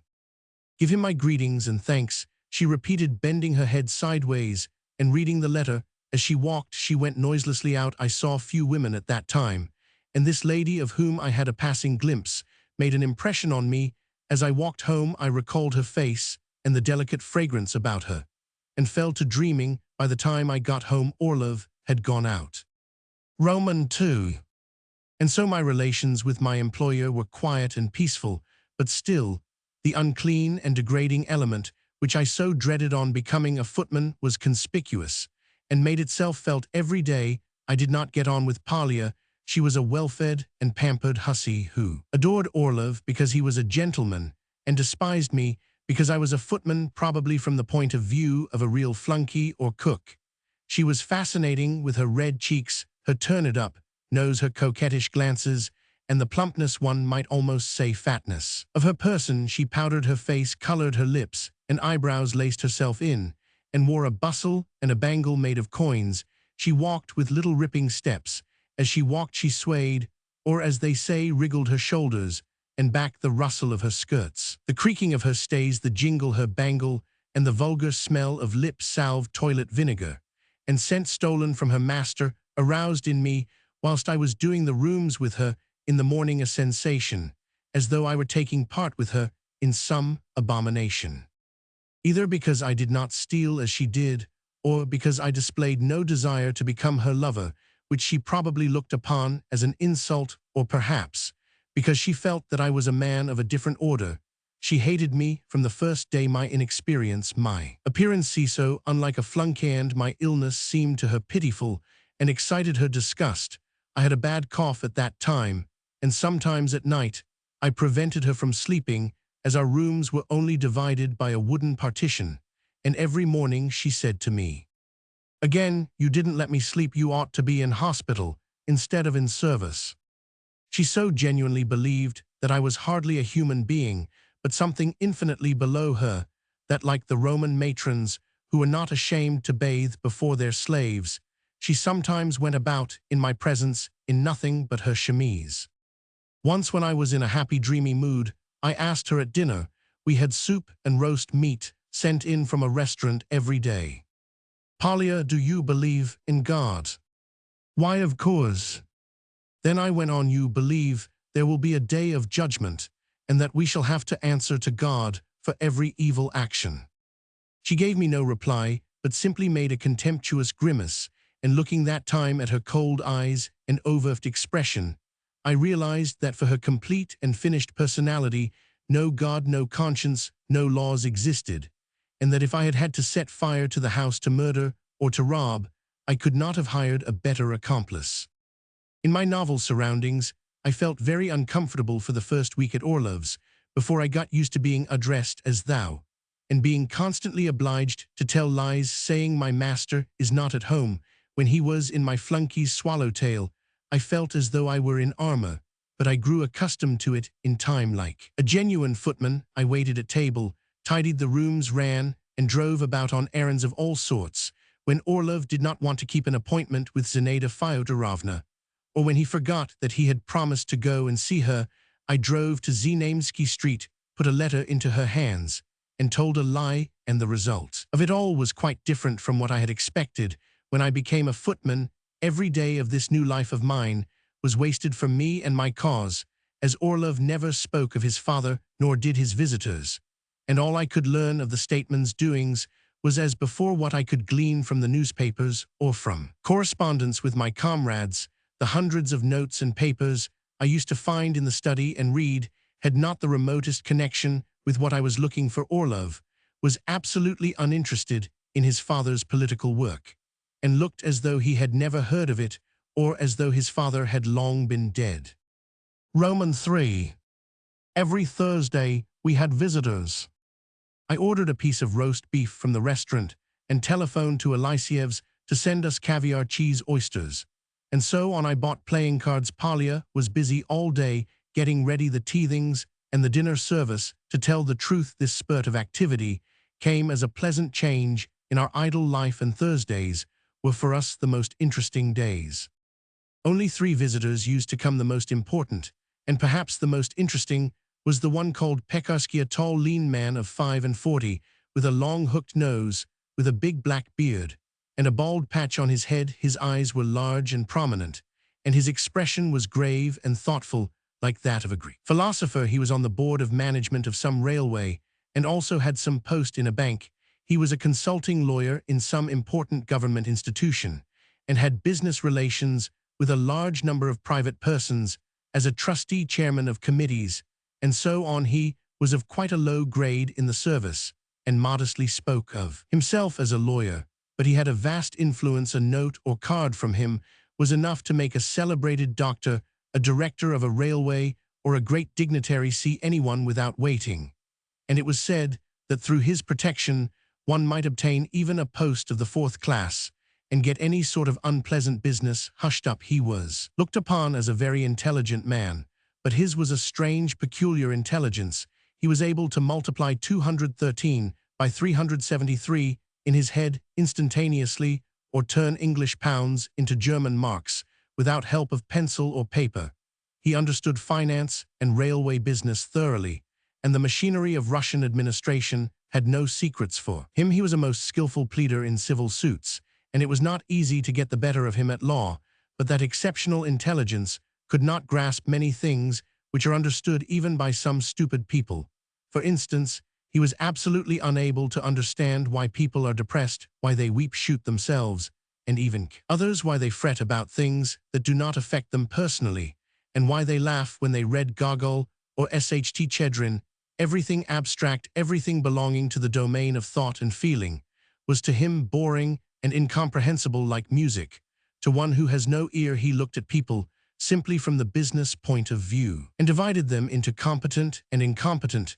No other classification existed for him. Honesty and rectitude were only signs of competence. Drinking, gambling, and debauchery were permissible, but must not be allowed to interfere with business. Believing in God was rather stupid, but religion ought be safeguarded, as the common people must have some principle to restrain them, otherwise they would not work. Punishment is only necessary as deterrent. There was no need to go away for holidays, as it was just as nice in town, and so on. He was a widower, and had no children, but lived on a large scale, as though he had a family, and paid 3,000 rubles a year for his flat. The second visitor, Kukushkin, an actual civil councillor, though a young man, was short, and was conspicuous for his extremely unpleasant appearance, which was due to the disproportion between his fat, puffy body and his lean little face. His lips were puckered up suavely, and his little trimmed mustaches looked as though they had been fixed on with glue. He was a man with the manners of a lizard. He did not walk, but as it were crept along with tiny steps, squirming and sniggering, and when he laughed, he showed his teeth. He was a clerk on special commissions, and did nothing though he received a good salary. Especially in the summer, when special and lucrative jobs were found for him, he was a man of personal ambition, not only to the marrow of his bones, but more fundamentally to the last drop of his blood. But even in his ambitions he was petty, and did not rely on himself, but was building his career on the chance favor flung him by his superiors for the sake of obtaining some foreign decoration, or for the sake of having his name mentioned in the newspapers as having been present at some special service. In the company of other great personages, he was ready to submit to any kind of humiliation, to beg, to flatter, to promise. He flattered Orlov and Pekarsky from cowardice, because he thought they were powerful. He flattered Polya and me, because we were in the service of a powerful man. Whenever I took off his fur coat, he tittered and asked me, "Stepan, are you married?" And then unseemly vulgarities followed. By way of showing me special attention, Kukushkin flattered Orlov's weaknesses, humored his corrupted and blasé ways to please him. He affected malicious raillery and atheism. In his company criticized persons before whom in other places he would slavishly grovel. When at supper, They talked of love and women. He pretended to be a subtle and perverse voluptuary. As a rule, one may say Petersburg rakes are fond of talking of their abnormal tastes. Some young actual civil councillor is perfectly satisfied with the embraces of his cook, or of some unhappy streetwalker on the Nevsky Prospect. But to listen to him, you would think he was contaminated by all the vices of East and West combined, that he was an honorary member of a dozen iniquitous secret societies, and was already marked by the police. Kukushkin lied about himself in an unconscionable way, and they did not exactly disbelieve him, but paid little heed to his incredible stories. The third guest was Gruzin, the son of a worthy and learned general, a man of Orlov's age, with long hair, short-sighted eyes, and gold spectacles. I remember his long white fingers that looked like a pianist's, and indeed there was something of a musician, of a virtuoso, about his whole figure. The first violins in orchestras looked just like that. He used to cough, suffered from migraine, and seemed invalidish and delicate, probably at home. He was dressed and undressed like a baby. He had finished at the College of Jurisprudence, and had at first served in the Department of Justice. Then he was transferred to the Senate. He left that, and through patronage had received a post in the Department of Crown Estates, and had soon afterwards given that up. In my time, he was serving in Orlov's department. He was his head clerk, but he said that he should soon exchange into the Department of Justice again. He took his duties and his shifting about from one post to another with exceptional levity, and when people talked before him seriously of grades in the service, decorations, salaries, he smiled good-naturedly and repeated Protkov's aphorism, "It's only in the government service you learn the truth." He had a little wife with a wrinkled face who was very jealous of him, and 5 weedy-looking children. He was unfaithful to his wife. He was only fond of his children when he saw them, and on the whole was rather indifferent to his family, and made fun of them. He and his family existed on credit, borrowing wherever they could at every opportunity, even from his superiors in the office and porters in people's houses. His was a flabby nature. He was so lazy that he did not care what became of himself, and drifted along heedless where or why he was going. He went where he was taken.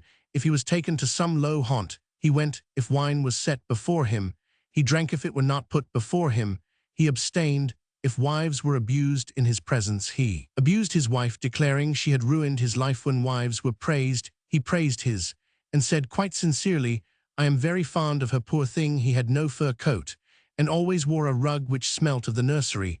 When at supper, he rolled balls of bread, and drank a great deal of red wine, absorbed in thought. Strange to say, I used to feel almost certain that there was something in him of which perhaps he had a vague sense, though in the bustle and vulgarity of his daily life, he had not time to understand and appreciate it. He played a little on the piano. Sometimes he would sit down at the piano, play a chord or two, and begin singing softly, "What does the coming day bring to me?" But at once, as though afraid, he would get up and walk from the piano. The visitors usually arrived about 10 o'clock. They played cards in Orlov's study and parlour, and I handed them tea. It was only on these occasions that I could gauge the full sweetness of a flunkey's life, standing for 4 or 5 hours at the door, watching that no one's glass should be empty, changing the ashtrays, running to the table to pick up the chalk or a card when it was dropped, and above all standing waiting, being attentive, without venturing to speak. To cough to Smilay's harder, I assure you, is harder than the hardest of field labor. I have stood on watch at sea for 4 hours at a stretch on stormy winter nights, and to my thinking it is an infinitely easier duty. They used to play cards till 2, sometimes till 3 o'clock at night, and then stretching, they would go into the dining room to supper, or as Orlov said, for a snack of something. At supper there was conversation. It usually began by Orlov's speaking with laughing eyes of some acquaintance of some book he had lately been reading, of a new appointment or government scheme. Kukushkin, always ingratiating, would fall into his tone, and what followed was, to me in my mood at that time, a revolting exhibition. The irony of Orlov and his friends knew no bounds, and spared no one and nothing. If they spoke of religion, it was with irony. They spoke of philosophy, of the significance and object of life, irony again. If anyone began about the peasantry, it was with irony. There is in Petersburg a species of men whose specialty It is to jeer at every aspect of life. They cannot even pass by a starving man or a suicide without saying something vulgar. But Orlov and his friends did not jeer or make jokes. They talked ironically. They used to say that there was no God and personality was completely lost at death. The immortals only existed in the French Academy. Real good did not and could not possibly exist, as its existence was conditional upon human perfection, which was a logical absurdity. Russia was a country as poor and dull as Persia. The intellectual class was hopeless. In Pekarsky's opinion, the overwhelming majority in it were incompetent persons. Good for nothing. The people were drunken, lazy, thievish, and degenerate. We had no science. Our literature was uncouth. Our commerce rested on swindling, no selling without cheating. And everything was in that style, and everything was a subject for laughter. Towards the end of supper, the wine made them more good-humored, and they passed to more lively conversation. They laughed over Gruzin's family life, over Kukushkin's conquests, or at Pekarsky, who had, they said, in his account book, one page headed charity and another physiological necessities. They said that no wife was faithful, that there was no wife from whom one could not with practice obtain caresses without leaving her drawing-room, while her husband was sitting in his study close by. That girls in their teens were perverted and knew everything. Orlov had preserved a letter of a schoolgirl of 14. On her way home from school, she had hooked an officer on the Nevsky who had, it appears, taken her home with him and had only let her go late in the evening, and she hastened to write about this to her school friend to share her joy with her. They maintained that there was not and never had been such a thing as moral purity, and that evidently it was unnecessary. Mankind had so far done very well without it. The harm done by so-called vice was undoubtedly exaggerated. Vices, which are punished by our legal code, had not prevented Diogenes from being a philosopher, and a teacher. Caesar and Cicero were profligates. And at the same time, great men. Cato in his old age married a young girl, and yet he was regarded as a great ascetic and a pillar of morality. At 3 or 4 o'clock, the party broke up, or they went off together out of town, or to Officers' Street, to the house of a certain Varvara Osipovna, while I retired to my quarters and was kept awake a long while by coughing and headache. Roman 4. 3 weeks after I entered Orlov's service, it was Sunday morning. I remember somebody rang the bell. It was not yet 11, and Orlov was still asleep. I went to open the door. You can imagine my astonishment when I found a lady in a veil standing at the door on the landing. "Is Georgy Ivanitch up?" she asked. From her voice, I recognized Zinaida Fyodorovna, to whom I had taken letters in Znamensky Street. I don't remember whether I had time or self-possession to answer her. I was taken aback at seeing her, and indeed, she did not need my answer. In a flash, she had darted by me, and filling the hall with the fragrance of her perfume, which I remember to this day. She went on, and her footsteps died away. For at least half an hour afterwards, I heard nothing. But again someone rang. This time, it was a smartly dressed girl who looked like a maid in a wealthy family, accompanied by our house porter. Both were out of breath, carrying 2 trunks and a dress basket. "These are for Zinaida Fyodorovna," said the girl. And she went down without saying another word. All this was mysterious, and made Polya, who had a deep admiration for the pranks of her betters, smile slyly to herself.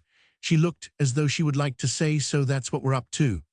And she walked about the whole time on tiptoe. At last, we heard footsteps. Zinaida Fyodorovna came quickly into the hall, and seeing me at the door of my room said, "Stepan, take Georgy Ivanitch his things."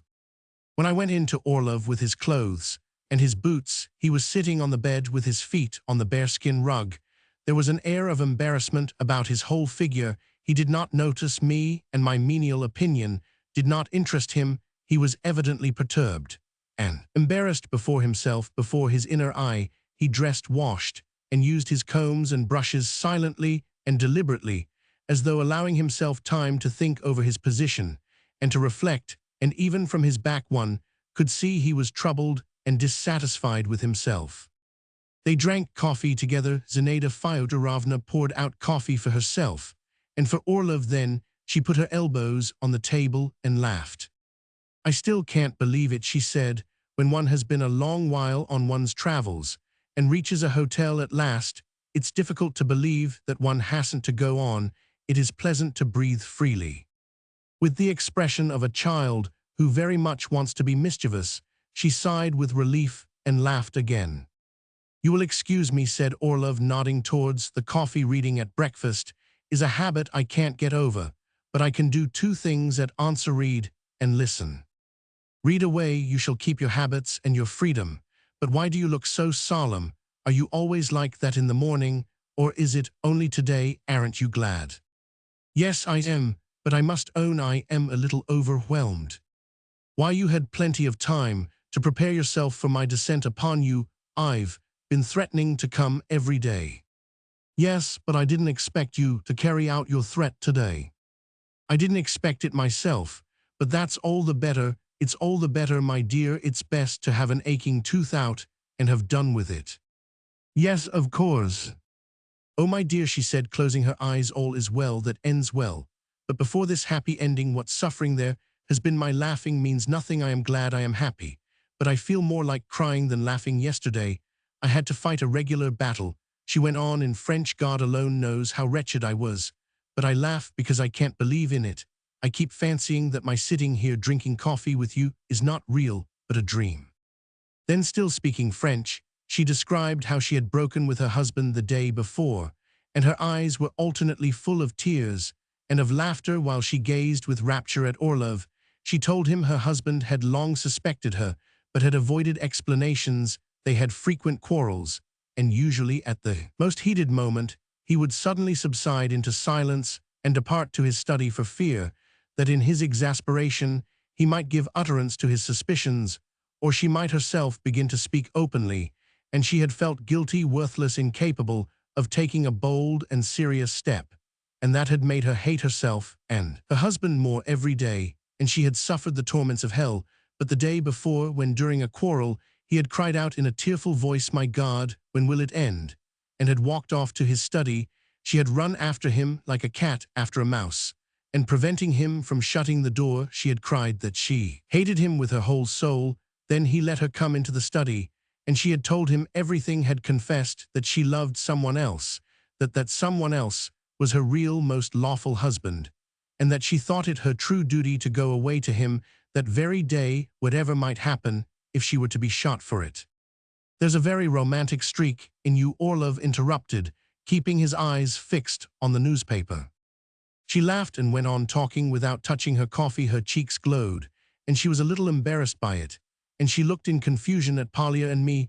From what she went on to say, I learnt that her husband had answered her with threats, reproaches, and finally tears, and that it would have been more accurate to say that she and not he had been the attacking party. Yes, my dear, so long as I was worked up, everything went all right, she told Orlov. But as night came on, my spirits sank. You don't believe in God, George, but I do believe a little, and I fear retribution. God requires of us patience, magnanimity, self-sacrifice. And here I am refusing to be patient and want to remodel my life to suit myself.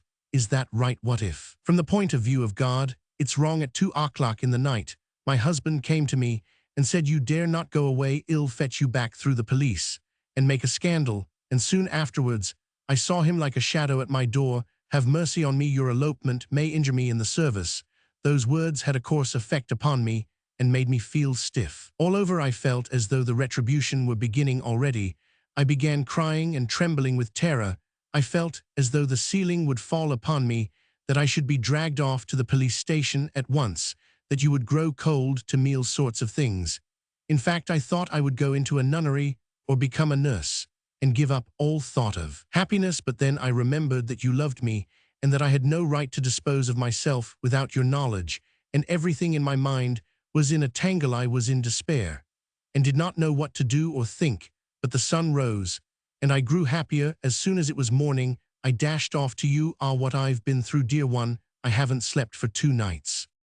She was tired out and excited. She was sleepy, and at the same time she wanted to talk endlessly, to laugh and to cry and to go to a restaurant to lunch, that she might feel her freedom. You have a cozy flat, but I am afraid it may be small for the 2 of us, she said, walking rapidly through all the rooms when they had finished breakfast. What room will you give me? I like this one, because it is next to your study. At 1 o'clock, she changed her dress in the room next to the study which from that time she called hers, and she went off with Orlov to lunch. They dined too at a restaurant, and spent the long interval between lunch and dinner in shopping till late at night. I was opening the door to messengers and errand boys from the shops. They bought, among other things, a splendid pier glass, a dressing table, a bedstead, and a gorgeous tea service, which we did not need. They bought regular collection of copper saucepans, which we set in a row on the shelf in our cold, empty kitchen. As we were unpacking the tea service, Polya's eyes gleamed, and she looked at me 2 or 3 times with hatred and fear, that I not she would be the first to steal one of these charming cups. A lady's writing table, very expensive and inconvenient, came too. It was evident that Zinaida Fyodorovna contemplated settling with us for good, and meant to make the flat her home. She came back with Orlov between 9 and 10, full of proud consciousness that she had done something bold and out of the common, passionately in love. And as she imagined, passionately loved, exhausted, looking forward to a sweet sound sleep, Zinaida Fyodorovna was reveling in her new life. She squeezed her hands together in the excess of her joy, declared that everything was delightful, and swore that she would love Orlov forever. And these vows, and the naive, almost childish confidence that she too was deeply loved, and would be loved forever, made her at least 5 years younger. She talked charming nonsense and laughed at herself. "There's no other blessing greater than freedom," she said, forcing herself to say something serious and edifying. "How absurd it is when you think of it. We attach no value to our own opinion, even when it is wise, but tremble before the opinion of all sorts of stupid people up to the last minute. I was afraid of what other people would say, but as soon as I followed my own instinct and made up my mind to go my own way, my eyes were opened. I overcame my silly fears, and now I am happy and wish everyone could be as happy." But her thoughts immediately took another turn, and she began talking of another flat, of wallpapers, horses, a trip to Switzerland, and Italy. Orlov was tired by the restaurants and the shops, and was still suffering from the same uneasiness that I had noticed in the morning. He smiled, but more from politeness than pleasure, and when she spoke of anything seriously, he agreed ironically. "Oh yes, Stepan, make haste and find us a good cook," she said to me. "There's no need to be in a hurry over the kitchen arrangements," said Orlov, looking at me coldly. "We must first move into another flat." We had never had cooking done at home, nor kept horses, because, as he said, he did not like disorder about him, and only put up with having Polya and me in his flat from necessity. The so-called domestic hearth, with its everyday joys and its petty cares, offended his taste as vulgarity. To be with child, or to have children and talk about them, was bad form like a petty bourgeois, and I began to feel very curious to see how these two creatures would get on together in one flat, domestic and home-loving, with her copper saucepans and her dreams of a good cook and horses. And he fond of saying to his friends that a decent and orderly man's flat ought, like a warship, to have nothing in its superfluous, no women, no children, no rags, no kitchen utensils. Vey. Then I will tell you what happened the following Thursday. That day Zinaida Fyodorovna dined at Content's or Donon's. Orlov returned home alone, and Zinaida Fyodorovna, as I learnt afterwards, went to the Petersburg side to spend with her old governess. The time visitors were with us, Orlov did not care to show her to his friends. I realized that at breakfast, when he began assuring her that, for the sake of her peace of mind, it was essential to give up his Thursday evenings. As usual, the visitors arrived at almost the same time. "Is your mistress at home too?" Kukushkin asked me in a whisper. "No, sir," I answered. He went in with a sly, oily look in his eyes, smiling, mysteriously rubbing his hands, which were cold from the frost. "I have the honor to congratulate you," he said to Orlov, shaking all over, with ingratiating, obsequious laughter. "May you increase and multiply like the cedars of Lebanon."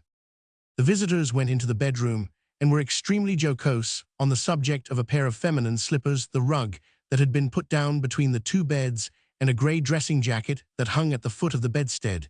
They were amused that the obstinate man, who despised all the commonplace details of love, had been caught in feminine snares in such a simple and ordinary way. "He who pointed the finger of scorn is bowing the knee in homage," Kukushkin repeated several times. He had, I may say in parenthesis, an unpleasant habit of adorning his conversation with texts in Church Slavonic SHSH. He said, as they went from the bedroom into the room next to the study, SHSH, here Gretchen is dreaming of her Faust.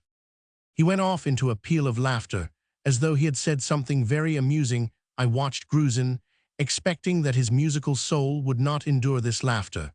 But I was mistaken. His thin, good-natured face beamed with pleasure when they sat down to play cards, he lisping and choking with laughter said that all that dear George wanted to complete his domestic felicity was a cherry-wood pipe and a guitar. Pekarsky laughed sedately, but from his serious expression, one could see that Orlov's new love affair was distasteful to him. He did not understand what had happened exactly. But how about the husband, he asked, in perplexity, after they had played 3 rubbers. I don't know, answered Orlov. Pekarsky combed his big beard with his fingers and sank into thought, and he did not speak again till supper time when they were seated at supper. He began deliberately drawling every word. Altogether, excuse my saying, so I don't understand either of you. You might love each other and break the 7th commandment to your heart's content. That I understand, yes, that's comprehensible, but why make the husband a party to your secrets? Was there any need for that? But does it make any difference? Pekarsky mused. Well, then let me tell you this, my friend, he went on, evidently thinking hard. If I ever marry again, and you take it into your head to seduce my wife, please do it, so that I don't notice it. It's much more honest to deceive a man than to break up his family life and injure his reputation. I understand you both imagine that in living together openly, you are doing something exceptionally honorable and advanced. But I can't agree with that, what shall I call it, romantic attitude. Orlov made no reply. He was out of humor and disinclined to talk. Pekarsky, still perplexed, drummed on the table with his fingers, thought a little, and said, I don't understand you. All the same, you are not a student, and she is not a dressmaker. You are both of you people with means. I should have thought you might have arranged a separate flat for her. No, I couldn't read Turgenev. Why should I read him? I have read him already.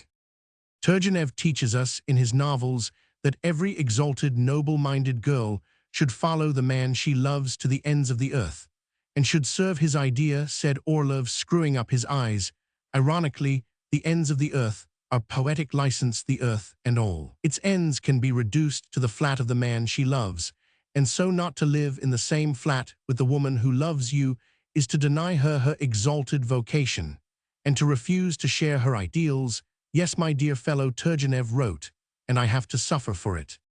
What Turgenev has got to do with it, I don't understand, said Gruzin softly, and he shrugged his shoulders. Do you remember, George, how in 3 meetings he is walking late in the evening somewhere in Italy, and suddenly hears Vini pensando a mi segretamente? Gruzin hummed. It's fine. But she hasn't come to settle with you by force, said Pekarsky. It was your own wish. What next? Far from wishing it, I never imagined that this would ever happen. When she said she was coming to live with me, I thought it was a charming joke on her part.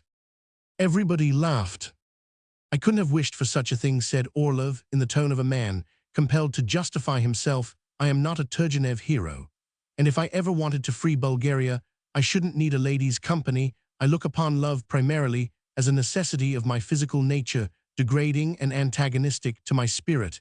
It must either be satisfied with discretion or renounced altogether, otherwise it will bring into one's life elements as unclean as itself. For it to be an enjoyment and not a torment, I will try to make it beautiful, and to surround it with a mass of illusions.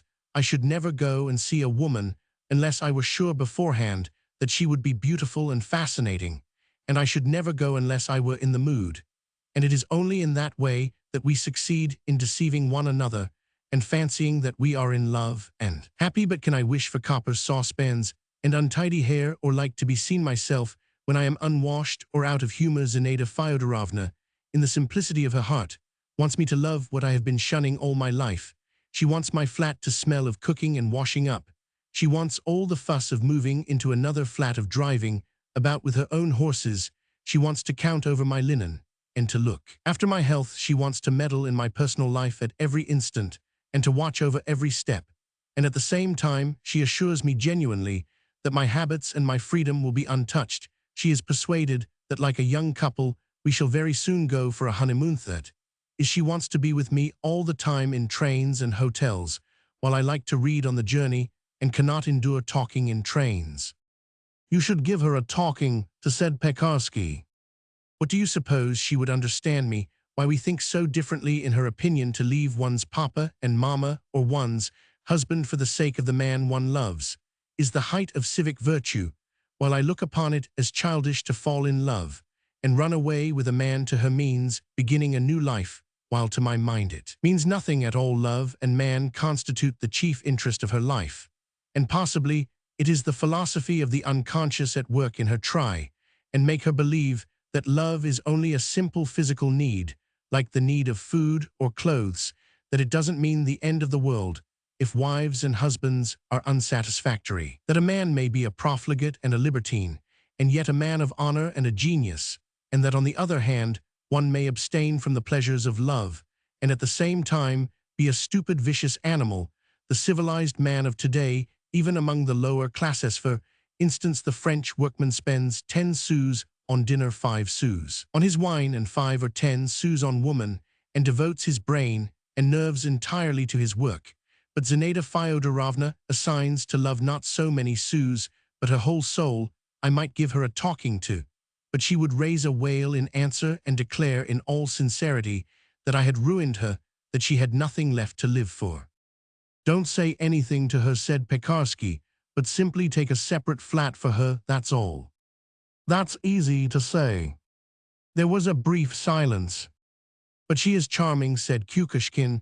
She is exquisite. Such women imagine that they will be in love forever and abandon themselves with tragic intensity. But one must keep a head on one's shoulders, said Orlov. One must be reasonable. All experience gained from everyday life and handed down in innumerable novels and plays uniformly confirms the fact that adultery and cohabitation of any sort between decent people never lasts longer than 2 or at most 3 years, however great the love may have been at the beginning that she ought to know. And so all this business of moving of saucepans, hopes of eternal love and harmony, are nothing but a desire to delude herself and me. She is charming and exquisite, who denies it, but she has turned my life upside down. What I have regarded as trivial and nonsensical till now she has forced me to raise to the level of a serious problem. I serve an idol whom I have never looked upon as God. She is charming, exquisite, but for some reason now, when I am going home, I feel uneasy, as though I expected to meet with something inconvenient at home, such as workmen pulling the stove to pieces and blocking up the place with heaps of bricks. In fact, I am no longer giving up to love a sous, but part of my peace of mind and my nerves, and that's bad. And she doesn't hear this, villain, sighed Kukushkin. My dear sir, he said theatrically, I will relieve you from the burdensome obligation to love that adorable creature. I will wrest Zinaida Fyodorovna from you. You may, said Orlov carelessly. For half a minute, Kukushkin laughed a shrill little laugh, shaking all over. Then he said, Look out, I am in earnest. Don't you play the Othello afterwards. They all began talking of Kukushkin's indefatigable energy in love affairs, how irresistible he was to women, and what a danger he was to husbands, and how the devil would roast him in the other world for his immorality in this. He screwed up his eyes and remained silent, and when the names of ladies of their acquaintance were mentioned, he held up his little finger as though to say they mustn't give away other people's secrets. Orlov suddenly looked at his watch. His friends understood and began to take their leave. I remember that Gruzin, who was a little drunk, was wearisomely long in getting off. He put on his coat, which was cut like children's coats in poor families, pulled up the collar, and began telling some long-winded story. Then, seeing he was not listened to, he flung the rug that smelt of the nursery over one shoulder, and with a guilty and imploring face, begged me to find his hat. George, my angel, he said tenderly, do, as I ask you, dear boy, come out of town with us. You can go, but I can't. I am in the position of a married man now. She is a dear, she won't be angry, my dear chief. Come along, it's glorious, whether there's snow and frost, upon my word. You want shaking up a bit, you are out of humor. I don't know what the devil is the matter with you. Orlov stretched, yawned, and looked at Pekarsky. Are you going? He said, hesitating. I don't know, perhaps. Shall I get drunk? All right, ill, come, said Orlov. After some hesitation, wait a minute, I'll get some money. He went into the study, and Gruzin slouched in too, dragging his rug after him. A minute later, both came back into the hall. Gruzin, a little drunk, and very pleased, was crumpling a 10-ruble note in his hands. Well, settle up tomorrow, he said. And she is kind, she won't be cross. She is my Lisachka's godmother. I am fond of her, poor thing. Ah, my dear fellow, he laughed joyfully, and pressing his forehead on Pekarsky's back. Ah, Pekarsky, my dear soul, advocatissimuses, dry as a biscuit, but you bet he is fond of women. Fat ones, said Orlov, putting on his fur coat, but let us get off, or we shall be meeting her on the doorstep. Vini pensando, a mi segretamente, hummed Gruzin. At last they drove off. Orlov did not sleep at home, and returned next day at dinner time. Roman 6. Zinaida Fyodorovna had lost her gold watch, a present from her father. This loss surprised and alarmed her. She spent half a day going through the rooms, looking helplessly on all the tables and on all the windows, but the watch had disappeared completely. Only 3 days afterwards, Zinaida Fyodorovna, on coming in, left her purse in the hall. Luckily for me, on that occasion, it was not I, but Polya who helped her off with her coat. When the purse was missed, it could not be found in the hall. Strange, said Zinaida Fyodorovna, in bewilderment. I distinctly remember taking it out of my pocket to pay the cabman, and then I put it here near the looking-glass. It's very odd. I had not stolen it, but I felt as though I had stolen it, and had been caught in the theft. Tears actually came into my eyes when they were seated at dinner. Zinaida Fyodorovna said to Orlov in French, there seemed to be spirits in the flat. I lost my purse in the hall today, and now lo and behold it is on my table. But it's not quite a disinterested trick of the spirits. They took out a gold coin and 20 rubles in notes. You are always losing something. First it's your watch, and then it's your money, said Orlov. Why is it nothing of the sort ever happens to me? A minute later, Zinaida Fyodorovna had forgotten the trick played by the spirits, and was telling with a laugh how the week before she had ordered some notepaper and had forgotten to give her new address, and the shop had sent the paper to her old home at her husband's, who had to pay 12 rubles for it. And suddenly she turned her eyes on Polya and looked at her intently. She blushed as she did so, and was so confused that she began talking of something else. When I took in the coffee to the study, Orlov was standing with his back to the fire, and she was sitting in an armchair facing him.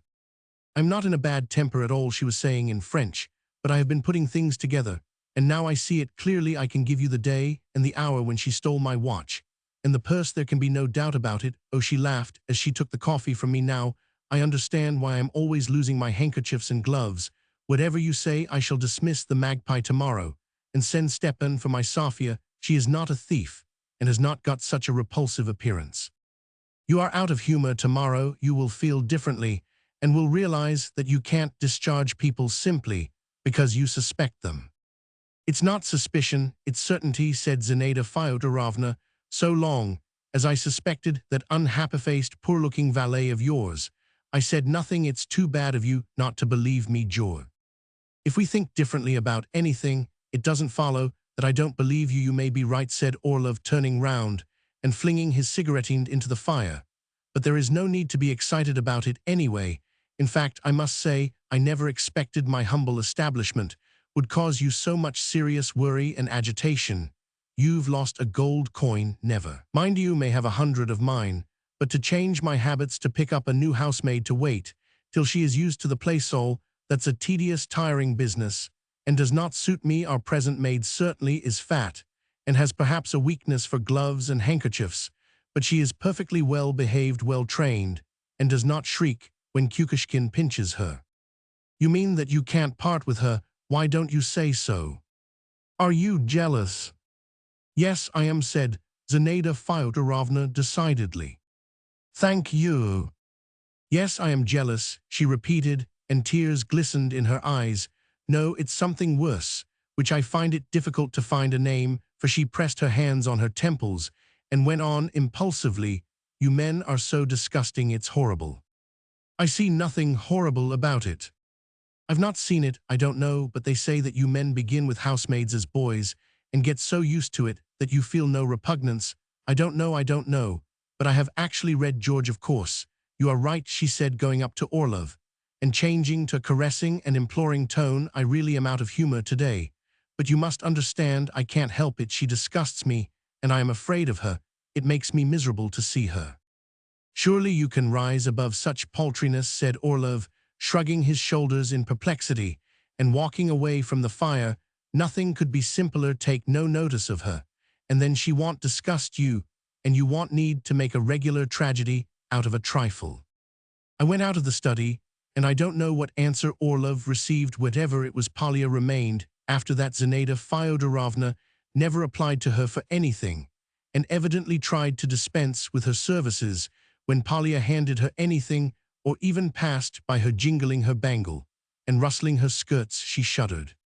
I believe that if Gruzin or Pekarsky had asked Orlov to dismiss Polya, he would have done so without the slightest hesitation, without troubling about any explanations. He was easily persuaded, like all indifferent people. But in his relations with Zinaida Fyodorovna, he displayed for some reason, even in trifles, an obstinacy which sometimes was almost irrational. I knew beforehand that if Zinaida Fyodorovna liked anything, it would be certain not to please Orlov. When on coming in from shopping, she made haste to show him with pride some new purchase, he would glance at it and say coldly that the more unnecessary objects they had in the flat, the less airy it would be. It sometimes happened that after putting on his dress clothes to go out somewhere, and after saying goodbye to Zinaida Fyodorovna, he would suddenly change his mind and remain at home from sheer perversity. I used to think that he remained at home then simply in order to feel injured. Why are you staying? Said Zinaida Fyodorovna with a show of vexation, though at the same time she was radiant with delight. Why do you are not accustomed to spending your evenings at home, and I don't want you to alter your habits on my account. Do go out as usual if you don't want me to feel guilty. No one is blaming you, said Orlov. With the air of a victim, he stretched himself in his easy-chair in the study and, shading his eyes with his hand, took up a book. But soon the book dropped from his hand. He turned heavily in his chair and again screened his eyes as though from the sun. Now he felt annoyed that he had not gone out. May I come in? Zinaida Fyodorovna would say, coming irresolutely into the study. Are you reading? I felt dull by myself, and have come just for a minute to have a peep at you. I remember one evening she went in like that, irresolutely and inappropriately, and sank on the rug at Orlov's feet, and from her soft, timid movements, one could see that she did not understand his mood and was afraid. You are always reading, she said cajolingly, evidently wishing to flatter him. Do you know, George, what is one of the secrets of your success? You are very clever and well-read. What book have you there? Orlov answered. A silence followed for some minutes, which seemed to me very long. I was standing in the drawing-room from which I could watch them, and was afraid of coughing. There is something I wanted to tell you, said Zinaida Fyodorovna, and she laughed. Shall I? Very likely you'll laugh and say that I flatter myself. You know, I want horribly to believe that you are staying at home tonight for my sake, that we might spend the evening together. Yes, may I think so? Do, he said, screening his eyes. The really happy man is he who thinks not only of what is, but of what is not. That was a long sentence, which I did not quite understand. You mean happy people live in their imagination? Yes, that's true. I love to sit in your study in the evening and let my thoughts carry me far, far away. It's pleasant sometimes to dream. Let us dream aloud, George. I've never been at a girls' boarding school. I never learnt the art. You are out of humor, said Zinaida Fyodorovna, taking Orlov's hand. Tell me why, when you are like that, I'm afraid. I don't know whether your head aches or whether you are angry with me. Again there was a silence, lasting several long minutes. Why have you changed? She said softly. Why are you never so tender or so gay as you used to be at Znamensky Street? I've been with you almost a month, but it seems to me as though we had not yet begun to live, and have not yet talked of anything as we ought to. You always answer me with jokes, or else with a long, cold lecture like a teacher, and there is something cold in your jokes. Why have you given up talking to me seriously? I always talk seriously. Well then, let us talk, for God's sake, George, shall we? Certainly, but about what? Let us talk of our life, of our future, said Zinaida Fyodorovna dreamily. I keep making plans for our life, plans, and I enjoy doing it. So George, I'll begin with the question, when are you going to give up your post? What for? Asked Orlov, taking his hand from his forehead. With your views, you cannot remain in the service. You are out of place there. My views, Orlov repeated, my views in conviction and temperament. I am an ordinary official, one of Sht Chedrin's heroes. You take me for something different, I venture to assure you. Joking again, George? Not in the least. The service does not satisfy me, perhaps, but anyway it is better for me than anything else. I am used to it, and in it I meet men of my own sort. I am in my place there, and find it tolerable. You hate the service, and it revolts you. Indeed, if I resign my post, take to dreaming aloud, and letting myself be carried away into another world, do you suppose that that world would be less hateful to me than the service? You are ready to libel yourself in order to contradict me. Zinaida Fyodorovna was offended, and got up. I am sorry I began this talk. Why are you angry? I am not angry with you for not being an official. Everyone lives as he likes best. Why do you live as you like best? Are you free to spend your life writing documents that are opposed to your own ideas? Zinaida Fyodorovna went on, clasping her hands in despair. To submit to authority, congratulate your superiors at the new year, and then cards and nothing but cards. Worst of all, to be working for a system which must be distasteful to you. No, George, no, you should not make such horrid jokes. It's dreadful. You are a man of ideas, and you ought to be working for your ideas and nothing else. You really take me for quite a different person from what I am, sighed Orlov. Say simply that you don't want to talk to me, you dislike me, that's all, said Zinaida Fyodorovna through her tears. Look here, my dear, said Orlov admonishingly, sitting up in his chair, you are pleased to observe yourself that I am a clever, well-read man, and to teach one who knows does nothing but harm. I know very well all the ideas, great and small, which you mean when you call me a man of ideas. So if I prefer the service and cards to those ideas, you may be sure I have good grounds for it. That's one thing. Secondly, you have, so far as I know, never been in the service, and can only have drawn your ideas of government service from anecdotes and indifferent novels. So it would not be amiss for us to make a compact once for all not to talk of things we know already, or of things about which we are not competent to speak. Why do you speak to me like that? Said Zinaida Fyodorovna, stepping back as though in horror. What for, George? For God's sake, think what you are saying. Her voice quivered and broke. She was evidently trying to restrain her tears, but she suddenly broke into sobs. George, my darling, I am perishing, she said in French, dropping down before Orlov and laying her head on his knees. I am miserable. I am exhausted. I can't bear it. I can't bear it. In my childhood, my hateful, depraved stepmother. Then my husband. Now you meet my mad love with coldness and irony. And that horrible, insolent servant, she went on sobbing. Yes, yes, I see I am not your wife nor your friend, but a woman you don't respect, because she has become your mistress. I shall kill myself. I had not expected that her words and her tears would make such an impression on Orlov. He flushed, moved uneasily in his chair, and instead of irony, his face wore a look of stupid, schoolboyish dismay. My darling, you misunderstood me, he muttered helplessly, touching her hair and her shoulders. Forgive me, I entreat you. I was unjust, and I hate myself. I insult you with my whining and complaints. You are a true, generous, rare man. I am conscious of it every minute, but I've been horribly depressed for the last few days. Zinaida Fyodorovna impulsively embraced Orlov and kissed him on the cheek. Only please, don't cry, he said. No, no, I've had my cry, and now I am better. As for the servant, she shall be gone tomorrow, he said, still moving uneasily in his chair. No, she must stay, George, do you hear? I am not afraid of her now. One must rise above trifles, and not imagine silly things. You are right, you are a wonderful, rare person. She soon left off crying, with tears glistening on her eyelashes. Sitting on Orlov's knee, she told him in a low voice something touching, something like a reminiscence of childhood and youth. She stroked his face, kissed him, and carefully examined his hands with the rings on them and the charms on his watch chain. She was carried away by what she was saying and by being near the man she loved, and probably, because her tears had cleared and refreshed her soul, there was a note of wonderful candor and sincerity in her voice, and Orlov played with her chestnut hair and kissed her hands, noiselessly pressing them to his lips. Then they had tea in the study, and Zinaida Fyodorovna read aloud some letters soon after midnight. They went to bed. I had a fearful pain in my side that night, and I could not get warm or go to sleep.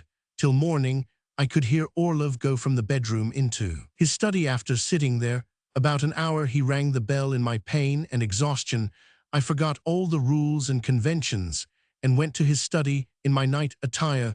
Barefooted Orlov, in his dressing gown and cap, was standing in the doorway waiting for me. "When you are sent for, you should come dressed," he said sternly. "Bring some fresh candles." I was about to apologize, but suddenly broke into a violent cough and clutched at the side of the door to save myself from falling. "Are you ill?" said Orlov. I believe it was the first time of our acquaintance that he addressed me not in the singular. Goodness knows why, most likely in my night clothes, and with my face distorted by coughing. I played my part poorly and was very little like a flunky. "If you are ill, why do you take a place?" he said. "That I may not die of starvation," I answered. "How disgusting it all is, really," he said, softly, going up to his table.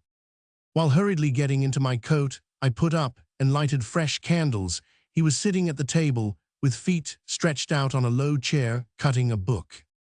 I left him deeply engrossed, and the book 999 not drop out of his hands as it had done in the evening. Romans 7. Now that I am writing these lines, I am restrained by that dread of appearing sentimental and ridiculous, in which I have been trained from childhood. When I want to be affectionate or to say anything tender, I don't know how to be natural, and it is that dread, together with lack of practice, that prevents me from being able to express with perfect clearness what was passing in my soul at that time. I was not in love with Zinaida Fyodorovna, but in the ordinary human feeling I had for her there was far more youth, freshness, and joyousness than in Orlov's love.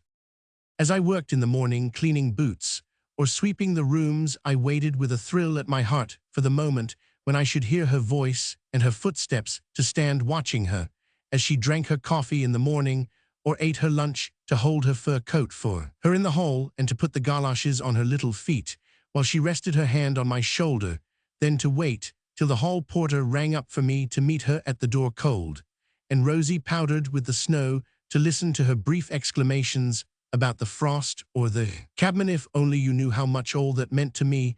I longed to be in love, to have a wife and child of my own.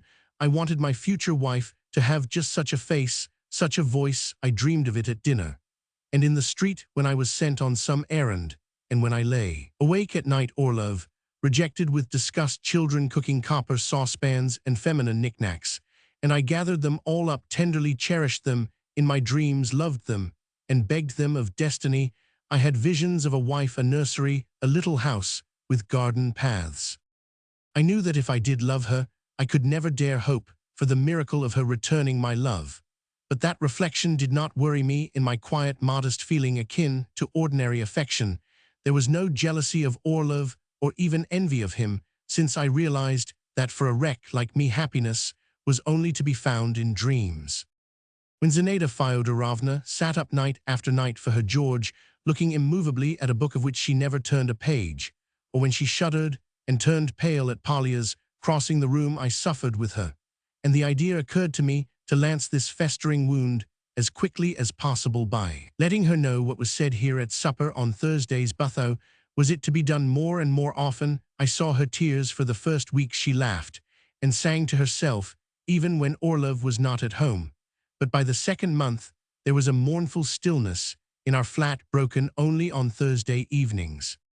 She flattered Orlov, and to wring from him a counterfeit smile or kiss, was ready to go on her knees to him, to fawn on him like a dog. Even when her heart was heaviest, she could not resist glancing into a looking-glass if she passed one, and straightening her hair. It seemed strange to me that she could still take an interest in clothes and go into ecstasies over her purchases, It did not seem in keeping with her genuine grief.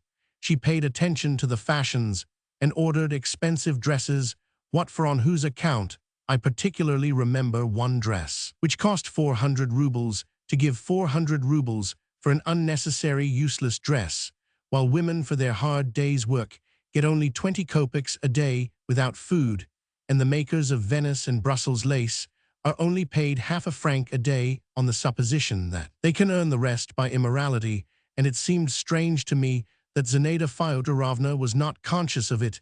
It vexed me, but she had only to go out of the house for me to find excuses and explanations for everything, and to be waiting eagerly for the hall porter to ring for me.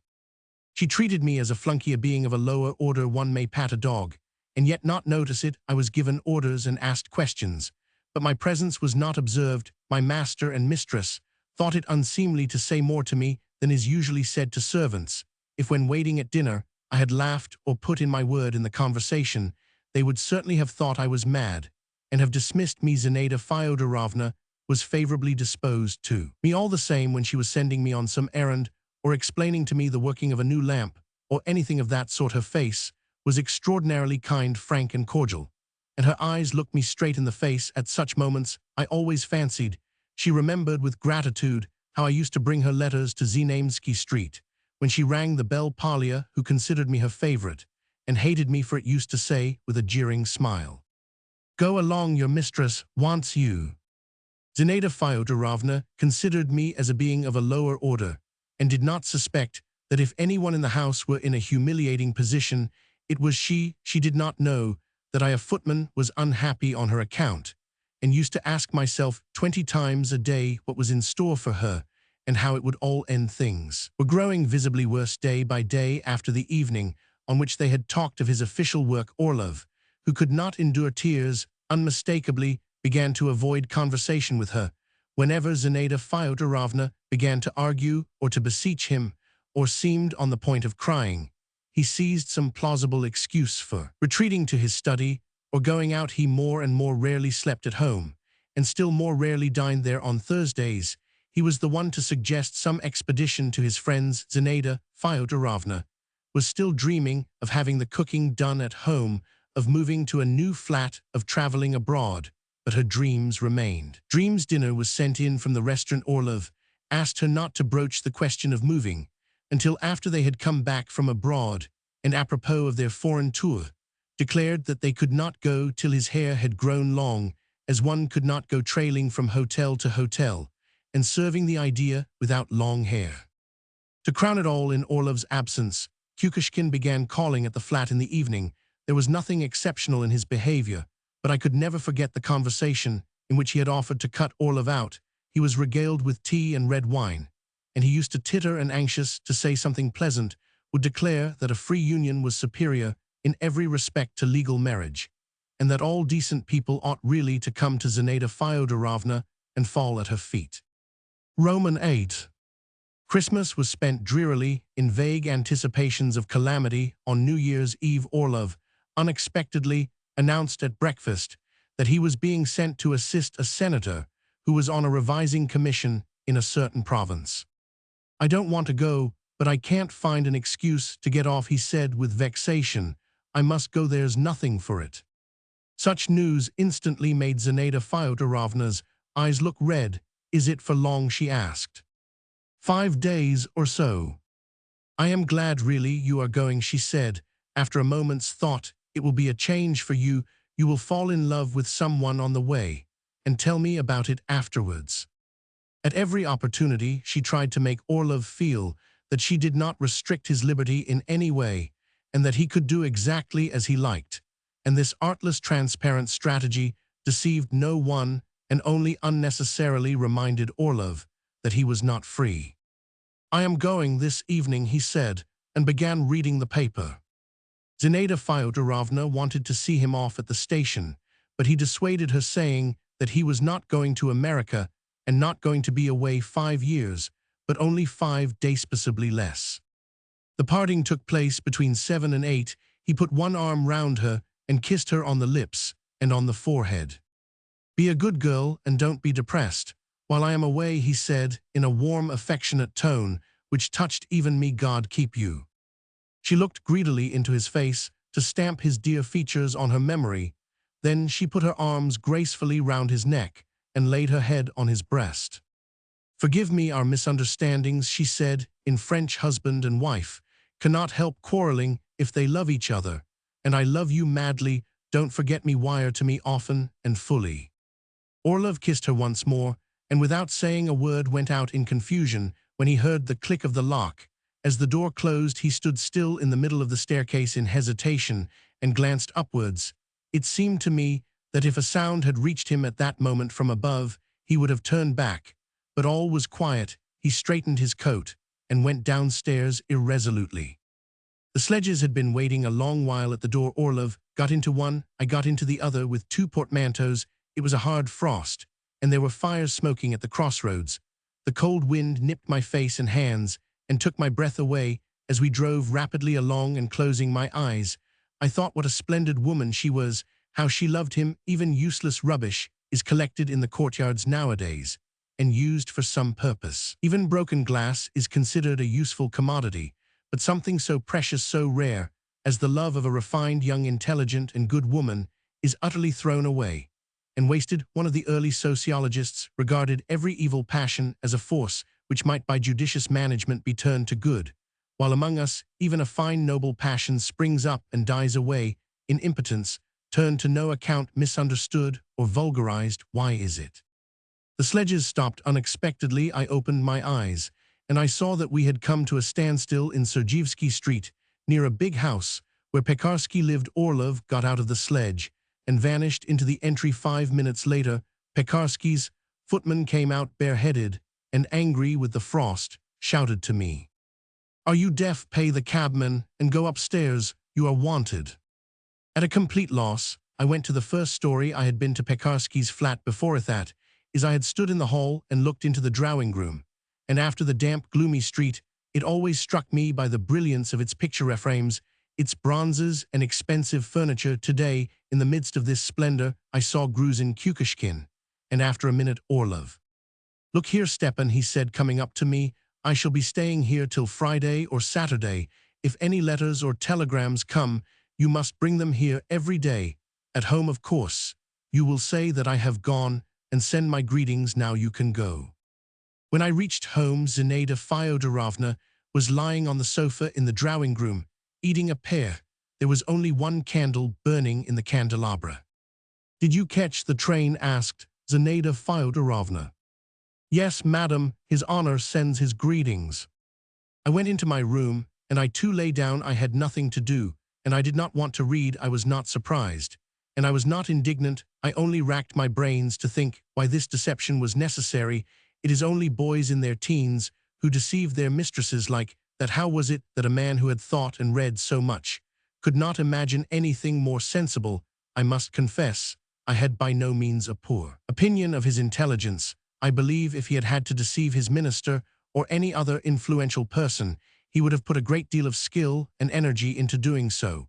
But to deceive a woman, the first idea that occurred to him was evidently good enough. If it succeeded, well and good. If it did not, there would be no harm done. Could tell some other lie just as quickly and simply, with no mental effort. At midnight, when the people on the floor overhead were moving their chairs and shouting hurrah to welcome the new year, Zinaida Fyodorovna rang for me from the room next to the study, languid from lying down so long.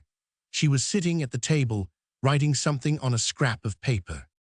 "I must send a telegram," she said, with a smile. "Go to the station as quick as you can, and ask them to send it after him." Going out into the street, I read on the scrap of paper, "May the new year bring new happiness. Make haste and telegraph. I miss you dreadfully. It seems an eternity. I am only sorry I can't send 1,000 kisses, and my very heart by telegraph. Enjoy yourself, my darling Zina." I sent the telegram, and next morning I gave her the receipt. Roman 9.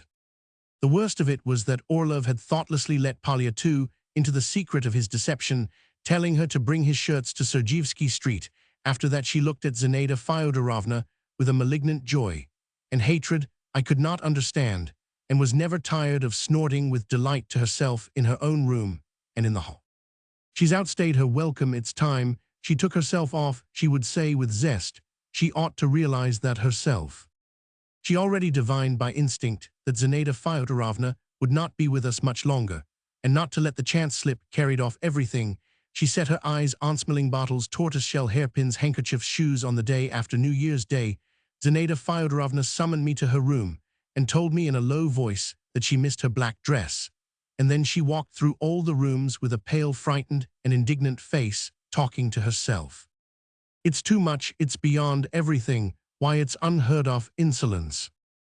At dinner she tried to help herself to soup, but could not. Her hands were trembling, her lips were trembling too. She looked helplessly at the soup, and at the little pies, waiting for the trembling to pass off, and suddenly she could not resist looking at Polya.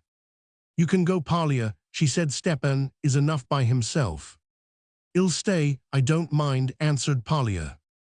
"There's no need for you to stay, you go away altogether," Zinaida Fyodorovna went on, getting up in great agitation. "You may look out for another place, you can go at once." "I can't go away without the master's orders, he engaged me, it must be as he orders." "You can take orders from me too, I am mistress here," said Zinaida Fyodorovna, and she flushed crimson.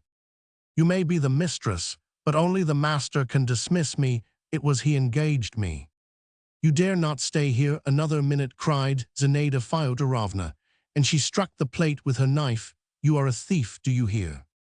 Zinaida Fyodorovna flung her dinner napkin on the table, and with a pitiful, suffering face, went quickly out of the room, loudly sobbing and wailing something indistinct. Polya too went away. The soup and the grouse got cold, and for some reason all the restaurant dainties on the table struck me as poor, thievish. Like Polya, 2 pies on a plate had a particularly miserable and guilty air. "We shall be taken back to the restaurant today," they seemed to be saying, "and tomorrow we shall be put on the table again for some official or celebrated singer."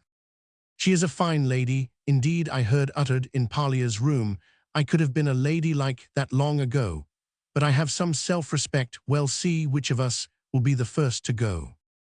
Zinaida Fyodorovna rang the bell. She was sitting in her room in the corner, looking as though she had been put in the corner as a punishment. "No telegram has come?" she asked. "No, madam." "Ask the porter, perhaps there is a telegram, and don't leave the house," she called after me. "I am afraid to be left alone."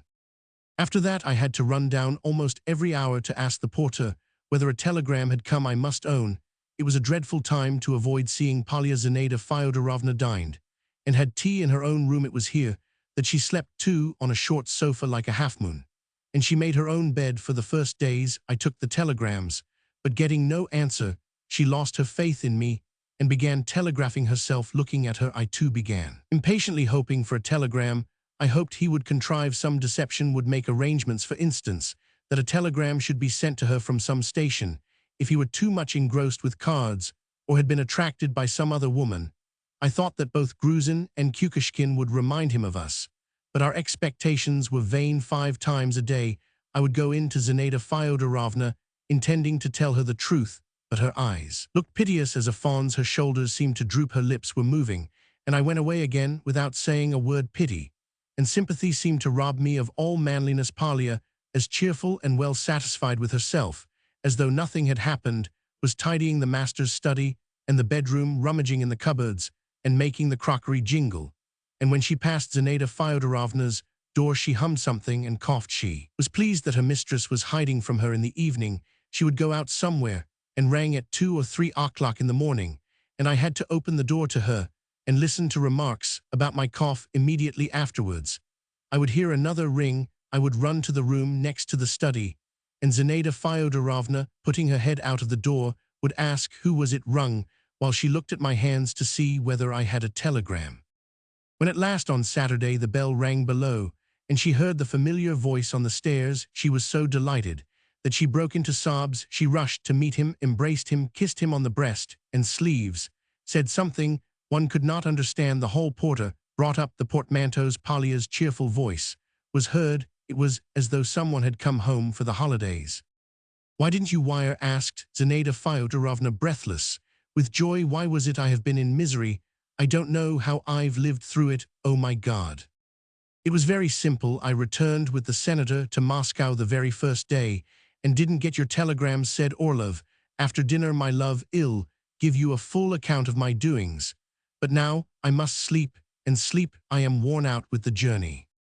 It was evident that he had not slept all night. He had probably been playing cards and drinking freely. Zinaida Fyodorovna put him to bed, and we all walked about on tiptoe all that day. The dinner went off quite satisfactorily, but when they went into the study and had coffee, the explanation began. Zinaida Fyodorovna began talking of something rapidly in a low voice. She spoke in French, and her words flowed like a stream. Then I heard a loud sigh from Orlov, and his voice. "My God," he said in French, "have you really nothing fresher to tell me than this everlasting tale of your servant's misdeeds? But my dear, she robbed me and said insulting things to me." "But why is it she doesn't rob me or say insulting things to me? Why is it I never notice the maids, nor the porters, nor the footmen? My dear, you are simply capricious and refuse to know your own mind. I really begin to suspect that you must be in a certain condition. When I offered to let her go, you insisted on her remaining.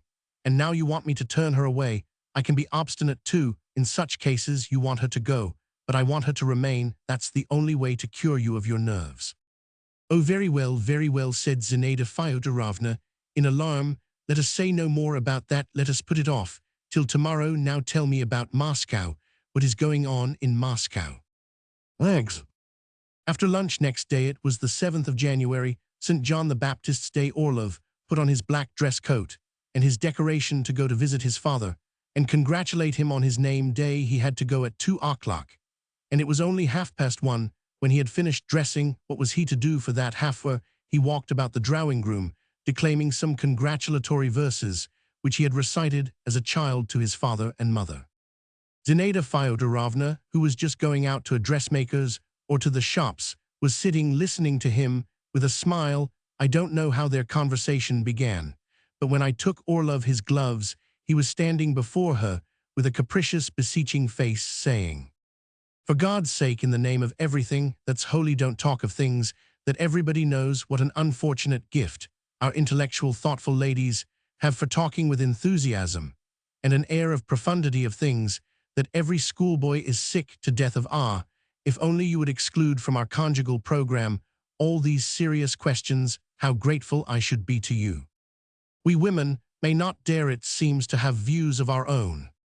I give you full liberty to be as liberal as you like and quote from any authors you choose, but make me one concession: don't hold forth in my presence on either of two subjects, the corruption of the upper classes and the evils of the marriage system. Do understand me at last.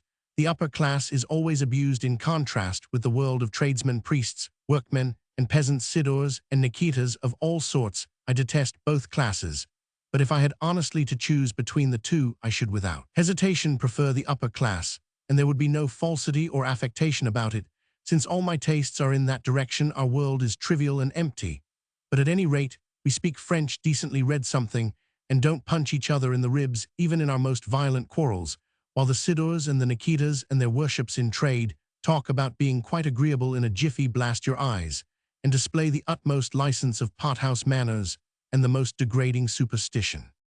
The peasant and the tradesman feed you.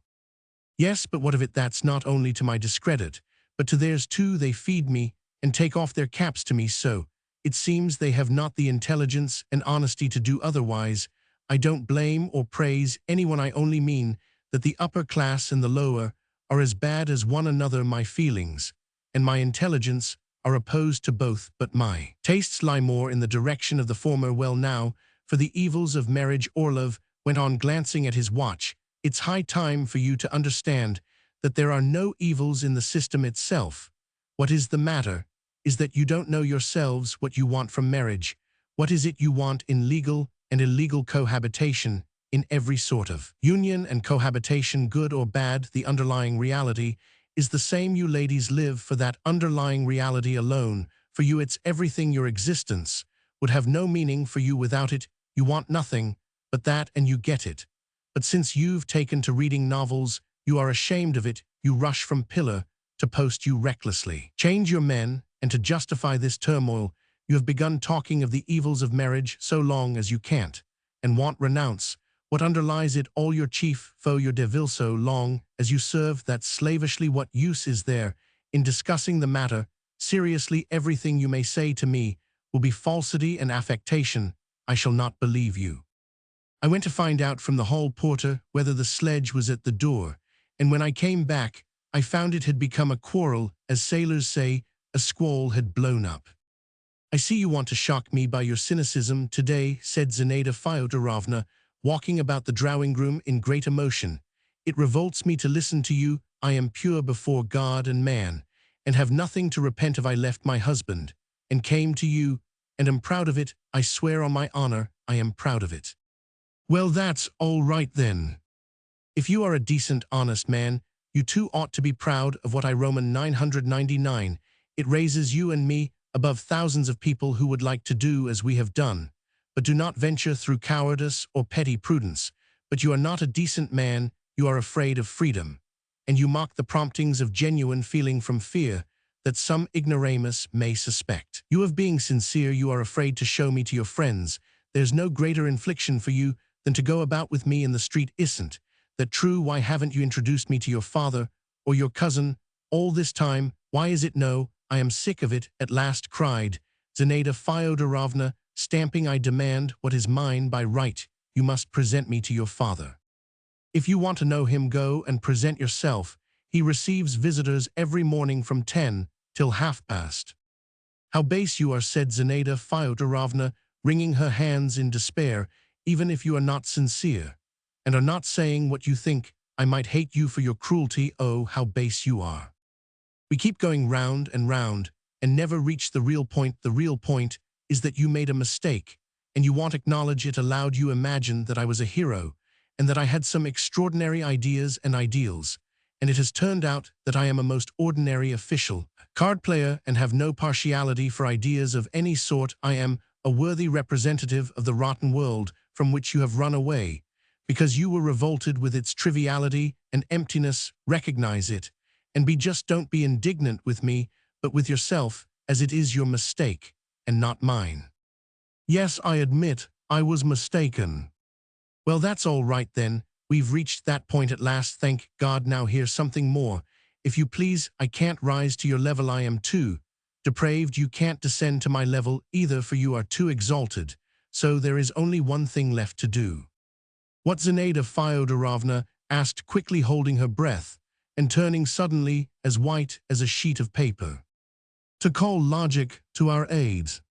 Georgie, why are you torturing me? Zinaida Fyodorovna said suddenly in Russian, in a breaking voice. What is it for? Think of my misery. Orlov, afraid of tears, went quickly into his study, and I don't know whether it was that he wished to cause her extra pain, or whether he remembered it was usually done in such cases, locked the door after him. She cried out and ran after him with a rustle of her skirt. What does this mean? She cried, knocking at his door. What does this mean? She repeated in a shrill voice, breaking with indignation. Ah, so this is what you do then? Let me tell you, I hate you. I despise you. Everything is over between us now. I heard hysterical weeping mingled with laughter. Something small in the drawing-room fell off the table and was broken. Orlov went out into the hall by another door, and looking round him nervously, he hurriedly put on his greatcoat and went out.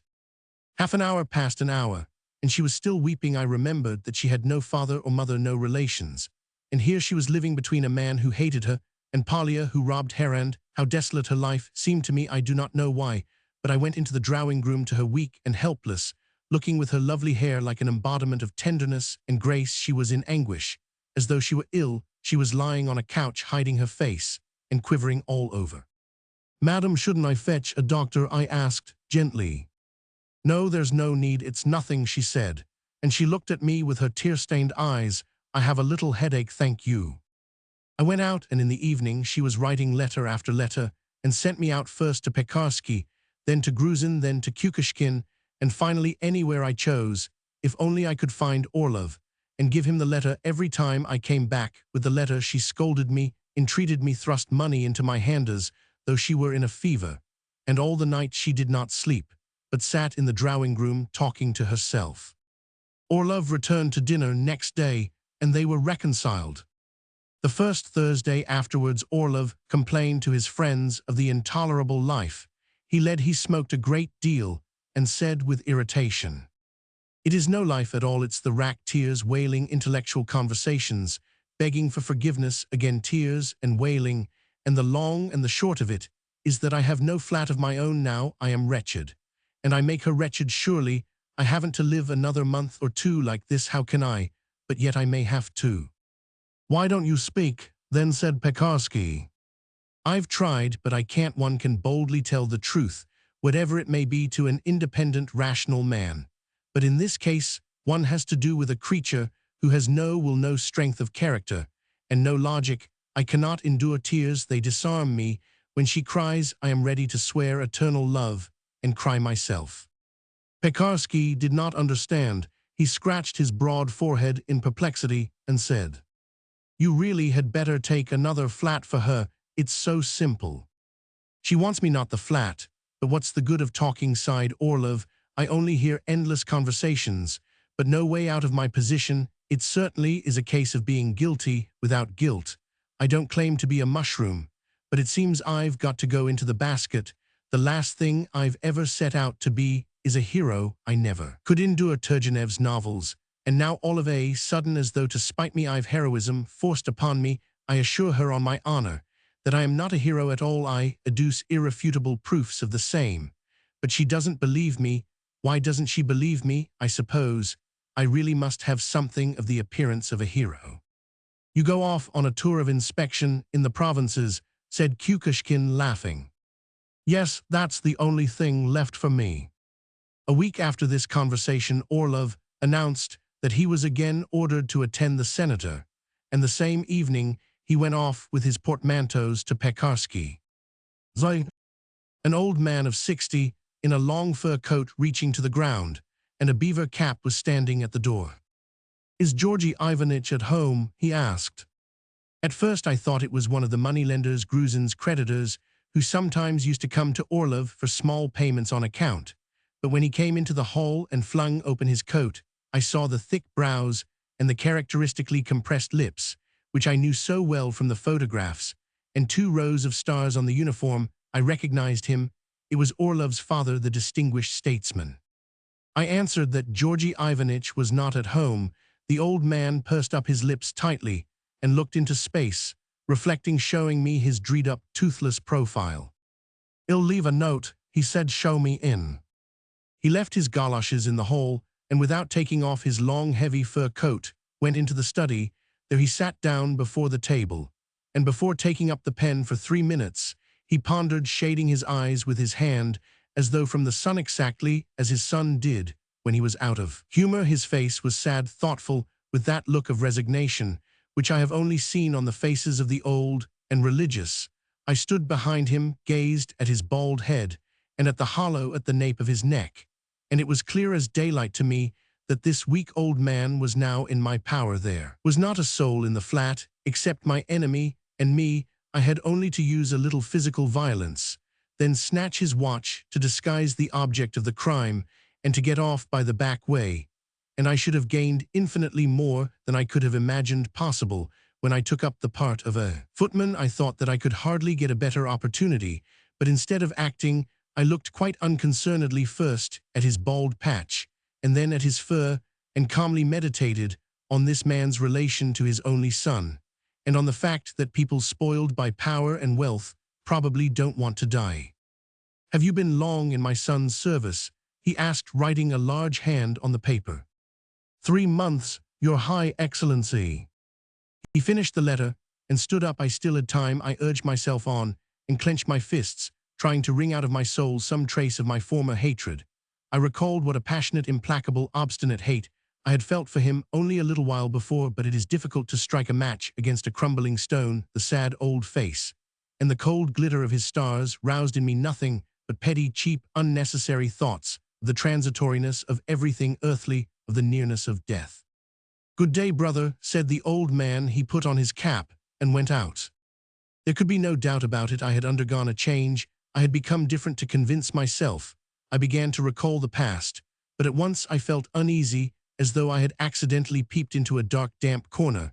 I remembered my comrades and friends, and my first thought was how I should blush in confusion if ever I met any of them. What was I now? What had I to think of? And to do? Where was I to go? What was I living for? I could make nothing of it. I only knew one thing, that I must make haste to pack my things and be off before the old man's visit. My position as a flunky had a meaning now. It was absurd. Tears dropped into my open portmanteau. I felt insufferably sad, but how I longed to live. I was ready to embrace and include in my short life every possibility. Open to man, I wanted to speak, to read, and to hammer in some big factory, and to stand on watch, and to plow. I yearned for the Nevsky Prospect, for the sea and the fields, for every place to which my imagination traveled. When Zinaida Fyodorovna came in, I rushed to open the door for her, and with peculiar tenderness took off her fur coat the last time. We had two other visitors that day besides the old man. In the evening, when it was quite dark, Gruzin came to fetch some papers for Orlov. He opened the table drawer, took the necessary papers, and rolling them up told me to put them in the hall beside his cap, while he went in to see Zinaida Fyodorovna. She was lying on the sofa in the drawing-room with her arms behind her head. 5 or 6 days had already passed since Orlov went on his tour of inspection, and no one knew when he would be back. But this time she did not send telegrams, and did not expect them. She did not seem to notice the presence of Polya, who was still living with us. So be it then, was what I read on her passionless and very pale face. Like Orlov, she wanted to be unhappy out of obstinacy, to spite herself and everything in the world. She lay for days together on the sofa, desiring and expecting nothing but evil for herself. Probably she was picturing to herself Orlov's return and the inevitable quarrels with him, then his growing indifference to her, his infidelities, then how they would separate, and perhaps these agonizing thoughts gave her satisfaction. But what would she have said if she found out the actual truth? "I love you, godmother," said Gruzin, greeting her and kissing her hand. "You are so kind and so dear. George has gone away." He lied. He has gone away, the rascal. He sat down with a sigh and tenderly stroked her hand. "Let me spend an hour with you, my dear," he said. "I don't want to go home, and it's too early to go to the Bershovs. The Bershovs are keeping their Katya's birthday today. She is a nice child." I brought him a glass of tea and a decanter of brandy. He slowly, and with obvious reluctance, drank the tea, and returning the glass to me, asked timidly, "Can you give me something to eat, my friend?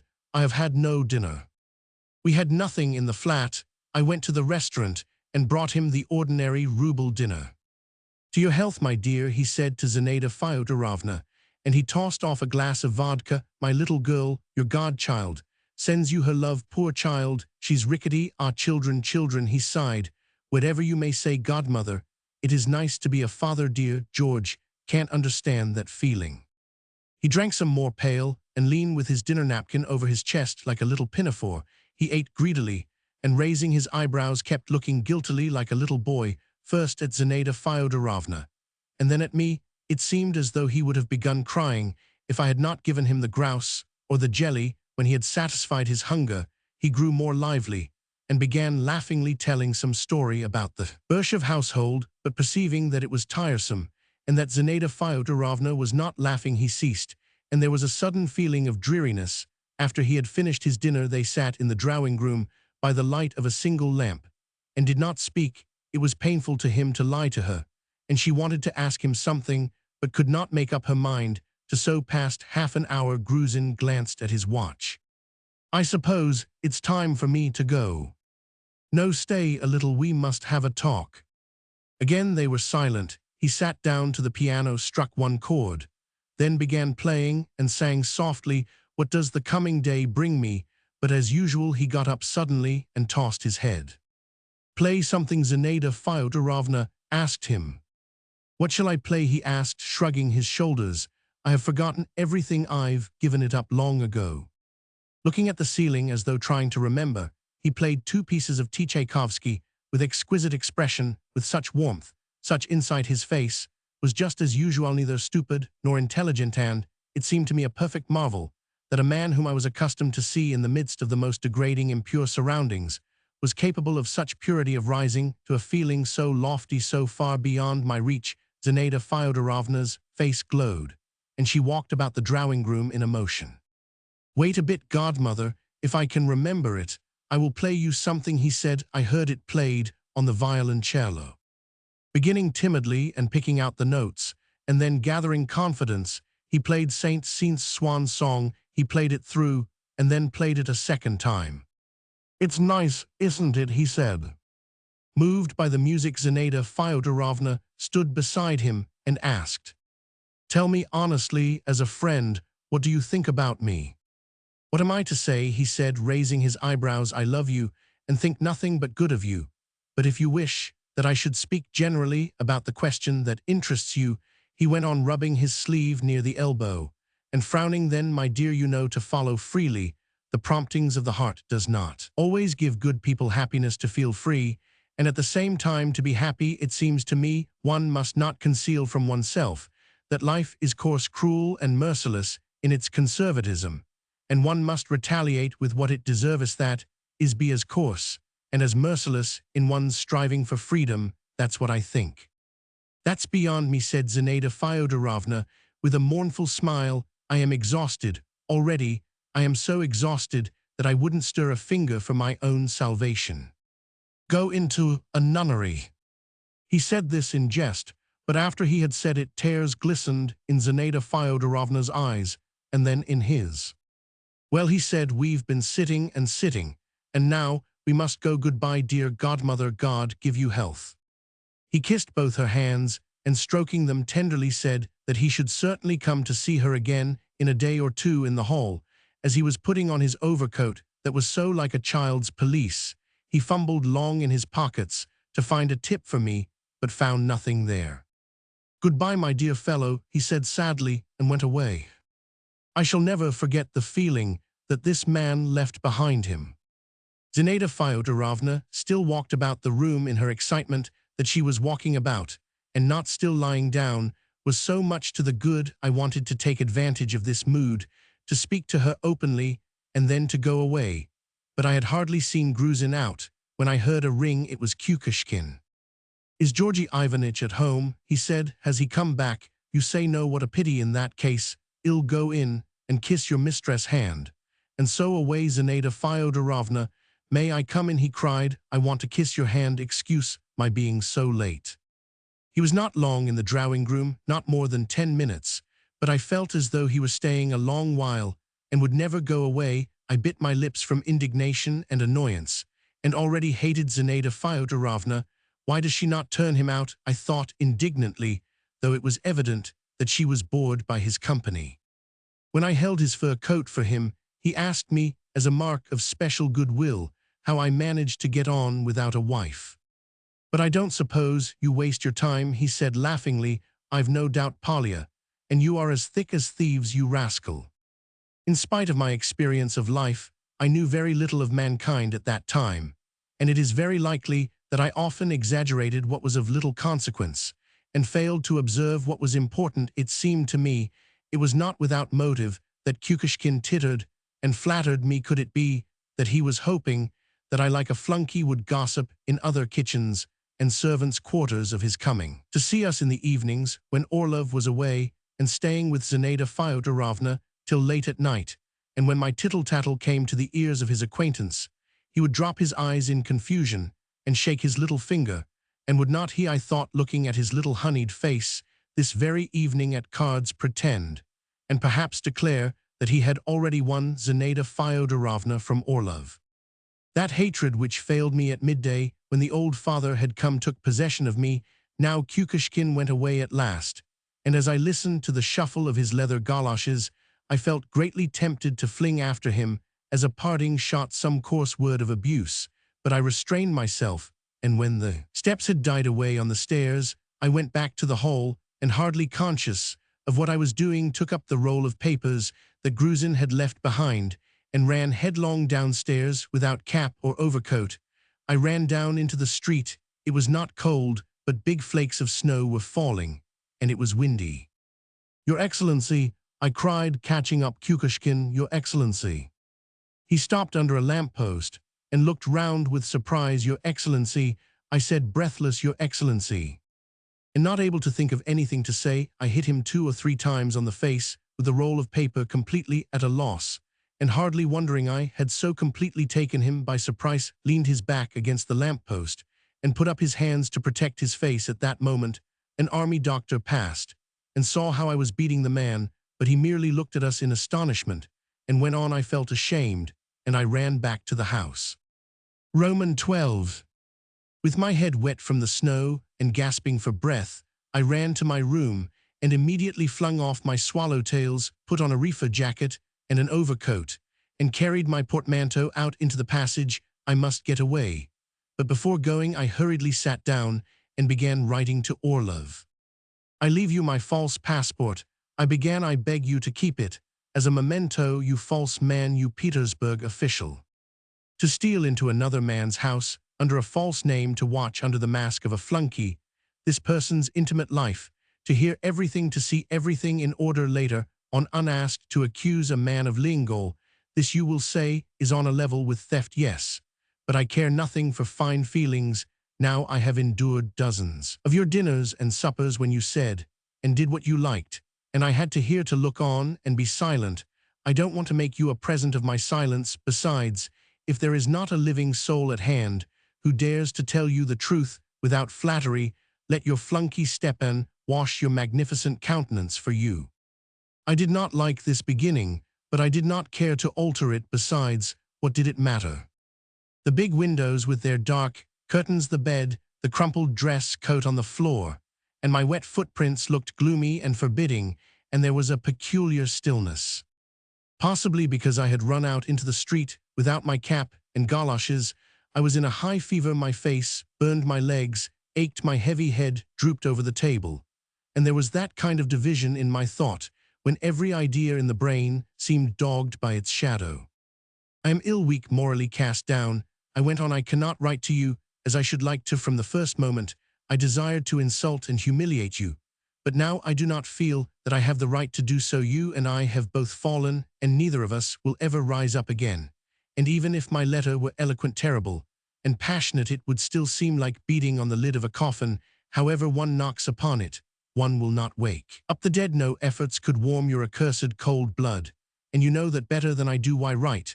But my mind and heart are burning, and I go on writing. For some reason I am moved, as though this letter still might save you and me. I am so feverish that my thoughts are disconnected, and my pen scratches the paper without meaning, but the question I want to put to you stands before me as clear as though in letters of flame.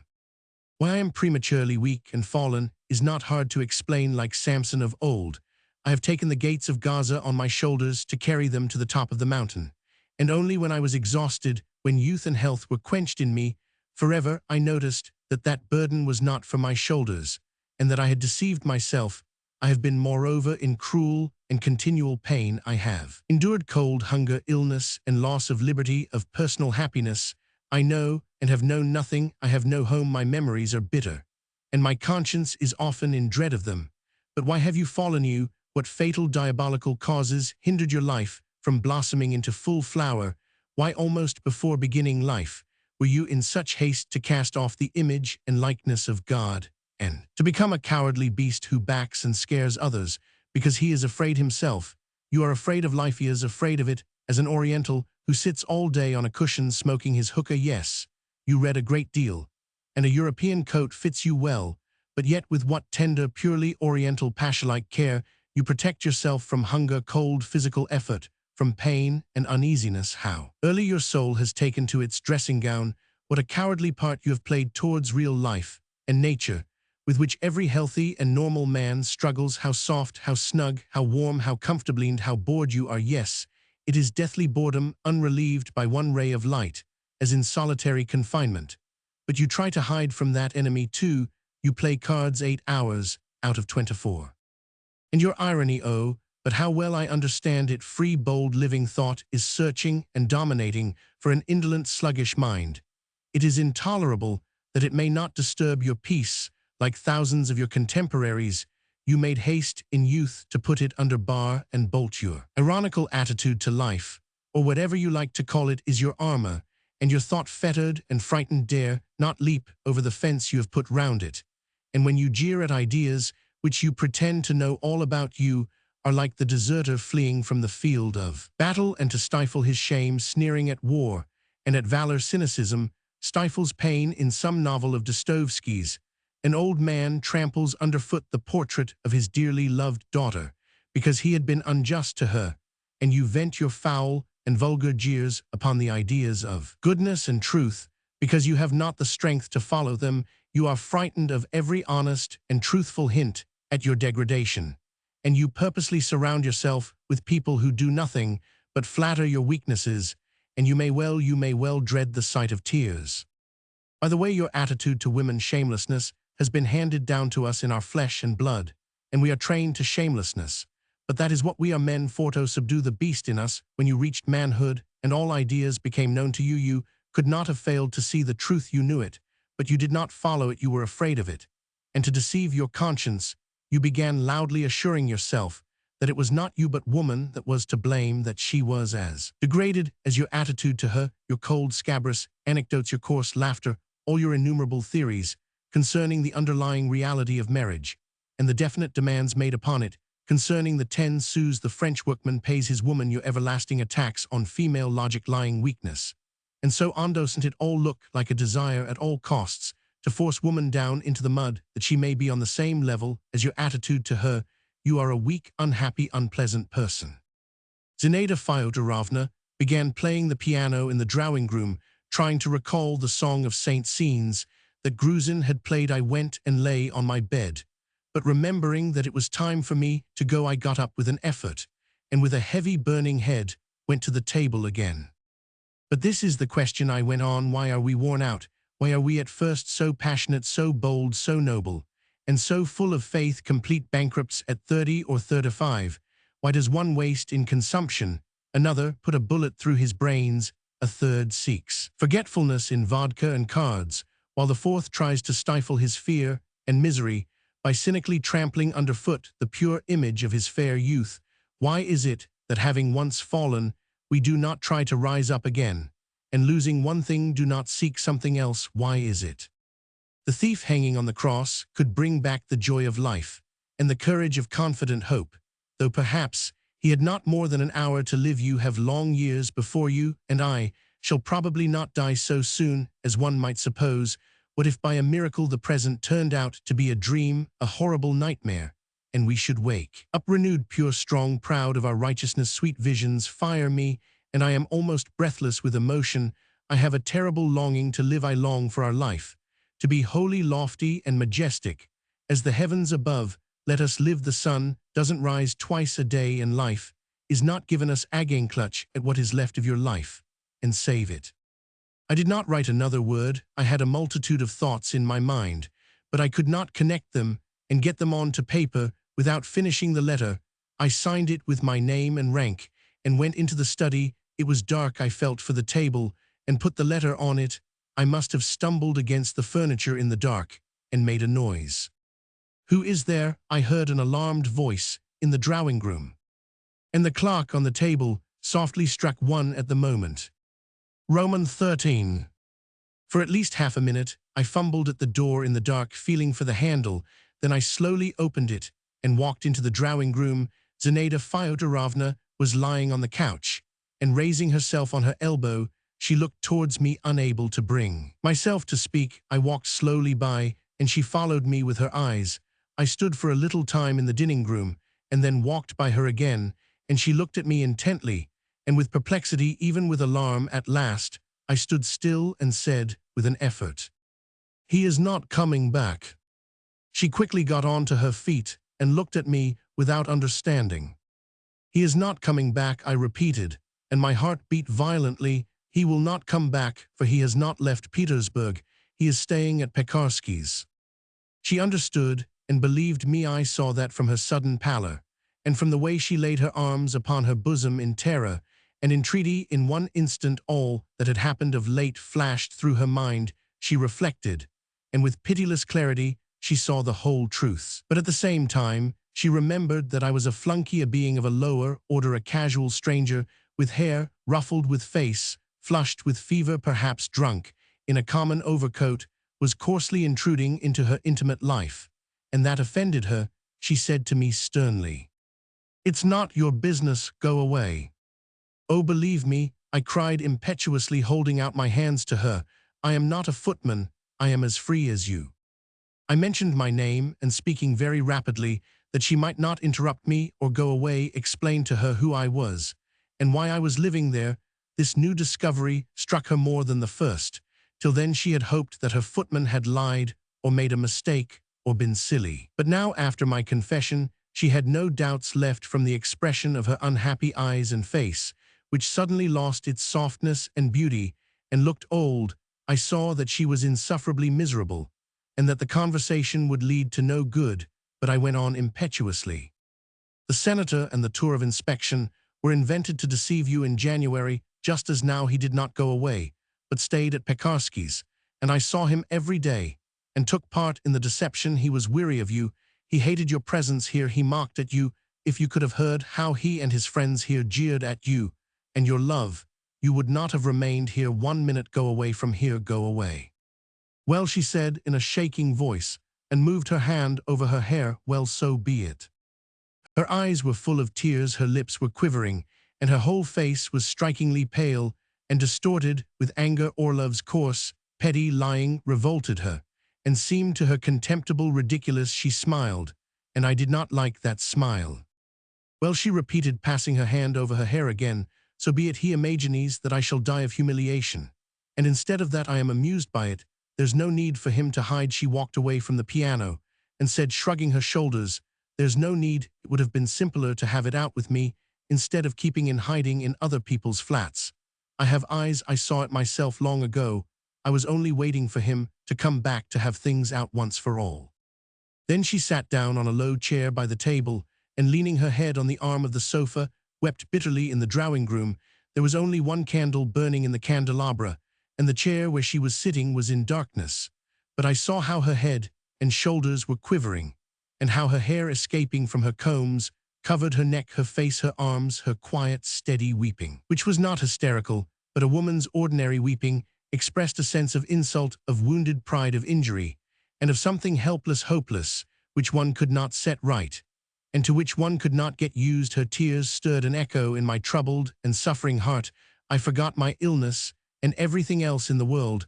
I walked about the drawing-room and muttered distractedly, "Is this life? Oh, one can't go on living like this, one can't. Oh, it's madness, wickedness, not life. What humiliation," she said through her tears, "to live together, to smile at me at the very time when I was burdensome to him, ridiculous in his eyes. Oh, how humiliating." She lifted up her head, and looking at me with tear-stained eyes through her hair wet with her tears, and pushing it back as it prevented her seeing me, she asked, "They laughed at me. To these men you were laughable, you and your love and Turgenev. They said your head was full of him, and if we both die at once in despair, that will amuse them too. They will make a funny anecdote of it, and tell it at your requiem service. But why talk of them?" I said impatiently. "We must get away from here. I cannot stay here 1 minute longer." She began crying again, while I walked to the piano and sat down. "What are we waiting for?" I asked dejectedly. "It's 2 o'clock." "I am not waiting for anything," she said. "I am utterly lost." "Why do you talk like that? We had better consider together what we are to do. Neither you nor I can stay here. Where do you intend to go?" Suddenly there was a ring at the bell. My heart stood still. Could it be Orlov, to whom perhaps Kukushkin had complained of me? How should we meet? I went to open the door. It was Polya. She came in shaking the snow off her pelisse, and went into her room without saying a word to me. When I went back to the drawing-room, Zinaida Fyodorovna, pale as death, was standing in the middle of the room, looking towards me with big eyes. "Who was it?" she asked softly. "Polya," I answered. She passed her hand over her hair and closed her eyes wearily. "I will go away at once," she said. "Will you be kind and take me to the Petersburg side? What time is it now?" 2:45. Roman 14. When a little afterwards we went out of the house, it was dark and deserted in the street. Wet snow was falling, and a damp wind lashed in one's face. I remember it was the beginning of March. A thaw had set in, and for some days past the cabmen had been driving on wheels. under the impression of the back stairs of the cold of the midnight darkness, and the porter in his sheepskin who had questioned us before letting us out of the gate, Zinaida Fyodorovna, was utterly cast down and dispirited when we got into the cab, and the hood was put up trembling all over. She began hurriedly saying how grateful she was to me. "I do not doubt your goodwill, but I am ashamed that you should be troubled," she muttered. "Oh, I understand, I understand. When Gruzin was here today, I felt that he was lying and concealing something. Well, so be it. But I am ashamed anyway that you should be troubled." She still had her doubts. To dispel them finally, I asked the cabman to drive through Sergievsky Street, stopping him at Pekarsky's door. I got out of the cab and rang. When the porter came to the door, I asked aloud, that Zinaida Fyodorovna might hear, whether Georgy Ivanitch was at home. "Yes," was the answer. "He came in half an hour ago. He must be in bed by now. What do you want?" Zinaida Fyodorovna could not refrain from putting her head out. "Has Georgy Ivanitch been staying here long?" she asked. "Going on for 3 weeks. And he's not been away?" "No," answered the porter, looking at me with surprise. "Tell him early tomorrow," I said, "that his sister has arrived from Warsaw. Goodbye."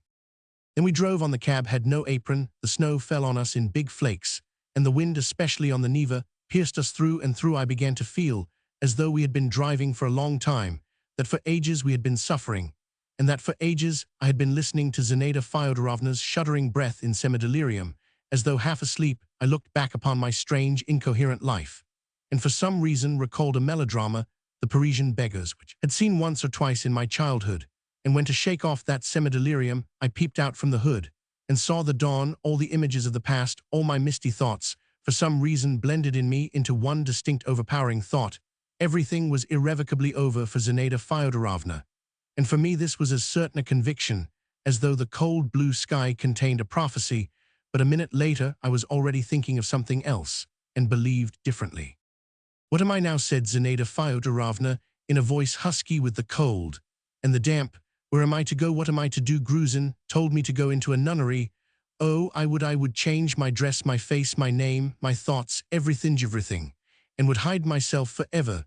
But they will not take me into a nunnery. I am with child." "We will go abroad together tomorrow," I said.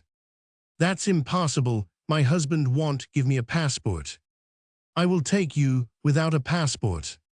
The cabman stopped at a wooden house of 2 stories, painted a dark color.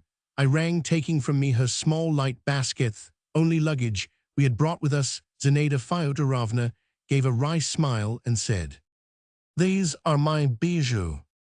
But she was so weak that she could not carry these bijoux. It was a long while before the door was opened. After the 3rd or 4th ring a light gleamed in the windows, and there was a sound of steps, coughing and whispering. At last the key grated in the lock, and a stout peasant woman with a frightened red face appeared at the door. Some distance behind her stood a thin little old woman with short grey hair, carrying a candle in her hand. Zinaida Fyodorovna ran into the passage and flung her arms round the old woman's. "Nina, I've been deceived," she sobbed loudly. "I've been coarsely, foully deceived, Nina."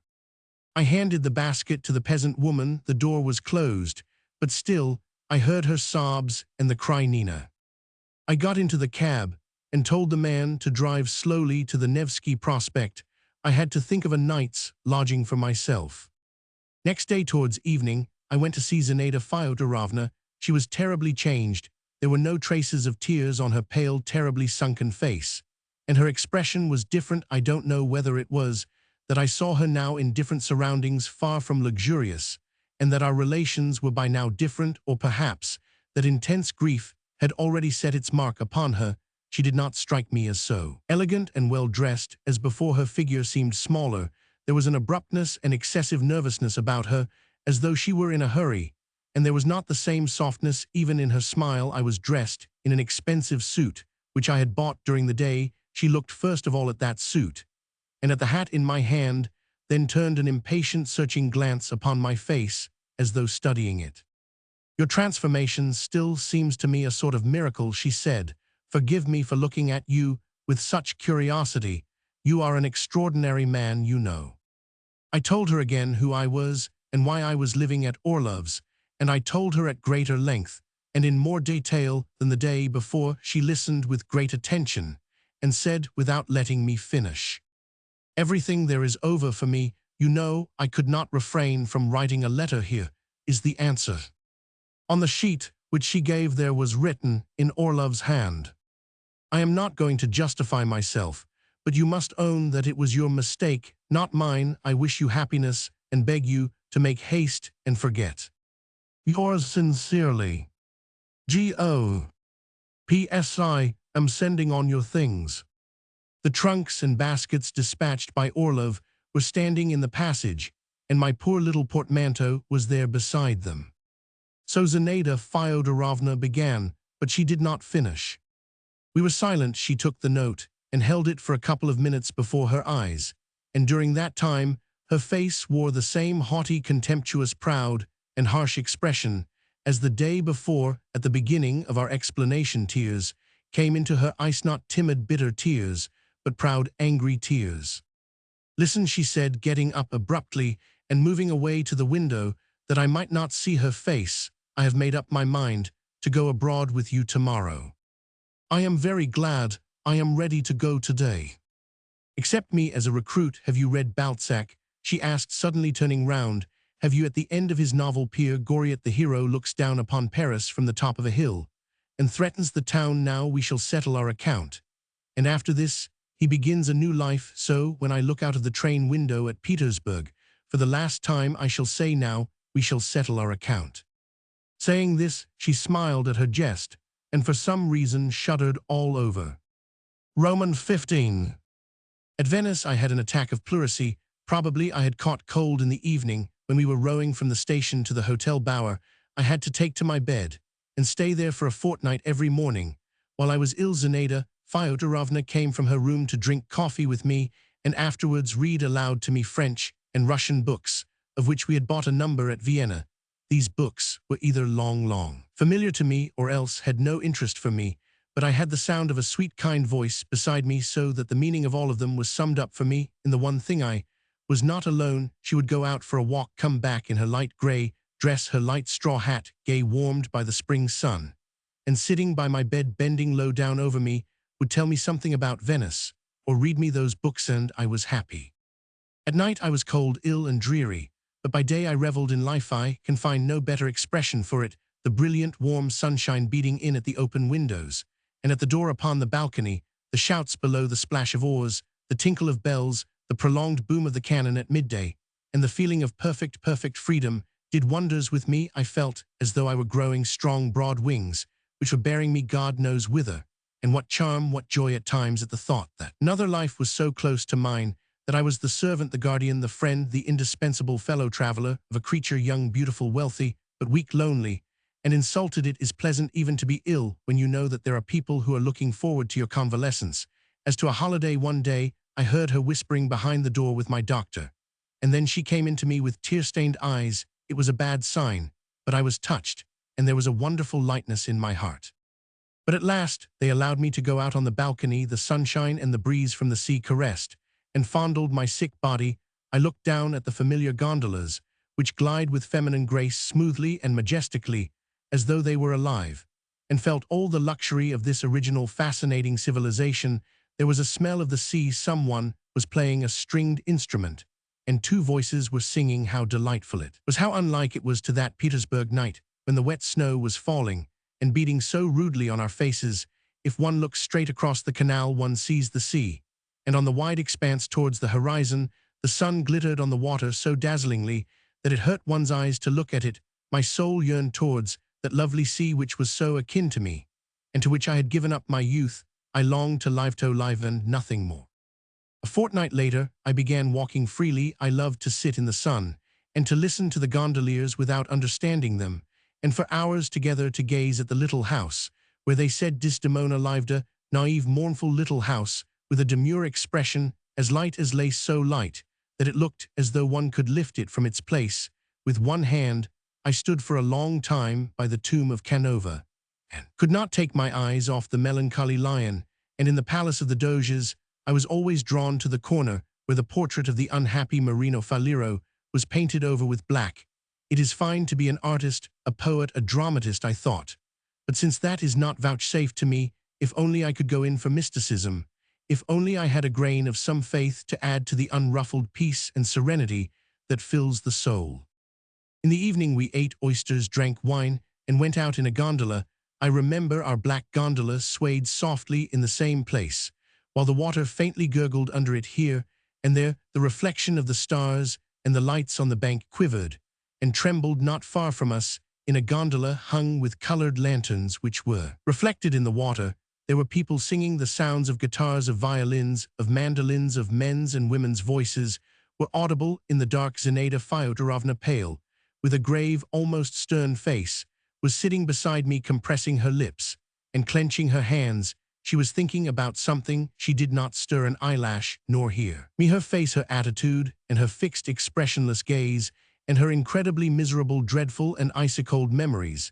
And around her the gondolas, the lights, the music, the song, with its vigorous, passionate cry of jam-o jam, had contrasts in life. When she sat like that with tightly clasped hands, stony, mournful, I used to feel as though we were both characters in some novel in the old-fashioned style, called The Ill-Fated, The Abandoned, or something of the sort. Both of us Sheth, ill-fated, the abandoned, and I, the faithful, devoted friend, the dreamer. And if you like it, a superfluous man, a failure capable of nothing but coughing and dreaming, and perhaps sacrificing myself. But who and what needed my sacrifices now, and what had I to sacrifice, indeed? When we came in the evening, we always drank tea in her room, and talked. We did not shrink from touching on old unhealed wounds. On the contrary, for some reason, I felt a positive pleasure in telling her about my life at Orlov's, or referring openly to relations which I knew and which could not have been concealed from me. At moments I hated you, I said to her, when he was capricious, condescending, told you lies. I marveled how it was you did not see, did not understand, when it was all so clear. You kissed his hands, you knelt to him, you flattered him. When I kissed his hands and knelt to him, I loved him, she said, blushing crimson. Can it have been so difficult to see through him? A fine sphinx, a sphinx indeed, a Kamarjunka. I reproach you for nothing, God forbid. I went on, feeling I was coarse, that I had not the tact, the delicacy, which are so essential when you have to do with a fellow creature's soul. In early days, before I knew her, I had not noticed this defect in myself. But how could you fail to see what he was? I went on, speaking more softly and more diffidently, however. You mean to say you despise my past, and you are right, she said, deeply stirred. You belong to a special class of men who cannot be judged by ordinary standards. Your moral requirements are exceptionally rigorous, and I understand you can't forgive things. I understand you, and if sometimes I say the opposite, it doesn't mean that I look at things differently from you. I speak the same old nonsense simply because I haven't had time yet to wear out my old clothes and prejudices. I too hate and despise my past and Orlov, and my love. What was that love? It's positively absurd now, she said, going to the window and looking down at the canal. All this love only clouds the conscience and confuses the mind. The meaning of life is to be found only in one thing: fighting to get one's heel on the vile head of the serpent, and to crush it. That's the meaning of life, in that alone, or in nothing. I told her long stories of my past and described my really astounding adventures, but of the change that had taken place in me, I did not say one word. She always listened to me with great attention, and at interesting places she rubbed her hands as though vexed that it had not yet been her lot to experience such adventures, such joys and terrors. Then she would suddenly fall to musing and retreat into herself, and I could see from her face that she was not attending to me. I closed the windows that looked out on the canal and asked whether we should not have the fire lighted. No, never mind, I am not cold, she said, smiling listlessly. I only feel weak. Do you know, I fancy I have grown much wiser lately. I have extraordinary original ideas now when I think of my past, of my life. Then people in general, in fact, it is all summed up for me in the image of my stepmother, coarse, insolent, soulless, false, depraved, and a morphiamaniac. To my father, who was feeble and weak-willed, married my mother for her money and drove her into consumption. But his second wife, my stepmother, he loved passionately, insanely. What I had to put up with, but what is the use of talking? And so, as I say, it is all summed up in her image, and it vexes me that my stepmother is dead. I should like to meet her now. Why? I don't know, she answered with a laugh and a graceful movement of her head. Good night. You must get well. As soon as you are well, take up our work. It's time to begin." After I had said good night and had my hand on the door handle, she said, "What do you think, is Polya still living there?" "Probably." And I went off to my room, so we spent a whole month one grey morning, when we both stood at my window looking at the clouds which were moving up from the sea and at the darkening canal, expecting every minute that it would pour with rain. And when a thick narrow streak of rain covered the sea as though with a muslin veil, we both felt suddenly dreary. The same day, we both set off for Florence. Romans 16. It was autumn at nice one morning. When I went into her room, she was sitting on a low chair bent together, and huddled up with her legs crossed, and her face hidden in her hands. She was weeping bitterly with sobs, and her long unbrushed hair fell on her knees. The impression of the exquisite, marvelous sea, which I had only just seen, and of which I wanted to tell her, left me all at once, and my heart ached. "What is it?" I asked. She took one hand from her face and motioned me to go away. "What is it?" I repeated, and for the first time during our acquaintance, I kissed her hand. "No, it's nothing, nothing," she said quickly. "Oh, it's nothing, nothing. Go away. You see, I am not dressed." I went out overwhelmed. The calm and serene mood in which I had been for so long was poisoned by compassion. I had a passionate longing to fall at her feet, to entreat her not to weep in solitude, but to share her grief with me, and the monotonous murmur of the sea already sounded a gloomy prophecy in my ears. And I foresaw fresh tears, fresh troubles, and fresh losses in the future. What is she crying about? What is it? I wondered, recalling her face and her agonized look. I remembered she was with child. She tried to conceal her condition from other people, and also from herself at home. She went about in a loose wrapper or in a blouse with extremely full folds over the bosom, and when she went out anywhere she laced herself in so tightly that on 2 occasions she fainted when we were out. She never spoke to me of her condition, and when I hinted that it might be as well to see a doctor, she flushed crimson and said not a word. When I went to see her next time, she was already dressed and had her hair done. There, I said, seeing that she was ready to cry again, "We had better go to the sea and have a talk." "I can't talk, forgive me. I am in the mood now when one wants to be alone. And if you please, Vladimir Ivanitch, another time you want to come into my room, be so good as to give a knock at the door." That "be so good" had a peculiar unfeminine sound. I went away. My accursed Petersburg mood came back, and all my dreams were crushed and crumpled up like leaves. By the heat I felt I was alone again, and there was no nearness between us. I was no more to her than that cobweb to that palm tree which hangs on it by chance, and which will be torn off and carried away by the wind. I walked about the square where the band was playing, went into the casino. There I looked at overdressed and heavily perfumed women, and every one of them glanced at me as though she would say, "You are alone, that's all right then." I went out on the terrace and looked for a long time at the sea. There was not one sail on the horizon. On the left bank, in the lilac-colored mist, there were mountains, gardens, towers, and houses. The sun was sparkling over it all, but it was all alien, indifferent, an incomprehensible tangle. Romans 17. She used, as before, to come into my room in the morning to coffee, but we no longer dined together. As she said, she was not hungry, and she lived only on coffee, tea, and various trifles, such as oranges and caramels. And we no longer had conversations in the evening. I don't know why it was like this. Ever since the day when I had found her in tears, she had treated me somehow lightly, at times casually, even ironically, and for some reason called me "my good sir." What had before seemed to her terrible, heroic, marvelous, and had stirred her envy and enthusiasm, did not touch her now at all. And usually, after listening to me, she stretched and said, "Yes, great things were done in days of yore, my good sir." It sometimes happened even that I did not see her for days together. I would knock timidly and guiltily at her door, and get no answer. I would knock again, still silence. I would stand near the door and listen. Then the chambermaid would pass and say coldly, "Madame est party." Then I would walk about the passages of the hotel walk, and walk English people, full-bosomed ladies, waiters in swallowtails.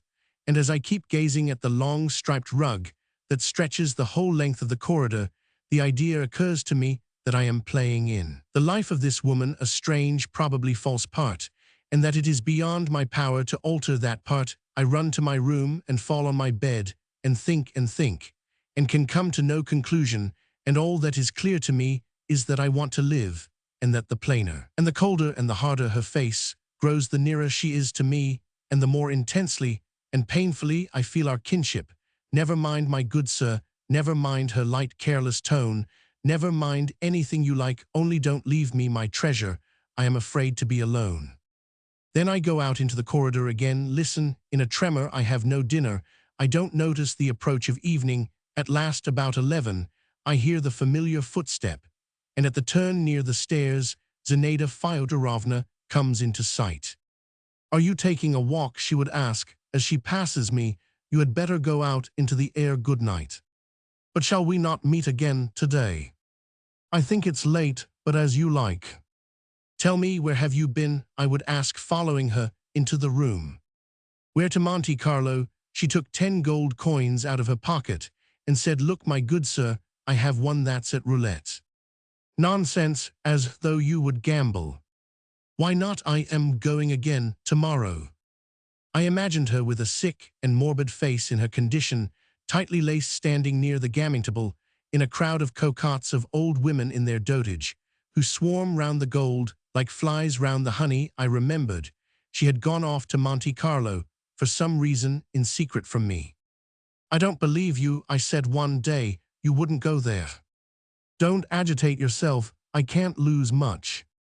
"It's not the question of what you lose," I said with annoyance. "Has it never occurred to you, while you were playing there, that the glitter of gold, all these women, young and old, the croupiers, all the surroundings, that it is all a vile, loathsome mockery at the toiler's labor, at his bloody sweat?" "If one doesn't play, what is one to do here?" she asked. "The toiler's labor and his bloody sweat, all that eloquence you can put off till another time. But now, since you have begun, let me go on. Let me ask you bluntly, what is there for me to do here, and what am I to do?" "What are you to do?" I said, shrugging my shoulders. "That's a question that can't be answered straight off." "I beg you to answer me honestly, Vladimir Ivanitch," she said, and her face looked angry. "Once I have brought myself to ask you this question, I am not going to listen to stock phrases. I am asking you," she went on, beating her hand on the table, as though marking time, "what ought I to do here, and not only here at Nice, but in general?" I did not speak, but looked out of window to the sea. My heart was beating terribly. "Vladimir Ivanitch," she said softly and breathlessly. It was hard for her to speak. "Vladimir Ivanitch, if you do not believe in the cause yourself, if you no longer think of going back to it, why did you drag me out of Petersburg? Why did you make me promises? Why did you rouse mad hopes? Your convictions have changed. You have become a different man, and nobody blames you, for either convictions are not always in our power. But Vladimir Ivanitch, for God's sake, why are you not sincere?" she went on softly, "coming up to me all these months, when I have been dreaming aloud, raving, going into raptures over my plans, remodeling my life on a new pattern. Why didn't you tell me the truth? Why were you silent, or encouraged me by your stories, and behaved as though you were in complete sympathy with me? Why was it necessary?" "It's difficult to acknowledge one's bankruptcy," I said, turning round, but not looking at her. "Yes, I have no faith. I am worn out. I have lost heart. It is difficult to be truthful, very difficult." And I held my tongue. "God forbid that anyone should have to go through what I have been through." I felt that I was on the point of tears and ceased speaking. "Vladimir Ivanitch," she said, and took me by both hands, "you have been through so much and seen so much of life. You know more than I do. Think seriously and tell me, what am I to do? Teach me, if you haven't the strength to go forward yourself and take others with you. At least show me where to go. After all, I am a living, feeling, thinking being. To sink into a false position, to play an absurd part, is painful to me. I don't reproach you. I don't blame you. I only ask you." Tea was brought in. "Well," said Zinaida Fyodorovna, giving me a glass, "what do you say to me?" "There is more light in the world than you see through your window," I answered, "and there are other people besides me, Zinaida Fyodorovna." "Then tell me who they are," she said eagerly. "That's all I ask of you." "And I want to say, too," I went on, "one can serve an idea in more than one calling. If one has made a mistake and lost faith in one may find another. The world of ideas is large and cannot be exhausted." "The world of ideas," she said, and she looked into my face sarcastically. "Then we had better leave off talking. What's the use?" She flushed. "The world of ideas," she repeated. She threw her dinner napkin aside, and an expression of indignation and contempt came into her face. All your fine ideas I see lead up to one inevitable essential step. I ought to become your mistress. That's what's wanted to be taken up with ideas, without being the mistress of an honorable progressive man, is as good as not understanding the ideas. One has to begin with that is with being your mistress, and the rest will come of itself. You are irritated, Zinaida Fyodorovna, I said. No, I am sincere, she cried, breathing hard. I am sincere. You are sincere, perhaps, but you are in error, and it hurts me to hear you. I am in error, she laughed. Anyone else might say that, but not you, my dear sir. I may seem to you indelicate, cruel, but I don't care. You love me, don't you? I shrugged my shoulders. Yes, shrug your shoulders, she went on sarcastically. When you were ill, I heard you in your delirium. And ever since, these adoring eyes, these sighs, and edifying conversations about friendship, about spiritual kinship. But the point is, why haven't you been sincere? Why have you concealed what is, and talked about what isn't? Had you said from the beginning what ideas exactly led you to drag me from Petersburg, I should have known. I should have poisoned myself then, as I meant to, and there would have been none of this tedious farce. But what's the use of talking? With a wave of the hand, she sat down. You speak to me as though you suspected me of dishonorable intentions, I said, offended. Oh, very well, what's the use of talking? I don't suspect you of intentions, but of having no intentions. If you had any, I should have known them by now. You had nothing but ideas and love for the present, ideas and love, and in prospect me as your mistress. That's in the order of things, both in life and in novels. Here you abused him, she said, and she slapped the table with her hand, but one can't help agreeing with him. He has good reasons for despising these ideas. He does not despise ideas, he is afraid of them, I cried. He is a coward and a liar. Oh, very well, he is a coward and a liar, and deceived me, and you excuse my frankness. What are you? He deceived me, and left me to take my chance in Petersburg, and you have deceived me, and abandoned me here, but he did not mix up ideas with his deceit, and you. For goodness sake, why are you saying this? I cried in horror, wringing my hands, and going up to her quickly. No, Zinaida Fyodorovna, this is cynicism. You must not be so despairing. Listen to me, I went on, catching at a thought which flashed dimly upon me, and which seemed to me might still save us both. Listen, I have passed through so many experiences in my time that my head goes round at the thought of them. And I have realized with my mind, with my racked soul, that man finds his true destiny in nothing if not in self-sacrificing love for his neighbor. It is towards that we must strive, and that is our destination, that is my faith. I wanted to go on to speak of mercy, of forgiveness, but there was an insincere note in my voice, and I was embarrassed. I want to live, I said genuinely, to live. I want peace, tranquility. I want warmth. I see. Here too have you near. Oh, how I wish I could rouse in you the same thirst for life. You spoke just now of love, but it would be enough for me to have you near, to hear your voice, to watch the look in your face. She flushed crimson, and to hinder my speaking, said quickly, you love life, and I hate it so. Our ways lie apart. She poured herself out some tea, but did not touch it. Went into the bedroom and lay down. I imagine it is better to cut short this conversation, she said to me. From within, everything is over for me, and I want nothing. What more is there to say? No, it's not all over. Oh, very well, I know, I am sick of it. That's enough. I got up, took a turn from one end of the room to the other, and went out into the corridor. When late at night, I went to her door and listened. I distinctly heard her crying. Next morning, the waiter handing me my clothes informed me with a smile that the lady in number 13 was confined. I dressed somehow, and almost fainting with terror, ran to Zinaida Fyodorovna. In her room, I found a doctor, a midwife, and an elderly Russian lady from Kharkov called Darya Milhailovna. There was a smell of ether. I had scarcely crossed the threshold when from the room where she was lying I heard a low plaintive moan, and as though it had been wafted me by the wind from Russia, I thought of Orlov, his irony, Polya, the Neva, the drifting snow. Then the cab without an apron, the prediction I had read in the cold morning sky, and the despairing cry, Nina, Nina. Go in to her, said the lady. I went in to see Zinaida Fyodorovna, feeling as though I were the father of the child. She was lying with her eyes closed, looking thin and pale, wearing a white cap edged with lace. I remember There were two expressions on her face, one called indifferent apathetic, the other a look of childish helplessness given her by the white cap. She did not hear me come in, or heard perhaps, but did not pay attention. I stood, looked at her, and waited. But her face was contorted with pain. She opened her eyes and gazed at the ceiling as though wondering what was happening to her. There was a look of loathing on her face. "It's horrible," she whispered. "Zinaida Fyodorovna," I spoke her name softly. She looked at me indifferently, listlessly, and closed her eyes. I stood there a little while, then went away. At night Darya Mihailovna informed me that the child, a girl, was born, but that the mother was in a dangerous condition. Then I heard noise and bustle in the passage. Darya Mihailovna came to me again, and with a face of despair wringing her hands said, "Oh, this is awful. The doctor suspects that she has taken poison. Oh, how badly Russians do behave here."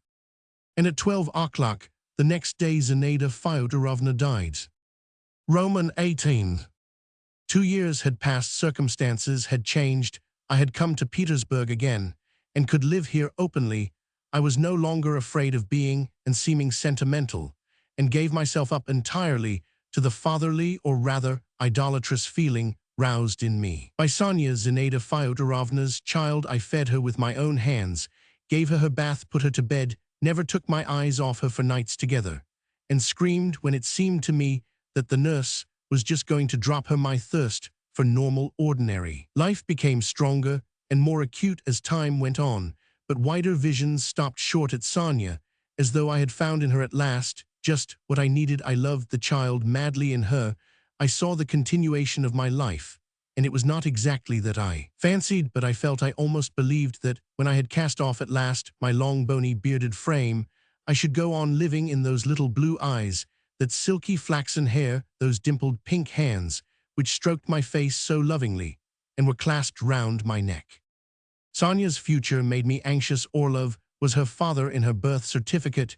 She was called Krasnovsky, and the only person who knew of her existence and took interest in her, that is, it was at death's door. I had to think about her seriously. The day after I arrived in Petersburg, I went to see Orlov. The door was opened to me by a stout old fellow with red whiskers and no mustache, who looked like a German parlier, who was tidying the drawing-room. Did not recognize me, but Orlov knew me at once. "Ah, Mr. Revolutionist," he said, looking at me with curiosity and laughing, "what fate has brought you?" He was not changed in the least. The same well-groomed, unpleasant face, the same irony, and a new book was lying on the table, just as of old, with an ivory paper knife thrust in it. He had evidently been reading before I came in. He made me sit down, offered me a cigar, and with a delicacy only found in well-bred people, concealing the unpleasant feeling aroused by my face and my wasted figure, observed casually that I was not in the least changed, and that he would have known me anywhere, in spite of my having grown a beard. We talked of the weather of Paris, to dispose, as quickly as possible, of the oppressive, inevitable question which weighed upon him and me. He asked, "Zinaida Fyodorovna is dead?" "Yes," I answered. "In childbirth?" "Yes, in childbirth. The doctor suspected another cause of death, but it is more comforting for you and for me to think that she died in childbirth." He sighed decorously and was silent. The angel of silence passed over us, as they say. "Yes, and here everything is as it used to be. No changes," he said briskly, seeing that I was looking about the room. "My father, as you know, has left the service, and is living in retirement. I am still in the same department. Do you remember Pekarsky? He is just the same as ever. Gruzin died of diphtheria a year ago. Kukushkin is alive, and often speaks of you. By the way," said Orlov, dropping his eyes with an air of reserve, "when Kukushkin heard who you were, he began telling everyone you had attacked him and tried to murder him, and that he only just escaped with his life." I did not speak. "Old servants do not forget their masters. It's very nice of you," said Orlov jocosely. "Will you have some wine and some coffee, though I will tell them to make some?" "No, thank you. I have come to see you about a very important matter, Georgy Ivanitch." "I am not very fond of important matters, but I shall be glad to be of service to you. What do you want?" You see, I began growing agitated. I have here with me Zinaida Fyodorovna's daughter. Hitherto I have brought her up. But as you see, before many days, I shall be an empty sound.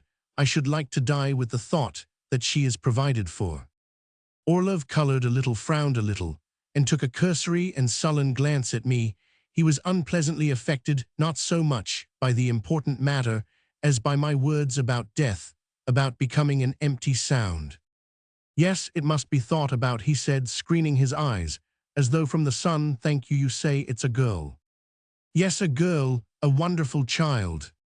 "Yes, of course, it's not a lapdog, but a human being. I understand. We must consider it seriously.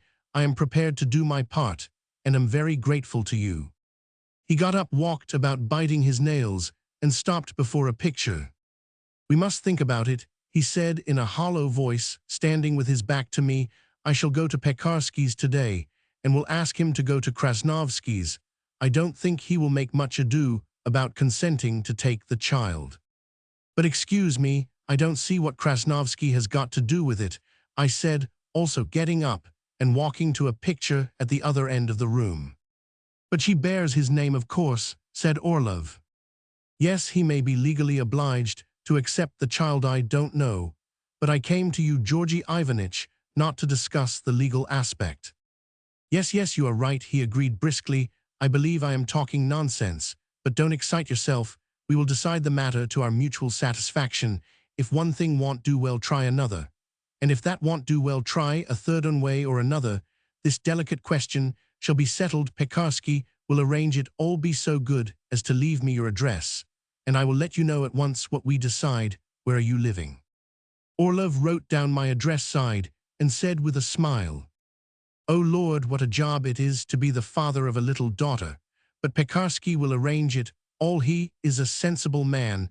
Did you stay long in Paris?" 2 months. We were silent. Orlov was evidently afraid I should begin talking of the child again, and to turn my attention in another direction said, "You have probably forgotten your letter by now, but I have kept it. I understand your mood at the time, and I must own I respect that letter. Damnable cold-blood Asiatic course, laughed at, was charming and characteristic."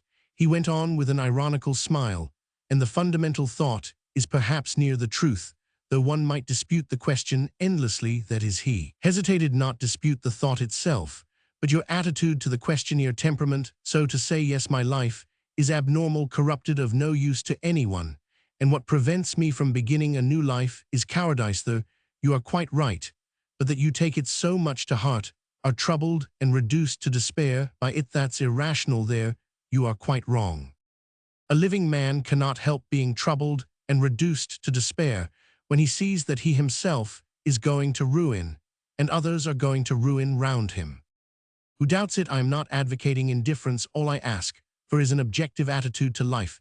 The more objective, the less danger of falling into error. One must look into the root of things, and try to see in every phenomenon a cause of all the other causes. We have grown feeble, slack, degraded. In fact, our generation is entirely composed of neurasthenics and whimperers. We do nothing but talk of fatigue and exhaustion. But the fault is neither yours nor mine. We are of too little consequence to affect destiny of a whole generation. We must suppose for that larger, more general causes with a solid raison d'etre. From the biological point of view, we are neurasthenics, flabby renegades. But perhaps it's necessary and of service for generations that will come after us. Not one hair falls from the head without the will of the Heavenly Father. In other words, nothing happens by chance in nature, and in human environment everything has its cause and is inevitable. And if so, why should we worry and write despairing letters?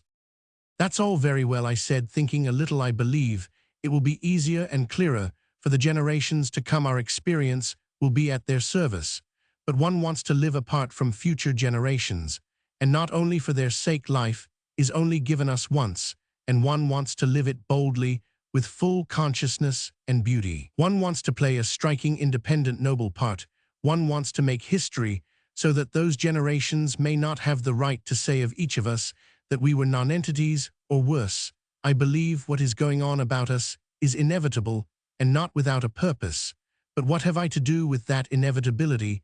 Why should my ego be lost? Well, there's no help for it, sighed Orlov, getting up and as it were giving me to understand that our conversation was over. I took my hat. We've only been sitting here half an hour, and how many questions we have settled, when you come to think of it, said Orlov, seeing me into the hall. So I will see to that matter. I will see Pekarsky today, don't be uneasy. He stood waiting while I put on my coat, and was obviously relieved at the feeling that I was going away. Georgy Ivanitch, give me back my letter, I said. Certainly. He went to his study, and a minute later returned with the letter. I thanked him and went away.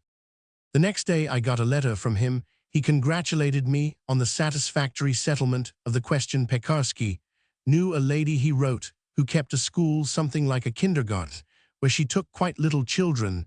The lady could be entirely depended upon, but before concluding anything with her, it would be as well to discuss the matter with Krasnovsky. It was a matter of form. He advised me to see Pekarsky at once, and to take the birth certificate with me if I had it, rest assured of the sincere respect and devotion of your humble servant. I read this letter, and Sonia sat on the table and gazed at me attentively without blinking, as though she knew her fate was being decided. The husband. In the course of the maneuvers, the N Cavalry Regiment halted for a night at the district town of K. Such an event, as the visit of officers, always has the most exciting and inspiring effect on the inhabitants of provincial towns.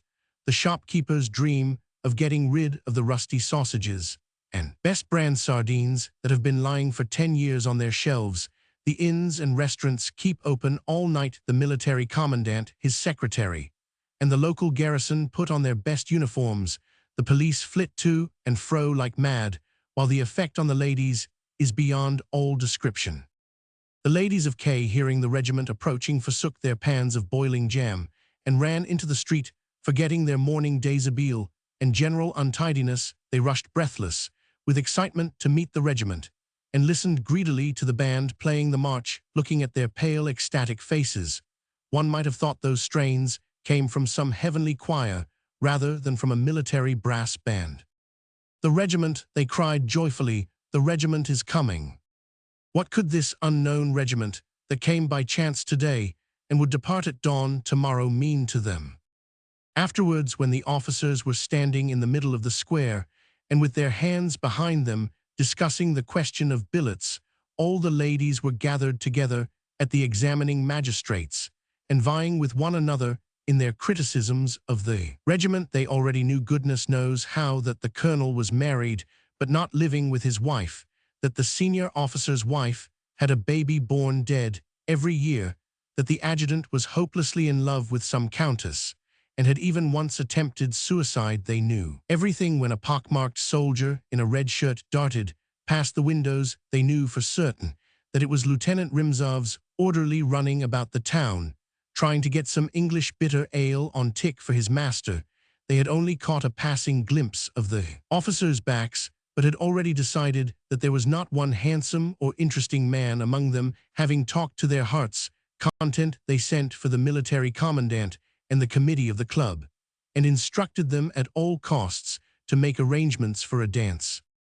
Their wishes were carried out. At 9 o'clock in the evening, the military band was playing in the street before the club, while in the club itself, the officers were dancing with the ladies of K. The ladies felt as though they were on wings. Intoxicated by the dancing, the music, and the clank of spurs, they threw themselves heart and soul into making the acquaintance of their new partners, and quite forgot their old civilian friends there. Fathers and husbands, forced temporarily into the background, crowded round the meager refreshment table in the entrance hall. All these government cashiers, secretaries, clerks, and superintendents, stale, sickly-looking, clumsy figurettes, were perfectly well aware of their inferiority. They did not even enter the ballroom, but contented themselves with watching their wives and daughters in the distance, dancing with the accomplished and graceful officers. Among the husbands was Shalikov, the tax collector, a narrow, spiteful soul, given to drink, with a big, closely cropped head and thick, protruding lips. He had had a university education. There had been a time when he used to read progressive literature and sing student songs, but now, as he said of himself, he was a tax collector and nothing more. He stood leaning against the doorpost, his eyes fixed on his wife, Anna Pavlovna, a little brunette of 30 with a long nose and a pointed chin tightly laced with her face, carefully powdered. She danced without pausing for breath-danced till she was ready to drop exhausted. But though she was exhausted in body, her spirit was inexhaustible. One could see, as she danced, that her thoughts were with the past, that faraway past, when she used to dance at the college for young ladies dreaming of a life of luxury and gaiety, and never doubting that her husband was to be a prince, or at the worst, a baron. The tax collector watched, scowling with spite. It was not jealousy he was feeling. He was ill-humor at first, because the room was taken up with dancing, and there was nowhere he could play a game of cards. Secondly, because he could not endure the sound of wind instruments. And thirdly, because he fancied the officers treated the civilians somewhat too casually and disdainfully.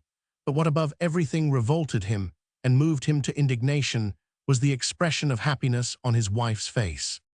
"It makes me sick to look at her," he muttered, "going on for 40 and nothing to boast of at any time, and she must powder her face and lace herself up, and frizzing her hair, flirting and making faces and fancying she's doing the thing in style. Hooray, a pretty figure, upon my soul." Anna Pavlovna was so lost in the dance that she did not once glance at her husband. "Of course not. Where do we poor country bumpkins come in?" sneered the tax collector. "We are at a discount now. We're clumsy seals, unpolished provincial bears. And she's the queen of the ball. She has kept enough of her looks to please even officers. They'd not object to making love to her, I dare say." During the mazurka, the tax collector's face twitched with spite. A black-haired officer with prominent eyes and Tartar cheekbones danced the mazurka with Anna Pavlovna, assuming a stern expression. He worked his legs with gravity and feeling, and so crooked his knees that he looked like a jackadandy pulled by strings, while Anna Pavlovna, pale and thrilled, bending her figure languidly and turning her eyes up, tried to look as though she scarcely touched the floor, and evidently felt herself that she was not on earth, not at the local club, but somewhere far, far away in the clouds. Not only her face, but her whole figure was expressive of beatitude. The tax collector could endure it no longer. He felt a desire to jeer at that beatitude, to make Anna Pavlovna feel that she had forgotten herself, that life was by no means so delightful as she fancied now in her excitement. "You wait, it'll teach you to smile so blissfully," he muttered. "You are not a boarding school, miss. You are not a girl. An old fright ought to realize she is a fright." Petty feelings of envy, vexation, wounded vanity of that small provincial misanthropy, engendered in petty officials by vodka, and a sedentary life swarmed in his heart like mice waiting for the end of the mazurka. He went into the hall and walked up to his wife. Anna Pavlovna was sitting with her partner and flirting her fan, and coquettishly dropping her eyelids, was describing how she used to dance in Petersburg. Her lips were pursed up like a rosebud, and she pronounced "at home" in Petersburg. "Anyuta, let us go home," croaked the tax collector. Seeing her husband standing before her, Anna Pavlovna started, as though recalling the fact that she had a husband. Then she flushed all over. She felt ashamed that she had such a sickly-looking, ill-humored, ordinary husband. "Let us go home," repeated the tax collector. "Why, it's quite early." "I beg you to come home," said the tax collector deliberately, with a spiteful expression. "Why, has anything happened?" Anna Pavlovna asked in a flutter. "Nothing has happened, but I wish you to go home at once. I wish it, that's enough, and without further talk, please." Anna Pavlovna was not afraid of her husband, but she felt ashamed on account of her partner, who was looking at her husband with surprise and amusement. She got up and moved a little apart with her husband. "What notion is this?" she began. "Why go home? Why, it's not 11 o'clock. I wish it, and that's enough. Come along, and that's all about it. Don't be silly. Go home alone, if you want to." "All right then, I shall make a scene." The tax collector saw the look of beatitude gradually vanish from his wife's face, saw how ashamed and miserable she was, and he felt a little happier. "Why do you want me at once?" asked his wife. "I don't want you, but I wish you to be at home. I wish it, that's all." At first Anna Pavlovna refused to hear of it. Then she began entreating her husband to let her stay just another half hour. Then, without knowing why, she began to apologize, to protest, all in a whisper, with a smile, that the spectators might not suspect that she was having a tiff with her husband. she began assuring him she would not stay long, only another 10 minutes, only 5 minutes. But the tax collector stuck obstinately to his point. "Stay if you like," he said, "but it'll make a scene if you do." And as she talked to her husband, Anna Pavlovna looked thinner, older, plainer, pale, biting her lips, and almost crying. She went out to the entry and began putting on her things. "You are not going?" asked the ladies in surprise. "Anna Pavlovna, you are not going, dear?" "Her head aches," said the tax collector for his wife. Coming out of the club, the husband and wife walked all the way home. In silence, the tax collector walked behind his wife, and watching her downcast, sorrowful, humiliated little figure, he recalled the look of beatitude which had so irritated him at the club, and the consciousness that the beatitude was gone filled his soul with triumph. He was pleased and satisfied, and at the same time he felt the lack of something. He would have liked to go back to the club and make everyone feel dreary and miserable, so that all might know how stale and worthless life is when you walk along the streets in the dark and hear the slush of the mud under your feet, and when you know that you will wake up next morning with nothing to look forward to but vodka and cards. Oh, how awful it is. And Anna Pavlovna could scarcely walk. She was still under the influence of the dancing, the music, the talk, the lights, and the noise. She asked herself, as she walked along, why God had thus afflicted her. She felt miserable, insulted, and choking with hate. As she listened to her husband's heavy footsteps, she was silent, trying to think of the most offensive, biting, and venomous word she could hurl at her husband. And at the same time, she was fully aware that no word could penetrate her tax collector's hide. What did he care for words? Her bitterest enemy could not have contrived for her a more helpless position. And meanwhile the band was playing, and the darkness was full of the most rousing, intoxicating dancer tunes.